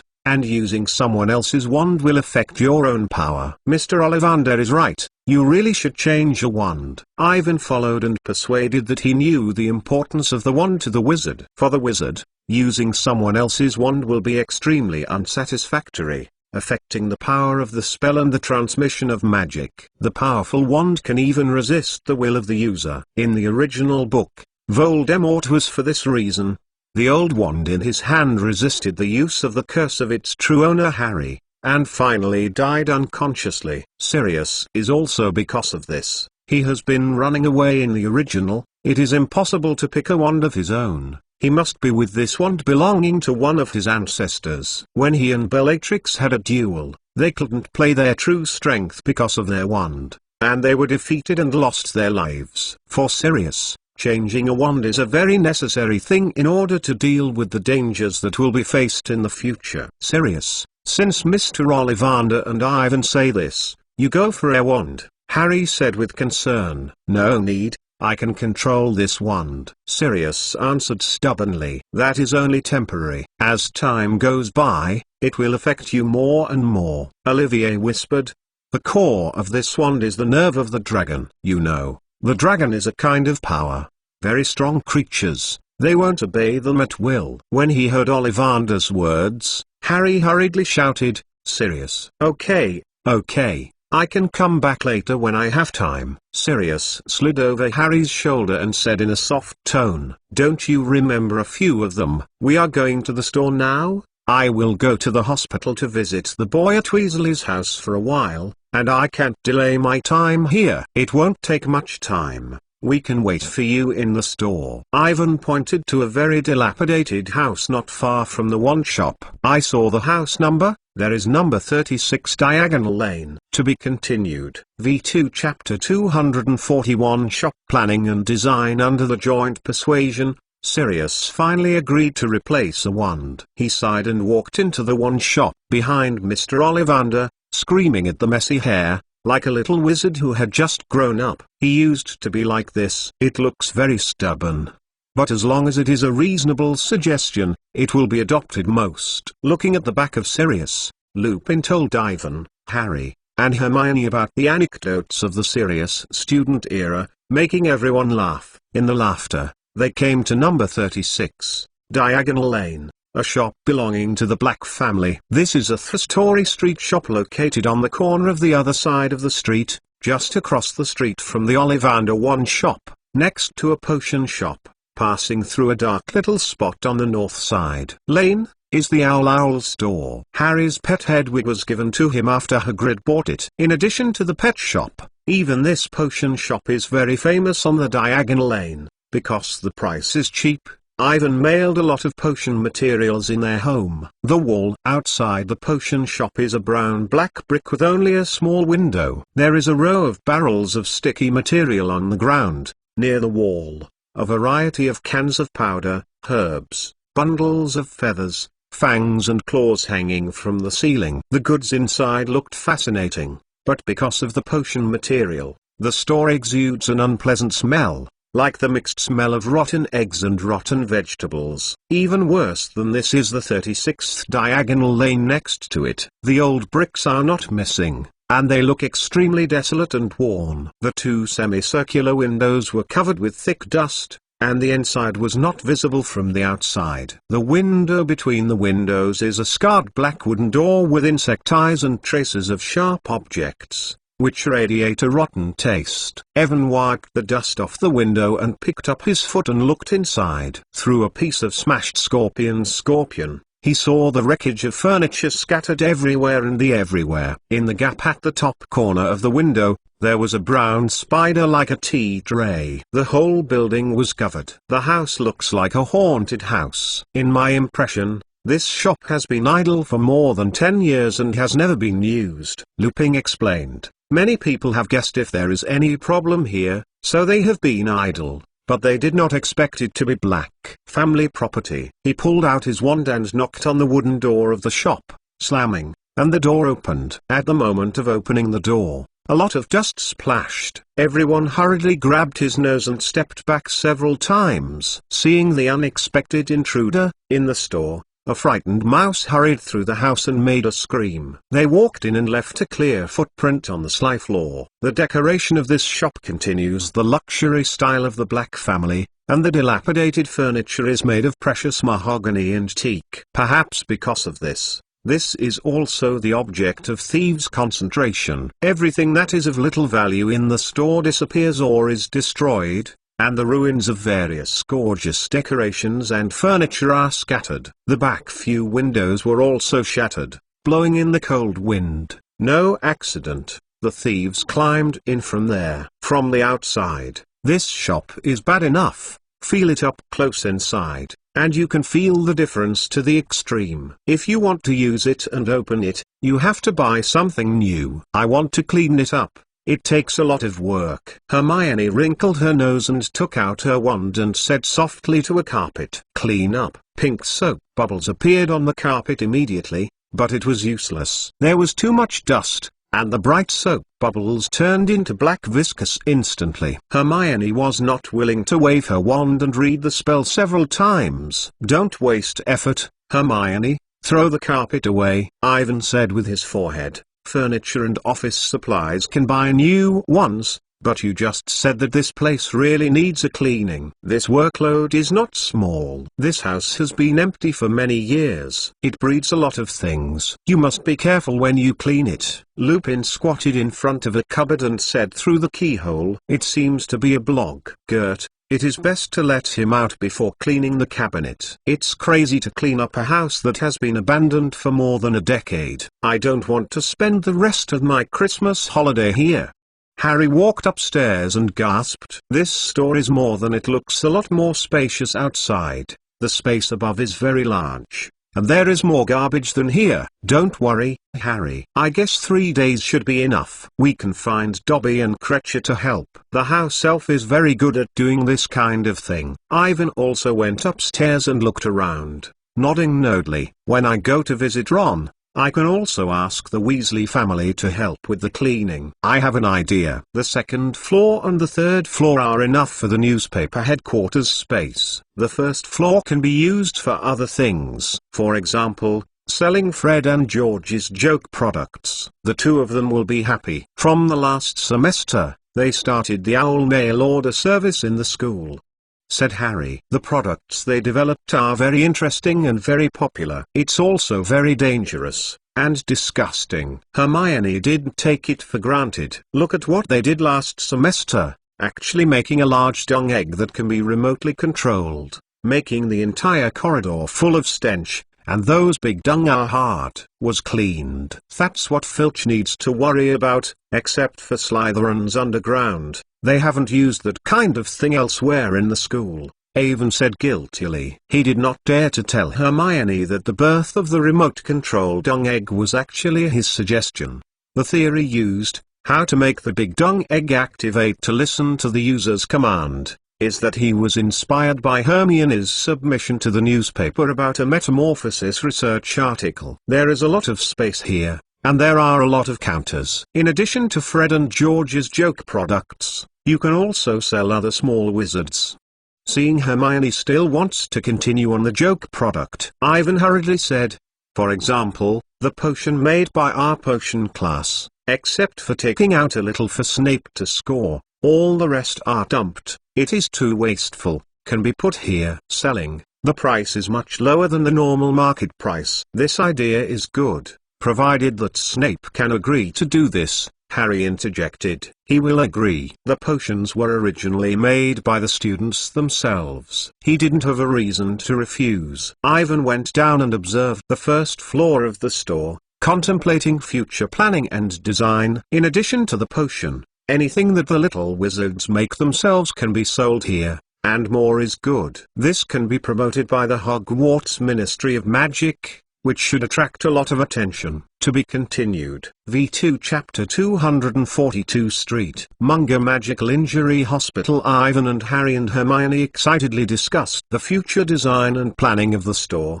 the goods that can be sold here, pricing and so on. Lupin was alone in the house to check whether there were dangers and hidden dangers. In less than 10 minutes, he discovered 2 boggart, a dozen nests of mice and spiders, a large group of foxes, and a patch of zebra. Pleurotus is a parasitic miracle that is extremely easy to survive and multiply. They look like tiny, green fungus with eyes that excel at crawling under the floor and behind the skirting boards, appearing in groups.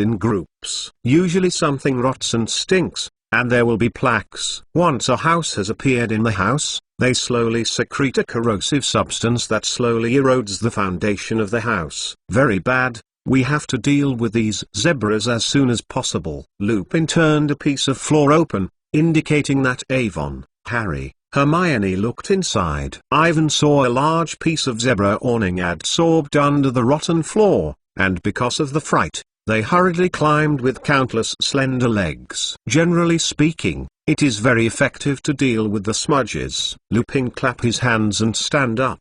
But there are too many zebras, and it is easy to take action, which is likely to have extremely serious consequences. And even the house collapsed. We need to contact the Ministry of Magic Pest Advisory Committee. They will send someone to handle this matter. As Lupin said, the time when the house was abandoned was too long. It was not protected by various magic like the 12th ring of Grimmauld. The house was in very bad condition. Just as they studied how to deal with the troublesome creatures living in the store, Sirius came in. He has changed his new wand, a beautiful black wand, and the hawthorn and the core of the rod are the heart of the dragon. In addition to the new wand, he still has a cage in his hand. There was a beautiful little owl inside, and I saw them excitedly and kept calling. I just went to the owl shop next door and bought this owl, ready to give it to the Weasley boy named Ron. Sirius said, he may be willing to raise this owl. After all, because of my fault. He lost the mouse. He will be happy. Ron always wants a pet that belongs to him, as long as he likes it. Sirius said with a smile, put the cage on the ground and walked into the store to look around. Ivan, how do you feel about it? The layout is very good, similar to what I imagined, but it needs to be cleaned up. Before you come, we also found a large patch of awnings. This shop hasn't been used for too long. It's not surprising to have these things. Sirius opened the floor and looked at it, frowning. These things are not very good. We'd better go eat. Then go see your friend. During this time, I will tell Click to simply clean up here. Zidane can be handed over to me, Lupin said. I have an acquaintance in the Pest Advisory Committee. He is an expert in dealing with this kind of creature. Everyone talked for a while and went back to the Dikang bar for lunch. Then, they set off to see the Ronin Street Mungo's Magical Injury Hospital. This time they didn't take the Cavalier bus. They were directly moved by Sirius, Lupin and Evan, Harry and Hermione. After a bang, they appeared on a wide mall street. Where is Street? Mungo's hospital? Harry looked around curiously. Why don't we just phantom shift into it? When the hospital was just established, the people did this, but as the patient gradually increased, the Ministry of Magic banned the phantom shift in the hospital, which is very prone to accidents. Lupin explained. As for the position, we are now just standing at the door of the hospital. In front of them is an old-fashioned red brick department store called Otago Limited. It seems to be deserted. There are only a few broken dummy in the window. The wig is wearing a wig. The posture is different, wearing clothing at least 10 years ago. The dusty door is hung with the closed decoration brand. Near a particularly ugly female dummy, Ivan felt a strange magical atmosphere. Go here. Sirius stared and said that Ivan, Harry, and Hermione were pushed to themselves. There are too many moles here. The corner of Diagonal Lane is not enough. The Ministry of Magic is hard to find. This address builds a hospital on the grounds that the sick number can be mixed in and out of the crowd. Beside them is the commercial street of moles, the endless stream of people and traffic flow, and the diagonal lanes are in stark contrast. Isn't these moles not at home for Christmas? Sirius asked strangely. What are they all running out for? This is a business district nearby. People can come here for dinner, shopping, singing, watching movies, etc. during the holidays.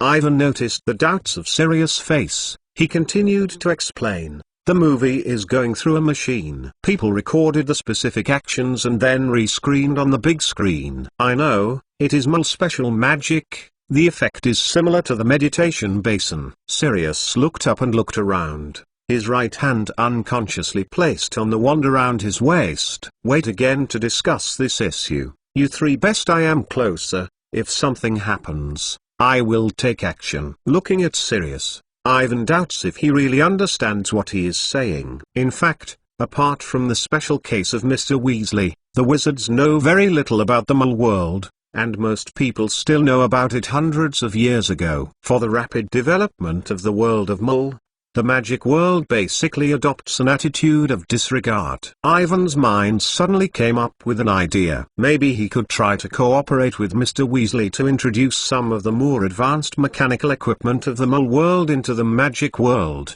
which may have unexpected effects. Unfortunately, Hogwarts defensive magic bans the operation of all electronic devices and can only be promoted in Diagonal Lane. In the mind of Evan, considering the feasibility of this matter, he followed Harry and walked next to the female dummy wearing a green nylon skirt that he had just felt abnormal. We have to go in. Are you three ready? Sirius asked. Everyone nodded and moved closer to the center. Ivan saw Lupin, who was standing at the forefront, approaching the window and looking up at the ugly dummy, and the exhaled breath obscured the glass. Hello, let's visit Ron Weasley. At that moment, Ivan felt that Lupin looked funny, talking in such a small voice through the glass, and the street behind it was full of passing cars. The same was true of Harry and Hermione. They looked up at Lupin and Sirius with doubt, and then opened their mouths with surprise. They saw the dummy in front of them slightly bowed their heads and recruited their fingers. In the next second,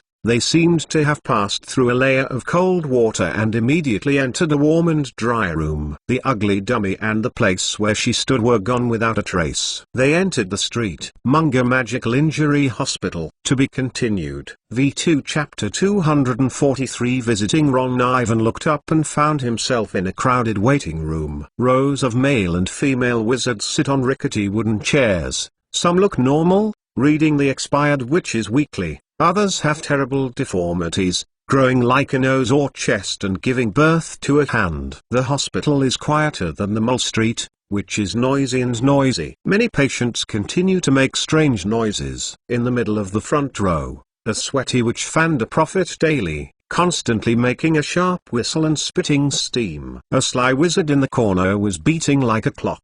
Every time his head rang, his head swayed terribly. He had to grab the ear and hold it steady. Evan, Harry, and Hermione looked around curiously, feeling that their eyes were not enough. In addition to normal diseases, There are almost all kinds of reactions in the cursed and black magic. A group of male and female wizards in green robes rushed through the corridors on the side to ask about the waiting situation. The badge embroidered on their chest is a cross made up of a wand and a bone. "Look at those people. Are they doctors?" Harry whispered. "That is the Mole Hospital's statement, called a therapist here." Hermione replied, "You need to achieve very good grades in the senior wizard level to become a profession. As far as I know, at least get it. Certificates of potions, herbology, defamation, charms, and defense against the dark arts." "Oh, potion class, then I guess it's no play. Snape won't let me pass," said Harry. "But you definitely have no problem, Hermione." "But I don't want to be a therapist. It's a responsible job." Hermione looked up and looked at Evan, not far from the front, and whispered, "I prefer newspapers to therapists." "Editor-in-chief of this job." "Yeah, I forgot." Seeing Hermione's appearance, Harry smiled. "You will definitely run the newspaper with Ivan." Seeing Harry's expression, Hermione blushes and is embarrassed to nod, which is definitely affirmation. When Harry and Hermione were chatting, Ivan was following Lupin to the team in front of the consultation counter. In front of them was a fat blonde witch. The wall behind her is covered with notices and posters, such as "Clean cockroaches to prevent the magic drug from becoming poisonous," "Antidote cannot be used, and should be approved by qualified therapists." Next to the counter, there is a large portrait of a witch with a long silver hair curl, noted above, "Daisy Devant, Street." Mungo Therapist 1722-1741, President of Hogwarts School of Magic 1741-1768. As the most famous principal, she has a high reputation in history and has her portraits on many important occasions. Derwent is a very amiable person. When he meets her in the school corridor, she always greets the students and helps the new students to guide them. She is now carefully looking at the people in front of the counter, as if they are counting people. When she saw Evan's gaze, she blinked a little. "Hello, Evan Mason. I am very happy to see you outside the school." Devant greeted him and disappeared from the side. In front of the team,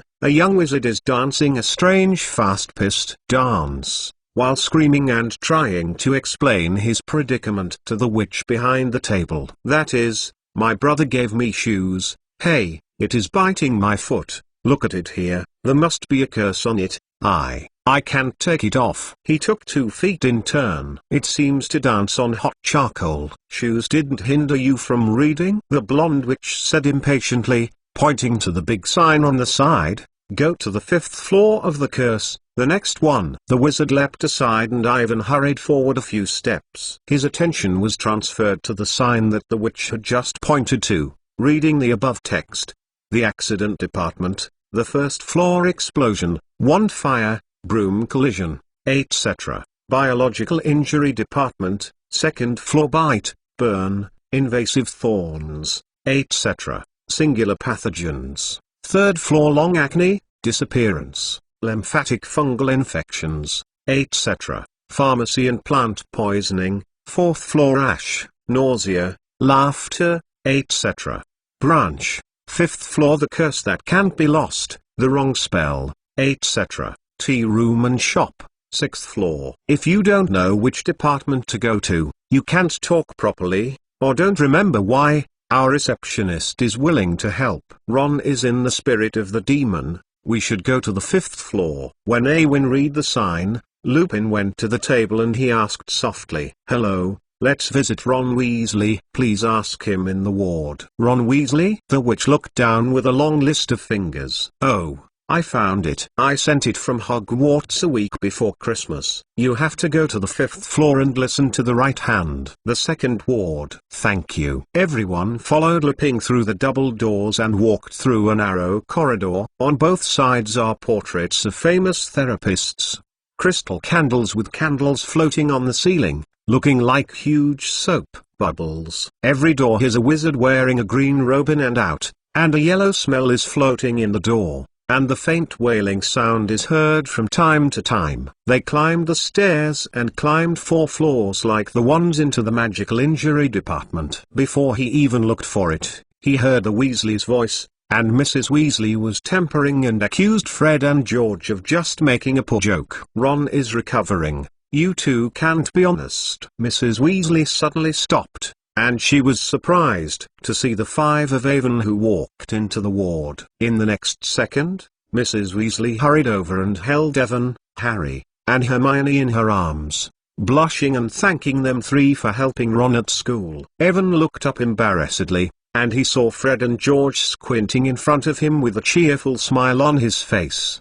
Behind them, Percy held a book in his hand, followed by a serious follower, and looked serious. Ginny was sitting in the chair in front of the bed, nodded and said hello, and looked at Harry with a red face. Sitting beside her, Ron, who was lying in front of the bed, sat up and looked at them three excitedly, looking happy and awkward. The Weasleys were exactly the same when it was peaceful, and there was no change. Although you said it before, I didn't expect you to come back today, after all, just after Christmas. Mrs. Weasley said gratefully, Arthur just left, because of the little dwarf Peter. The department has recently become a mess. After cuddling Evan, Harry, and Hermione in turn, she stood up and greeted Sirius and Lupin. It seems that she and Sirius are obviously aware and very familiar. After a brief introduction, Harry hurriedly asked Ron about his recovery. There is basically no problem. The therapist just came over and checked, saying that I can be discharged after a few days of observation. Ron patted his chest and signaled that he was healthy. Then he noticed that since he entered the ward, he flew in and out of the cage. He kept calling a little owl, and he looked at Sirius in confusion. This is a gift for you. After all, I am hurt. You lost that mouse, Sirius explained. This owl gave me. I can't believe it. This is the best gift I have ever received. Ron took the cage and looked at the owl inside with joy, then looked up and said embarrassedly, You didn't have to do this. I was really faint at the time, and I doubted you to help the streaks. It's not yours, Ron. Harry said in a hurry. You broke away from the control of the soul curse at the last moment. Sirius and Lupin also rushed to persuade and said they had forgiven those that Ron did. Who can think that the little dwarf Peter is an animagus? He is hiding too well, Fred said. Yeah, until now, I can't believe that the streak is a little dwarf Peter, said George. Unbelievable. He actually lived in our house for more than 10 years. Hearing his words, Mrs. Weasley and Percy had a lingering expression on their faces. I thought about it enough. If the little dwarf Peter has other attempts, the consequences are unimaginable. To be continued. V2 Chapter 244 Weasley Magic Trick. Everyone deliberately avoided Ron's control by the little dwarf Peter, and the focus quickly shifted to Sirius. The Weasleys were very interested in his more than half-a-year escape and the truth of the events 13 years ago. Fred and George have been asking questions, and the eyes are shining with adoration. Regarding some details not mentioned in the newspaper, Sirius simply said a few words. Everyone listened very seriously, and Percy even recorded it with a pen. It was said that for more than half an hour, the topic was transferred to other places. With the optimistic and cheerful character of Sirius, the Weasleys soon became familiar with him. The atmosphere in the ward is getting more and more relaxed, and the pleasant laughter sounds from time to time, which is in stark contrast with the bleak clouds in other wards. Lupin,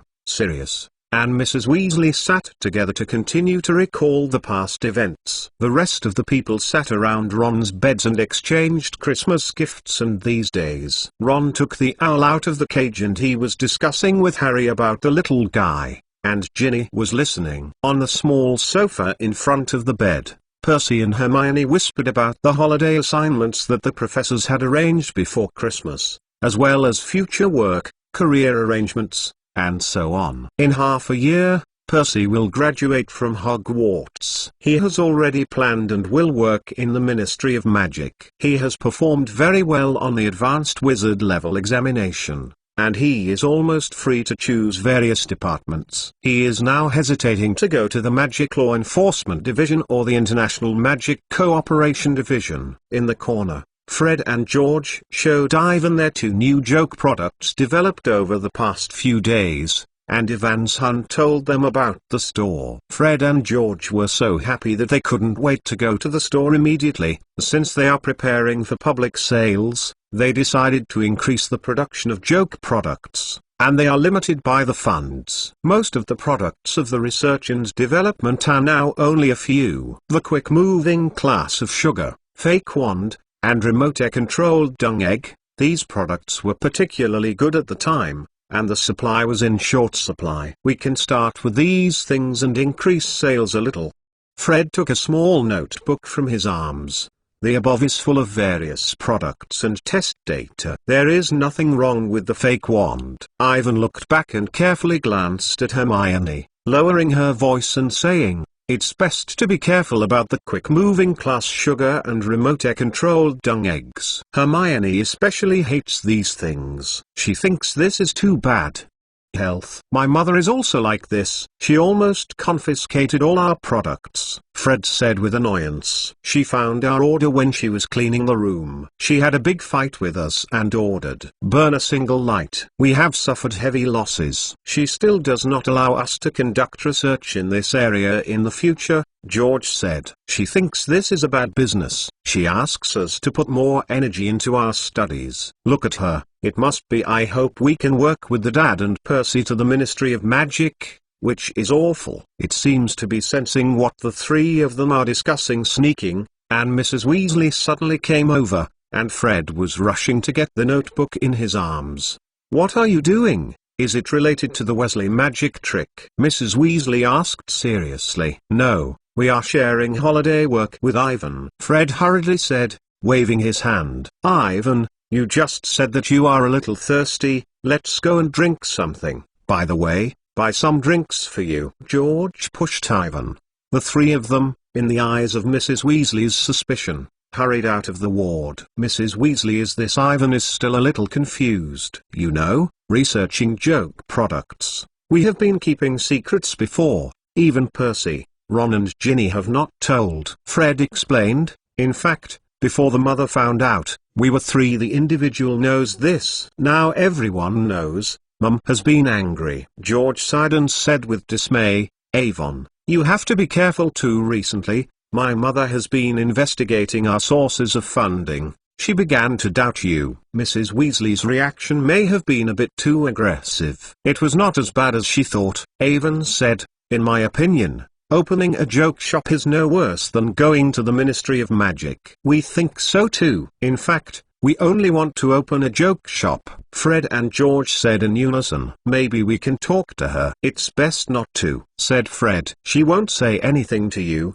but if we know that we have taken so much money from you to conduct research, it will definitely break out." "Yes, my mother will kill us both, without hesitation." George made a gesture on his neck. Ivan listened to Fred and George's complaints and didn't know what to do. No matter how they look, Mrs. Weasley will not agree to open a magical joke shop unless they can succeed first. They walked to the tea room on the 6th floor, and Hermione and Ginny chased them from behind. "What are you doing here?" Fred asked vigilantly. "Mum let us come over and look at the three of you. She looks worried." "I am afraid that you will throw a few large dung eggs in the corridor," Ginny said with a smile. "Oh." George looked at Ginny pitifully. "My dear little sister, don't worry, I won't go to inform. I think the joke products you studied are very interesting and very popular in school," Ginny said. "But you can't deny that those things are dangerous and extremely unsanitary. The remote-controlled dung egg is the most obvious example." He didn't smile. "Mrs. Weasley is right. You can't sell those things to others." This is. After waiting for Hermione to finish, Fred and George hurriedly pushed Ivan out. "She gave it to you, brother." They took Ginny and hurried to the 6th floor. There were only two people in the corridor, Evan and Hermione. Because Ivan was very close, Hermione's face suddenly became red. "Don't blame Fred and George. They just want to bring a little joy to everyone." Ivan can feel the breath of Hermione. "I know," Hermione whispered, hurriedly taking a step back. The two of them did not continue to talk about this issue. but instead talked about the decoration inside the street. Munger Magical Injury Hospital. Ivan and Hermione walked through the double doors and saw a rickety staircase with a portrait of a therapist on the wall. As they climbed the stairs, the therapists rushed at them, diagnosed bizarre illnesses, and came up with terrible treatments. Fred, George and Ginny didn't know where to go, and Evan and Hermione didn't see them three. They both bought a few cans of drinks from the 6th floor, and when they returned to the 5th floor, they suddenly stopped. Not far from the front, behind the small window on the double door marked with the magical injury, a man's nose pressed against the glass, staring at them, golden hair, bright blue eyes, a stunned smile, showing white teeth. God! Hermione suddenly screamed, Professor Lockhart. To be continued. V2 Chapter 245 Permanent spell damage. Under the gaze of Avon and Hermione,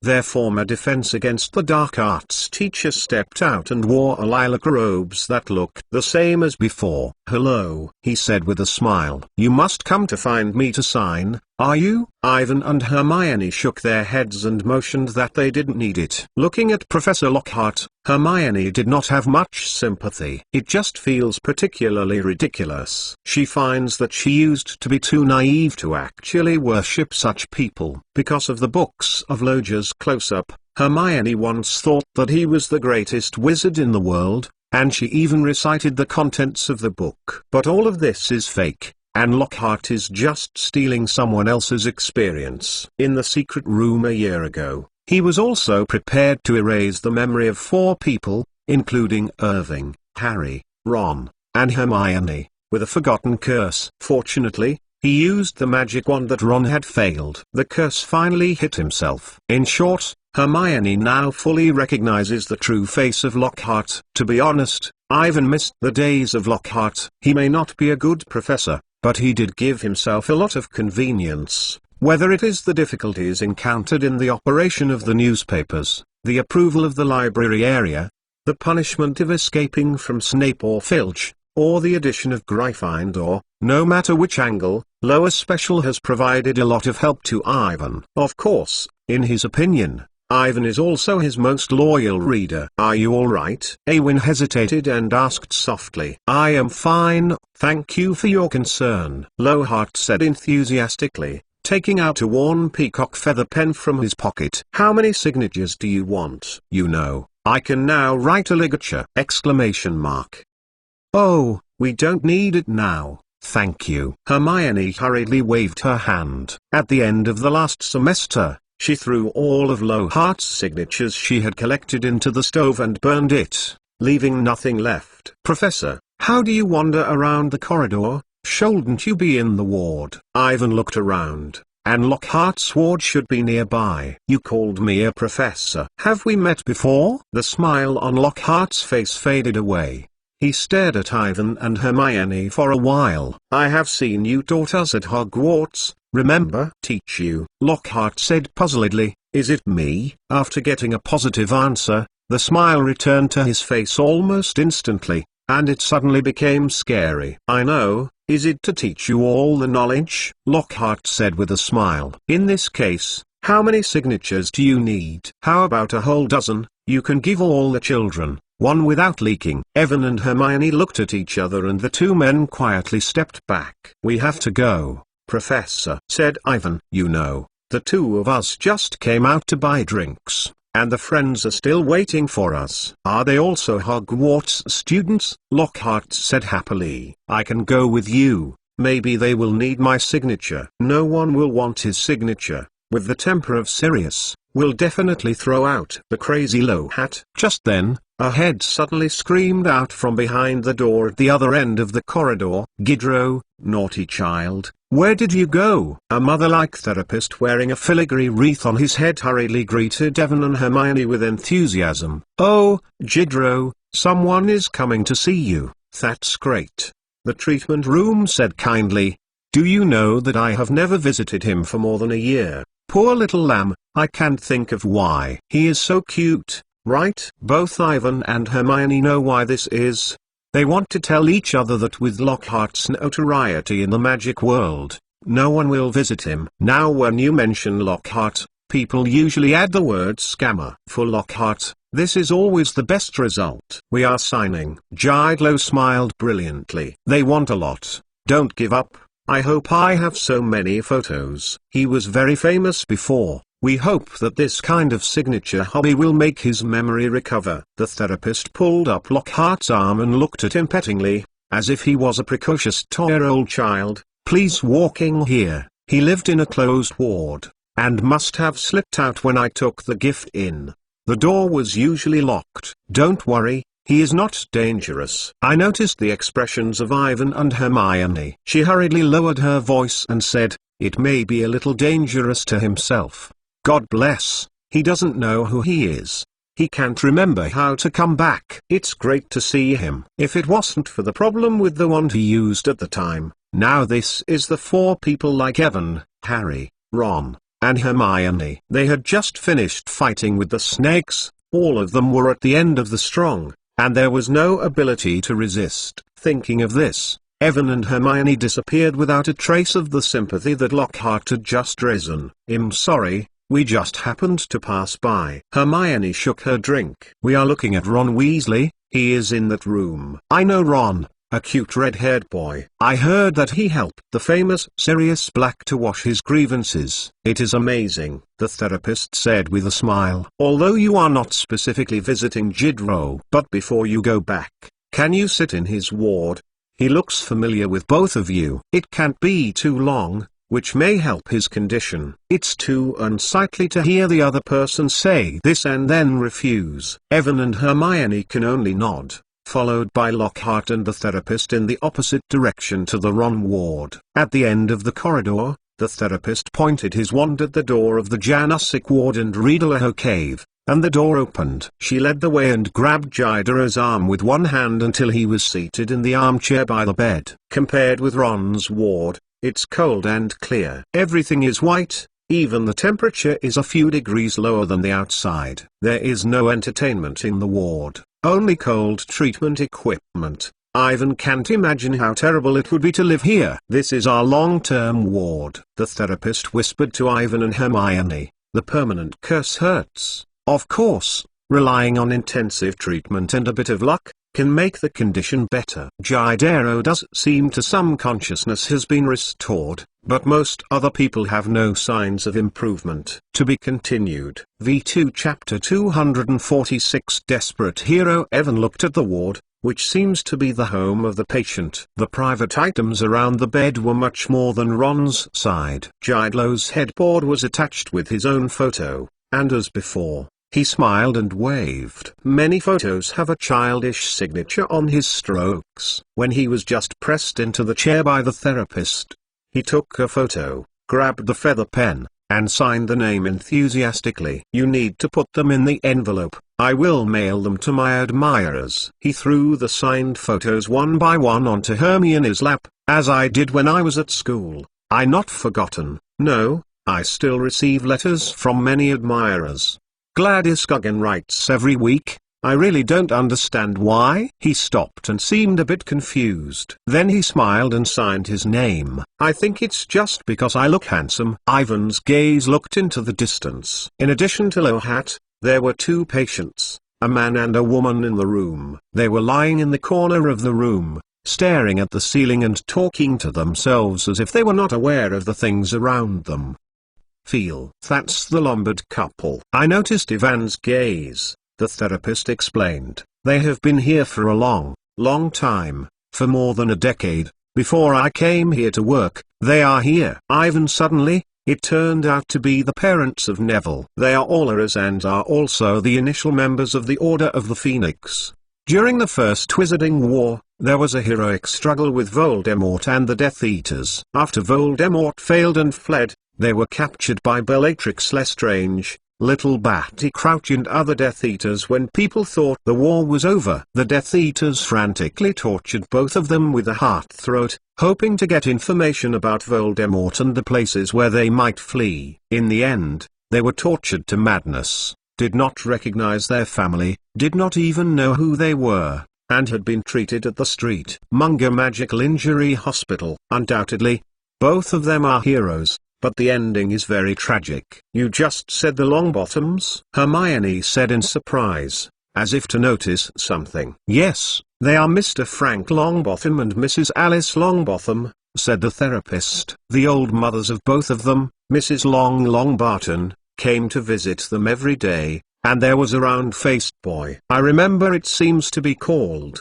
Navi. Hermione exclaimed. At the same time, the ward door was opened again. Ivan saw Nor-I, who was unhappy, coming in, followed by a terrible old witch. She wore a green robes and worm fur, and the pointed hat was obviously decorated with a vulture specimen. Avon, Hermione, you, Neville was shocked and stunned, as if a bullet had just been wiped from him. He looked extremely surprised, and then became horrified. Neville looked at Evan and Hermione, and looked at the parents lying on the back bed. He obviously didn't want to let the students know what your parents are doing.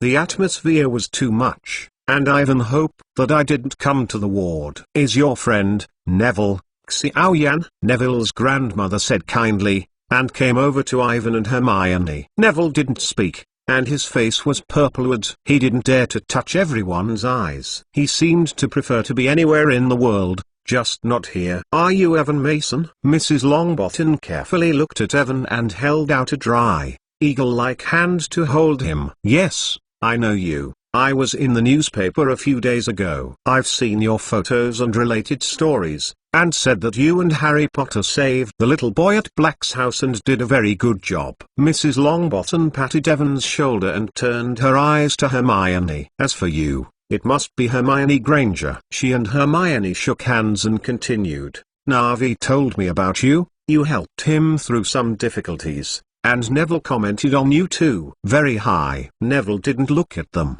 only staring at his feet, his face getting purple. Navi is a good boy. Mrs. Longbottom turned her head and looked at Neville down the sharp nose with a stern look. But without his father's talent, he is not as smart as his mother, I have to say. She turned her head to the two beds inside, and the vultures on her hat shook in a scary manner. Evan and Hermione were silent, and looked back at the two people lying on the side of the bed, not knowing what to say. Navi, haven't you told your friends about your parents before? Mrs. Longbottom asked sharply, and she noticed the anomaly in the atmosphere. Neville took a deep breath and looked up at the ceiling and shook his head. Unconsciously, Hermione gently held Ivan's hand. It looked very sad.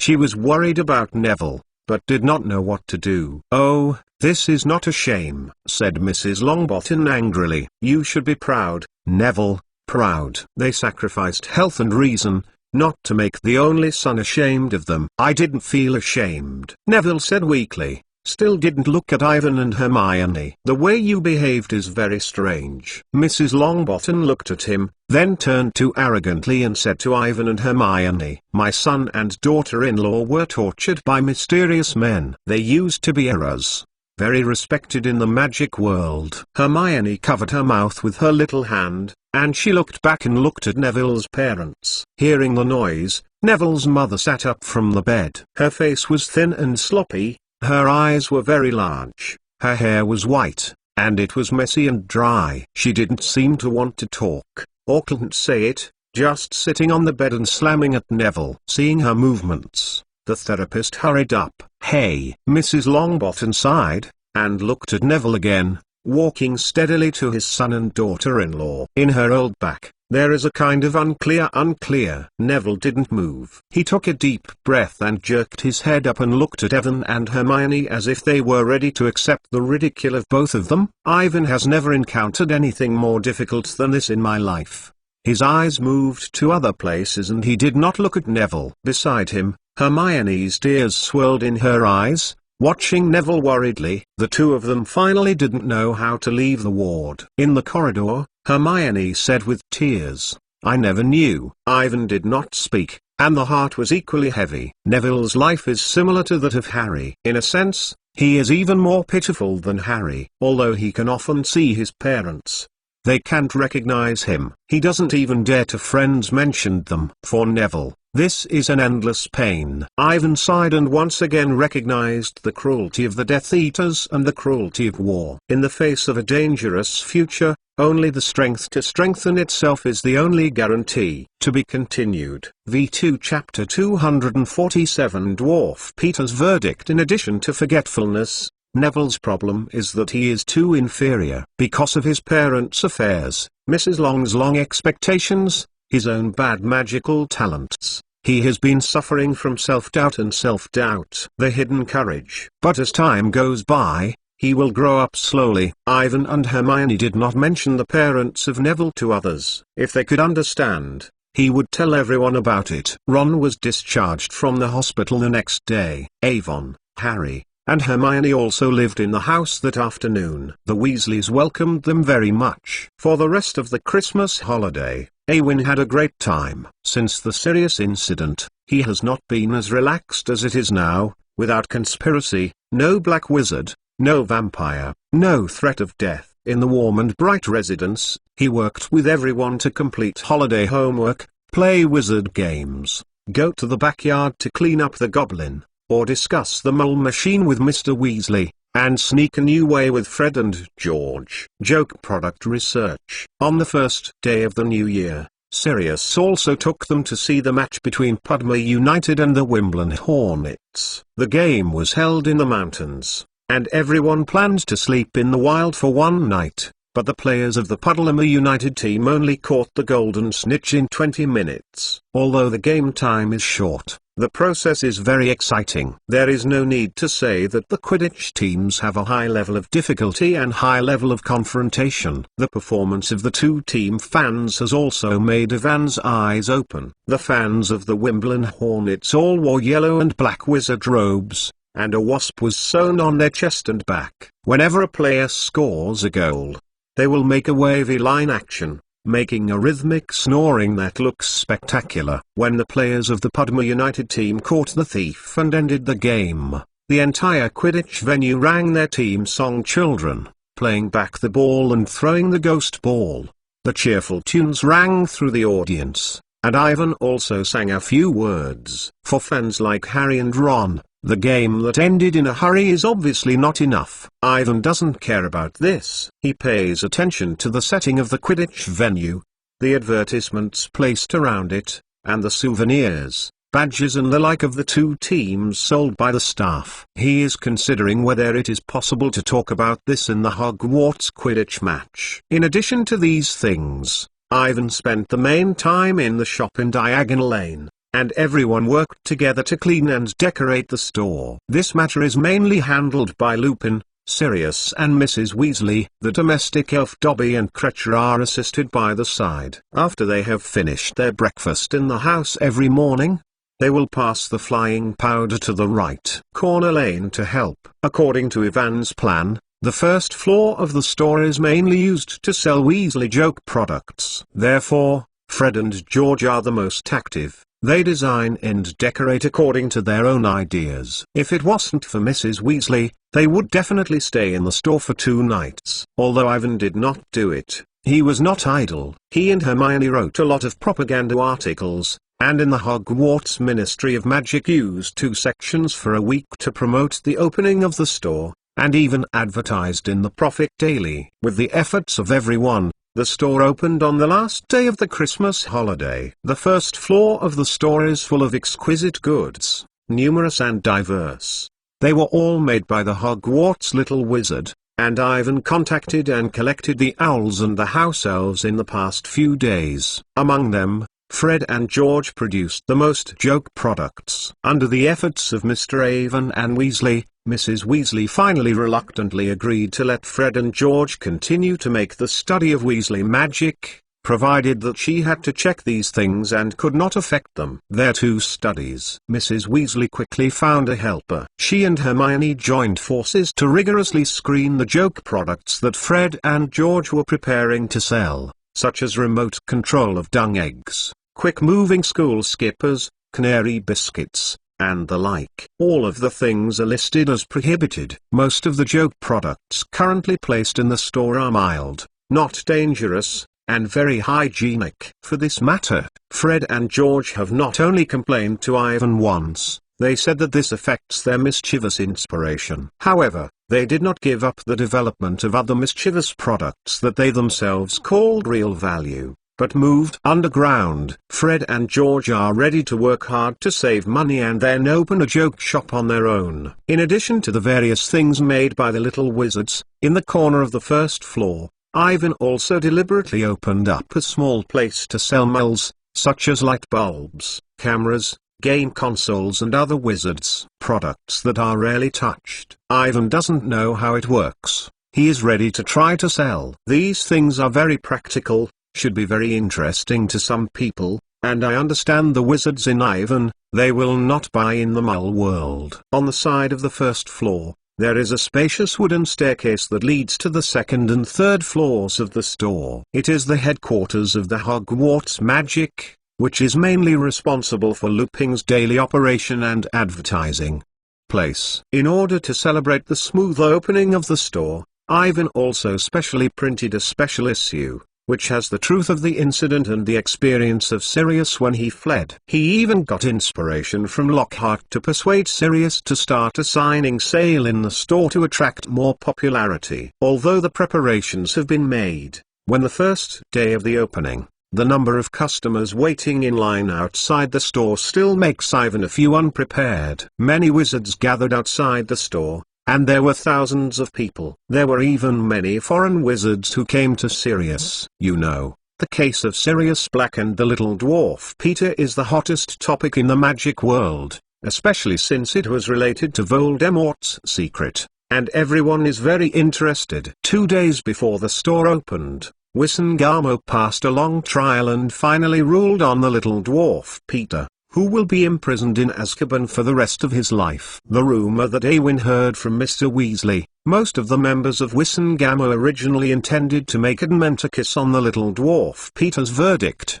but there were many peaceful organizations marching and demonstrating to the Ministry of Magic against the attitude of this cruel judgment is very firm. With the current support rate already low, Fudge worried that this incident would cause unnecessary troubles, and he finally decided to adopt a more conservative judgment to keep the little dwarf Peter in Azkaban forever. After all, such a judgment has a precedent to follow. After the fall of Voldemort, many evil black wizards were also punished. Regardless of how the outside world is questioned, Fudge can evade. It is said that after hearing the verdict, the little dwarf Peter squatted in an instant, like a child, kneeling on the ground and crying loudly. Not because of fear, but because of being too excited. He didn't think he would escape a death. Azkaban, no matter how bad, is much better than losing his life or being sucked up by the Dementor. Even, he still has a hint of fantasy, the day that Voldemort returns. For all the Death Eaters who are imprisoned in Azkaban, as long as they are alive, there will be hope. To be continued. V2 Chapter 248 New Professor of Defense Against the Dark Arts. Wisengamo's verdict on the little dwarf Peter was mixed, and many people were not satisfied with the result. They thought that Peter should be sentenced to death, kill him directly, or let the Dementor his soul. When the truth of the incident was first revealed, the voice of such opinions was high. As time went by, the wizards gradually calmed down, and some people began to think that this practice was too cruel. Even if the little dwarf Peter deserved it, the Dementor's kiss was too inhuman. The number of wizards who held this view gradually gained the upper hand. However, when Peter was placed in the Azkaban wizard prison, people were not at ease. After all, there was an example of Sirius escape before. Even if the Ministry of Magic repeatedly guarantees, it will strictly guard the little dwarf Peter. The outside world is still full of doubts. They do not believe in Fudge and the Ministry of Magic. In this case, the wizards became more curious about Sirius, the only wizard who escaped from the Azkaban guarded by the Dementors. After learning the special issue published today at the headquarters of Hogwarts Magic at number 36 Diagonal Lane, the first time I will publish an exclusive report related to the experience of Sirius' escape, many wizards lined up early to wait for the store. Open the door. In addition to these wizards who are savvy, more people simply worship Sirius. Just like worshipping Lockhart a year ago, after the truth was revealed, the brave Sirius became the object of worship for many people. Unlike the Mole world, The magical world worships power and the wizards need heroes. After the true face of Lockhart was made public, people were disappointed and began to look for new objects that could replace him.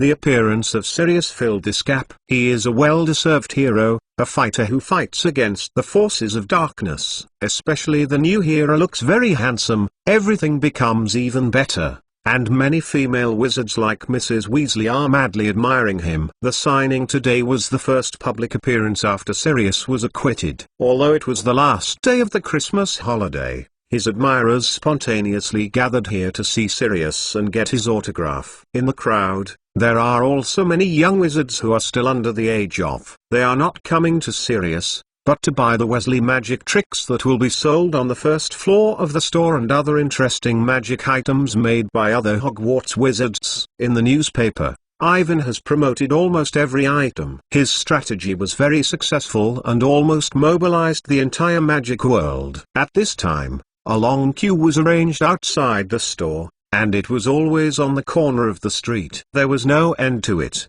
and more people were joining it. Relax, Sirius. You just have to sit here and sign it. It's very simple. Ivan found that Sirius looked a little uneasy. I would rather fight the Death Eaters than do this. Sirius clenched the quill in his hand, and almost broke the pen because he was too hard. Unlike Lockhart, he has not adapted to this feeling of being in the lens. I will help you with Harry, Ron, and Hermione, and the sale of goods on the first floor will be handed over to Fred, George, Ginny, Dobby, and Kreacher. Ivan ordered, especially more compared with Kreacher. You two must work hard to adapt. After today, you are responsible for the daily operation and sales work here. Yes, sir, Dobby said excitedly. He was the first time to do this kind of thing. Kreacher didn't answer. He looked suspiciously at the Weasley fireworks in front of him. He seemed to be studying this thing and looking at his eyes. He obviously thought that what happened in front of him was absurd, if not because of Sirius' command. I have already turned and left. In Ivan's plan, due to financial constraints, he did not intend to hire too many people. The compilation of newspaper manuscripts can still be completed as before. Shops here usually have Lupin, Dobby, and Kreacher's care.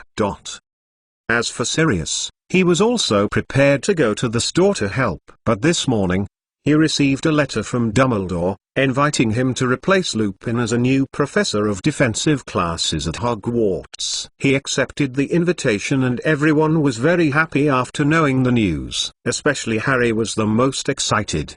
He couldn't believe that his godfather would become a new professor of black magic defense, which is his favorite class. Ivan is also very much looking forward to seeing Snape's expression after seeing Sirius. Unlike Professor Lupin, who is gentle and unwilling to fight with people, he will definitely be against Snape with the hot character of Sirius. Undoubtedly, the course for the second half of the semester must be very exciting. This is not only a matter of the two of them, but also the confrontation between the Gryffindor and Slytherin colleges. This year's Academy Cup competition is definitely fierce. In addition to this, Sirius agreed to Ivan, to help him get the recognition of the Malay tribe in the Forbidden Forest, and then get the key to Gryffindor's treasure. For this item that can enhance the magic, Ivan has long been eager to wait. In fact, after knowing one of the news, except for Ivan and Harry, the most happy ones are Fred and George. The more chaotic the school,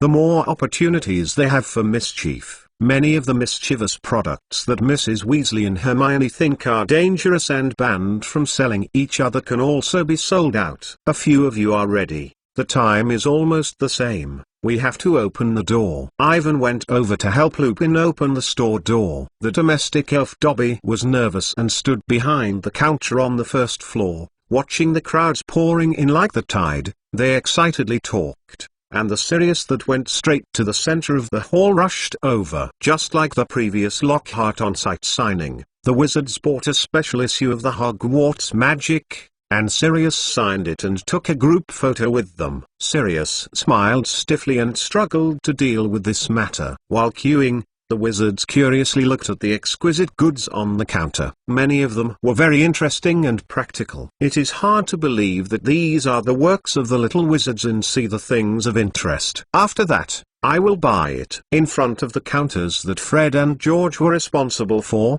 they were packed early with the little wizards who bought the mischievous products. Their products were very popular and quickly swept away. Avon noticed that Fred and George would carry a thick order with the hands of Mrs. Weasley and Hermione sneaking in the purchase of a small wizard who bought their goods, all of which were previously banned. Something for sale. In short, this shop that seems to be a hodgepodge has achieved the success of the air. Even the mall items that Ivan deliberately placed in the corner have attracted many people to buy. Although the number is small, but the flow of water, for the wizard, these are very novel gadgets, and interested people will definitely be more and more. To be continued. V2 Chapter 249 Reopening the Duel Club. The dinner atmosphere was very pleasant due to the unprecedented success of the store sales and the good news that Sirius was going to teach at Hogwarts. With the help of Hermione and Ginny, Mrs. Weasley made a big table full of dishes. In the courtyard of the hustle and bustle, everyone sat around the table, eating delicious dishes and watching the fireworks display of Fred and George. Professor Lupin and Mr. Weasley just spoke a few jokes and made everyone laugh. "I can't believe it, you will become a professor at the school," Harry said with a smile to the Sirius next to him. He has been laughing all night. Harry was still immersed in the huge surprise that Sirius was going to teach at Hogwarts. He felt like he was dreaming. Ron recovered from the damage of the soul curse, and his godfather would become Hogwarts Professor of the shop of Ivan has achieved unprecedented success.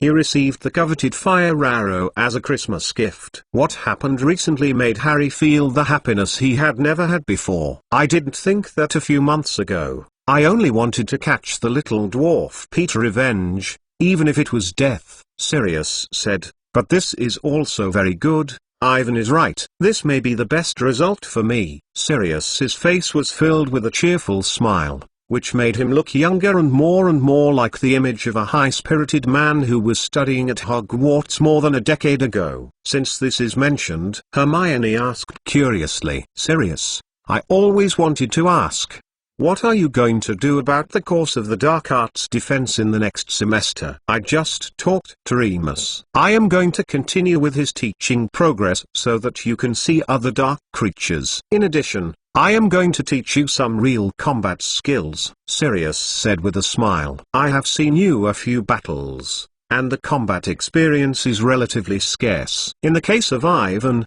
his magic is very strong. He has a lot of curses, not even worse than me, but it can't be fully played. What you need now is more skills, and experience can only be learned through real battles." "Combat experience and skills? You mean?" Ivan's mind suddenly popped up with an idea. "Are you not going to reopen the Duel Club?" The club, which aims to teach the little wizards the duel skills and enhance their combat experience and strength, was formed last year at Lockhart's suggestion. At that time, the response was particularly large, and everyone was looking forward to it. Almost all the small wizards in the school participated. However, this club has become a joke, and Lockhart is not an opponent of Snape at all, and even a move cannot resist. In the end, everyone found out that Harry was a snake, and it was awful. "I have this idea, but I need Dumbledore's consent." Sirius slowly turned his wand and continued. "I heard about the past year. If Snape is willing, I hope I can invite him to be my opponent and give you a few demos about what a real duel is." He added accent on the duel. It seems that he can't wait to play with Snape. The new afflictions of the two people are not clear. They are tired of each other, even more than Harry and Malfoy. "God, I can't wait." Ron looked up from his plate and swallowed the contents of his mouth. "Teach the old bat. He always looked for Harry's trouble. Punish us. Confinement. Give Gryffindor a penalty. I endured. He has already." "Ron." Mrs. Weasley grabbed Ron's ear and said harshly, "How dare you say you're Professor?" "Oh, Mom, you don't know." When I saw Ron's embarrassment, everyone laughed. This topic has not continued, but looking at the expressions of several people, all can't wait to see the scenes of Sirius and Snape's duel. Even the two people, Percy and Hermione, who have always been disciplined. After a brief calm, There was another burst of laughter on the table. Fred and George scammed Percy and ate a piece of their newly developed deformed biscuit. Percy became a frog and it was full again. In the laughter of everyone, Percy chased Fred and George in the yard and ran around, and Mrs. Weasley hurriedly stopped. Just then, a small grey figure flew out of the house and fell to Ron's plate. It screamed and kept fighting with Ron for the food on the plate. "Shut up,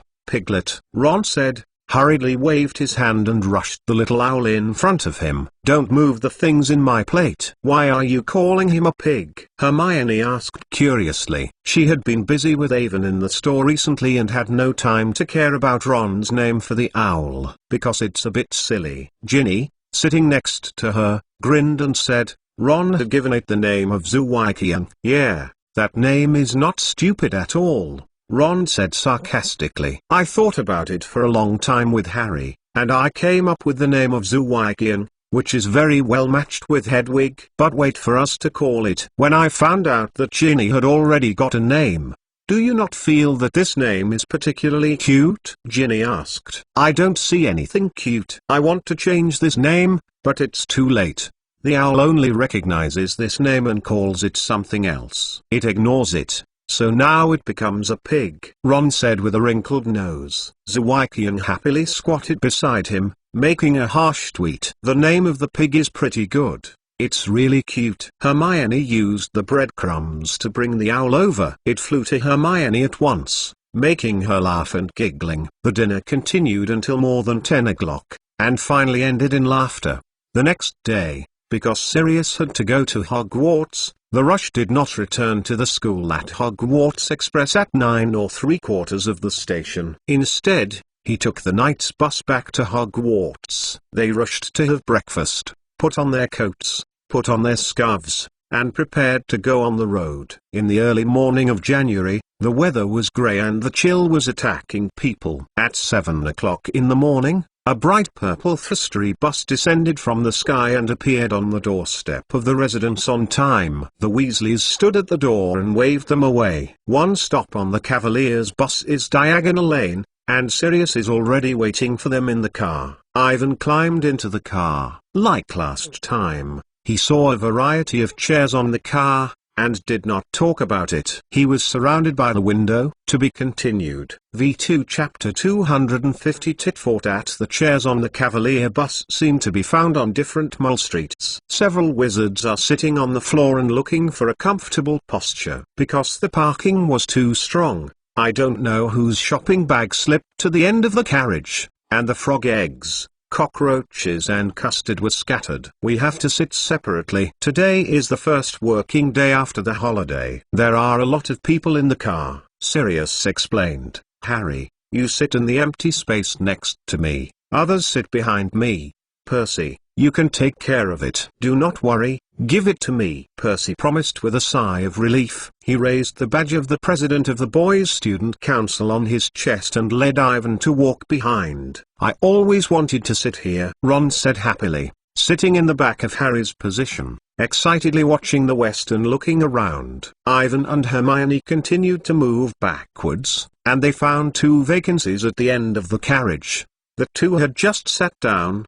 The car opened again, swaying around the house, and the body twisted and twisted. It was a loud bang, and everyone in the car rushed forward. Ron flew up from his chair, and his little pig on his lap got out of the cage and flew to the back of the carriage, flapping his wings and falling on Hermione's shoulder. Since Hermione had fed it with breadcrumbs last night, the owl especially liked to stick her. Hermione held her right hand tightly on the side of Ivan, and Ivan grabbed the candle holder next to her, and the two talents barely fell. He looked out the window and they seemed to be driving along a highway. "This is outside of Birmingham." The ticket seller, Stan Sampake, came over and said hello enthusiastically. "Hello, I went to the shop in Diagonal Lane yesterday. I didn't buy a newspaper. There are too many people. When the time is my turn, the newspaper has sold out. But it doesn't matter. I told everyone that I already have Black's signature." Evan and Hermione each handed Stan 11 a keek, and he handed them the ticket. On the streets of Mulls, the Cavaliers' bus was slantingly slanted, over the inside of a small car, ramming straight into the surrounding sidewalk. Hermione was so scared that her eyes were shaking, and the pig swayed happily on her shoulder. With a bang, the chairs all slid backwards, and the night bus jumped from the Birmingham highway to a quiet country lane, all the way to the corner. When the car suddenly pressed left and right and pressed to the side of the road, the hedges jumped out. They opened a main road in the downtown area, a viaduct in a mountainous terrain, and then a cold and windy street between the tall buildings, each time a loud bang. "Can't they slow down a bit?" Hermione shuddered. "This car has only one speed." Ivan held Hermione with one hand and the other hand held the candle holder next to him so that they could not be thrown out. Compared to the Hogwarts Express train, the comfort of the Cavaliers bus is terrible, especially when the car is full. The environment in the car is even worse than that of Avon last year and Harry and Ron's car in Mr. Weasley's car. "Attention! The next stop is Hogwarts," Stan said cheerfully, staggering over, without any impact. In the carriage not far away, there was a burst of vomiting and terrible noise. Ivan opened a small gap in the window, accompanied by the cold fresh air. He saw the Cavaliers bus speeding through a dilapidated small bar. The shop was escaping and was not hit. It was a Pig's Head bar, and the cut Pig's Head sign squeaked in the cold wind. Not far away, it was covered in snow, Hogmann Village, and there was no one on the street. The snowflakes hit the big window in front of the car, and the night bus was another acceleration. The car finally swayed outside the gates of Hogwarts. "We are here, children." Sirius helped to get everyone's luggage off the bus. Immediately after, Ron rushed out of the car. His face was very bad, and he was slammed 6 times from his seat along the way. He whispered, "I don't want to sit around again." Ivan also got off the bus and everyone waved to Stan. The Cavaliers bus restarted and disappeared from the thin air. 9 people struggled to drag the box along the icy lane to the castle. Although the weather was cold, everyone was very excited and talked about the topic of interest. After a few seconds, the voice stopped instantly. In front of the gate of the school wall, Ivan saw Snape, who was greeted by a black robe. He had a cold smirk on his face, his black eyes smashed, and he looked at it with a hateful look. Sirius. Awin originally naively thought that Snape would improve his attitude after knowing the truth about Lily's death and helping them catch the little dwarf Peter. But he found himself wrong, and Snape was even more disgusted than before. "Welcome, welcome," he said in a low, sarcasm tone. "What are you doing here?" Sirius immediately warned, his hand naturally placed on the wand around his waist. "I came from the life of Dumbledore," Snape said disgustedly. "It is a terrible errand to be ordered to meet the new Defense Against the Dark Arts professor." "What about other professors?" Harry asked. "Why didn't Hagrid come?" "Obviously, other than me, other staff are reluctant to accept this unpleasant job.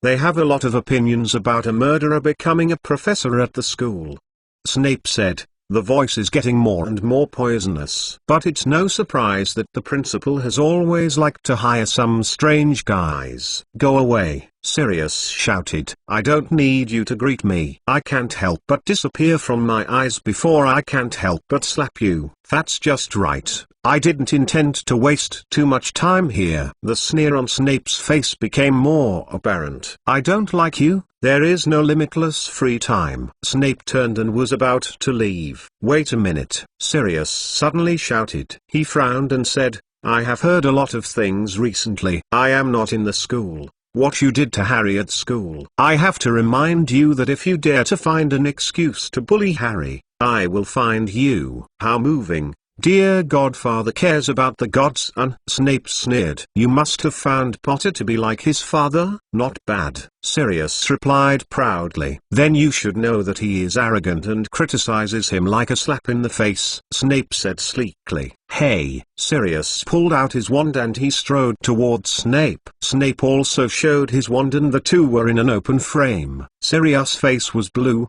and Snape seemed to be calculating, his eyes sweeping between Sirius' face and the tip of the stick. "Sirius!" Harry yelled, but he didn't seem to hear. "I warned you, Nose sputum. Sirius' face is less than a foot from Snape's face. Dumbledore may think that you have been transformed, but I don't think so. Oh, why don't you tell him directly? Snape whispered. Is it worried that he won't take a murderer seriously? Hire a pug to teach at Hogwarts. This is simply I have seen the most ridiculous things. To be continued.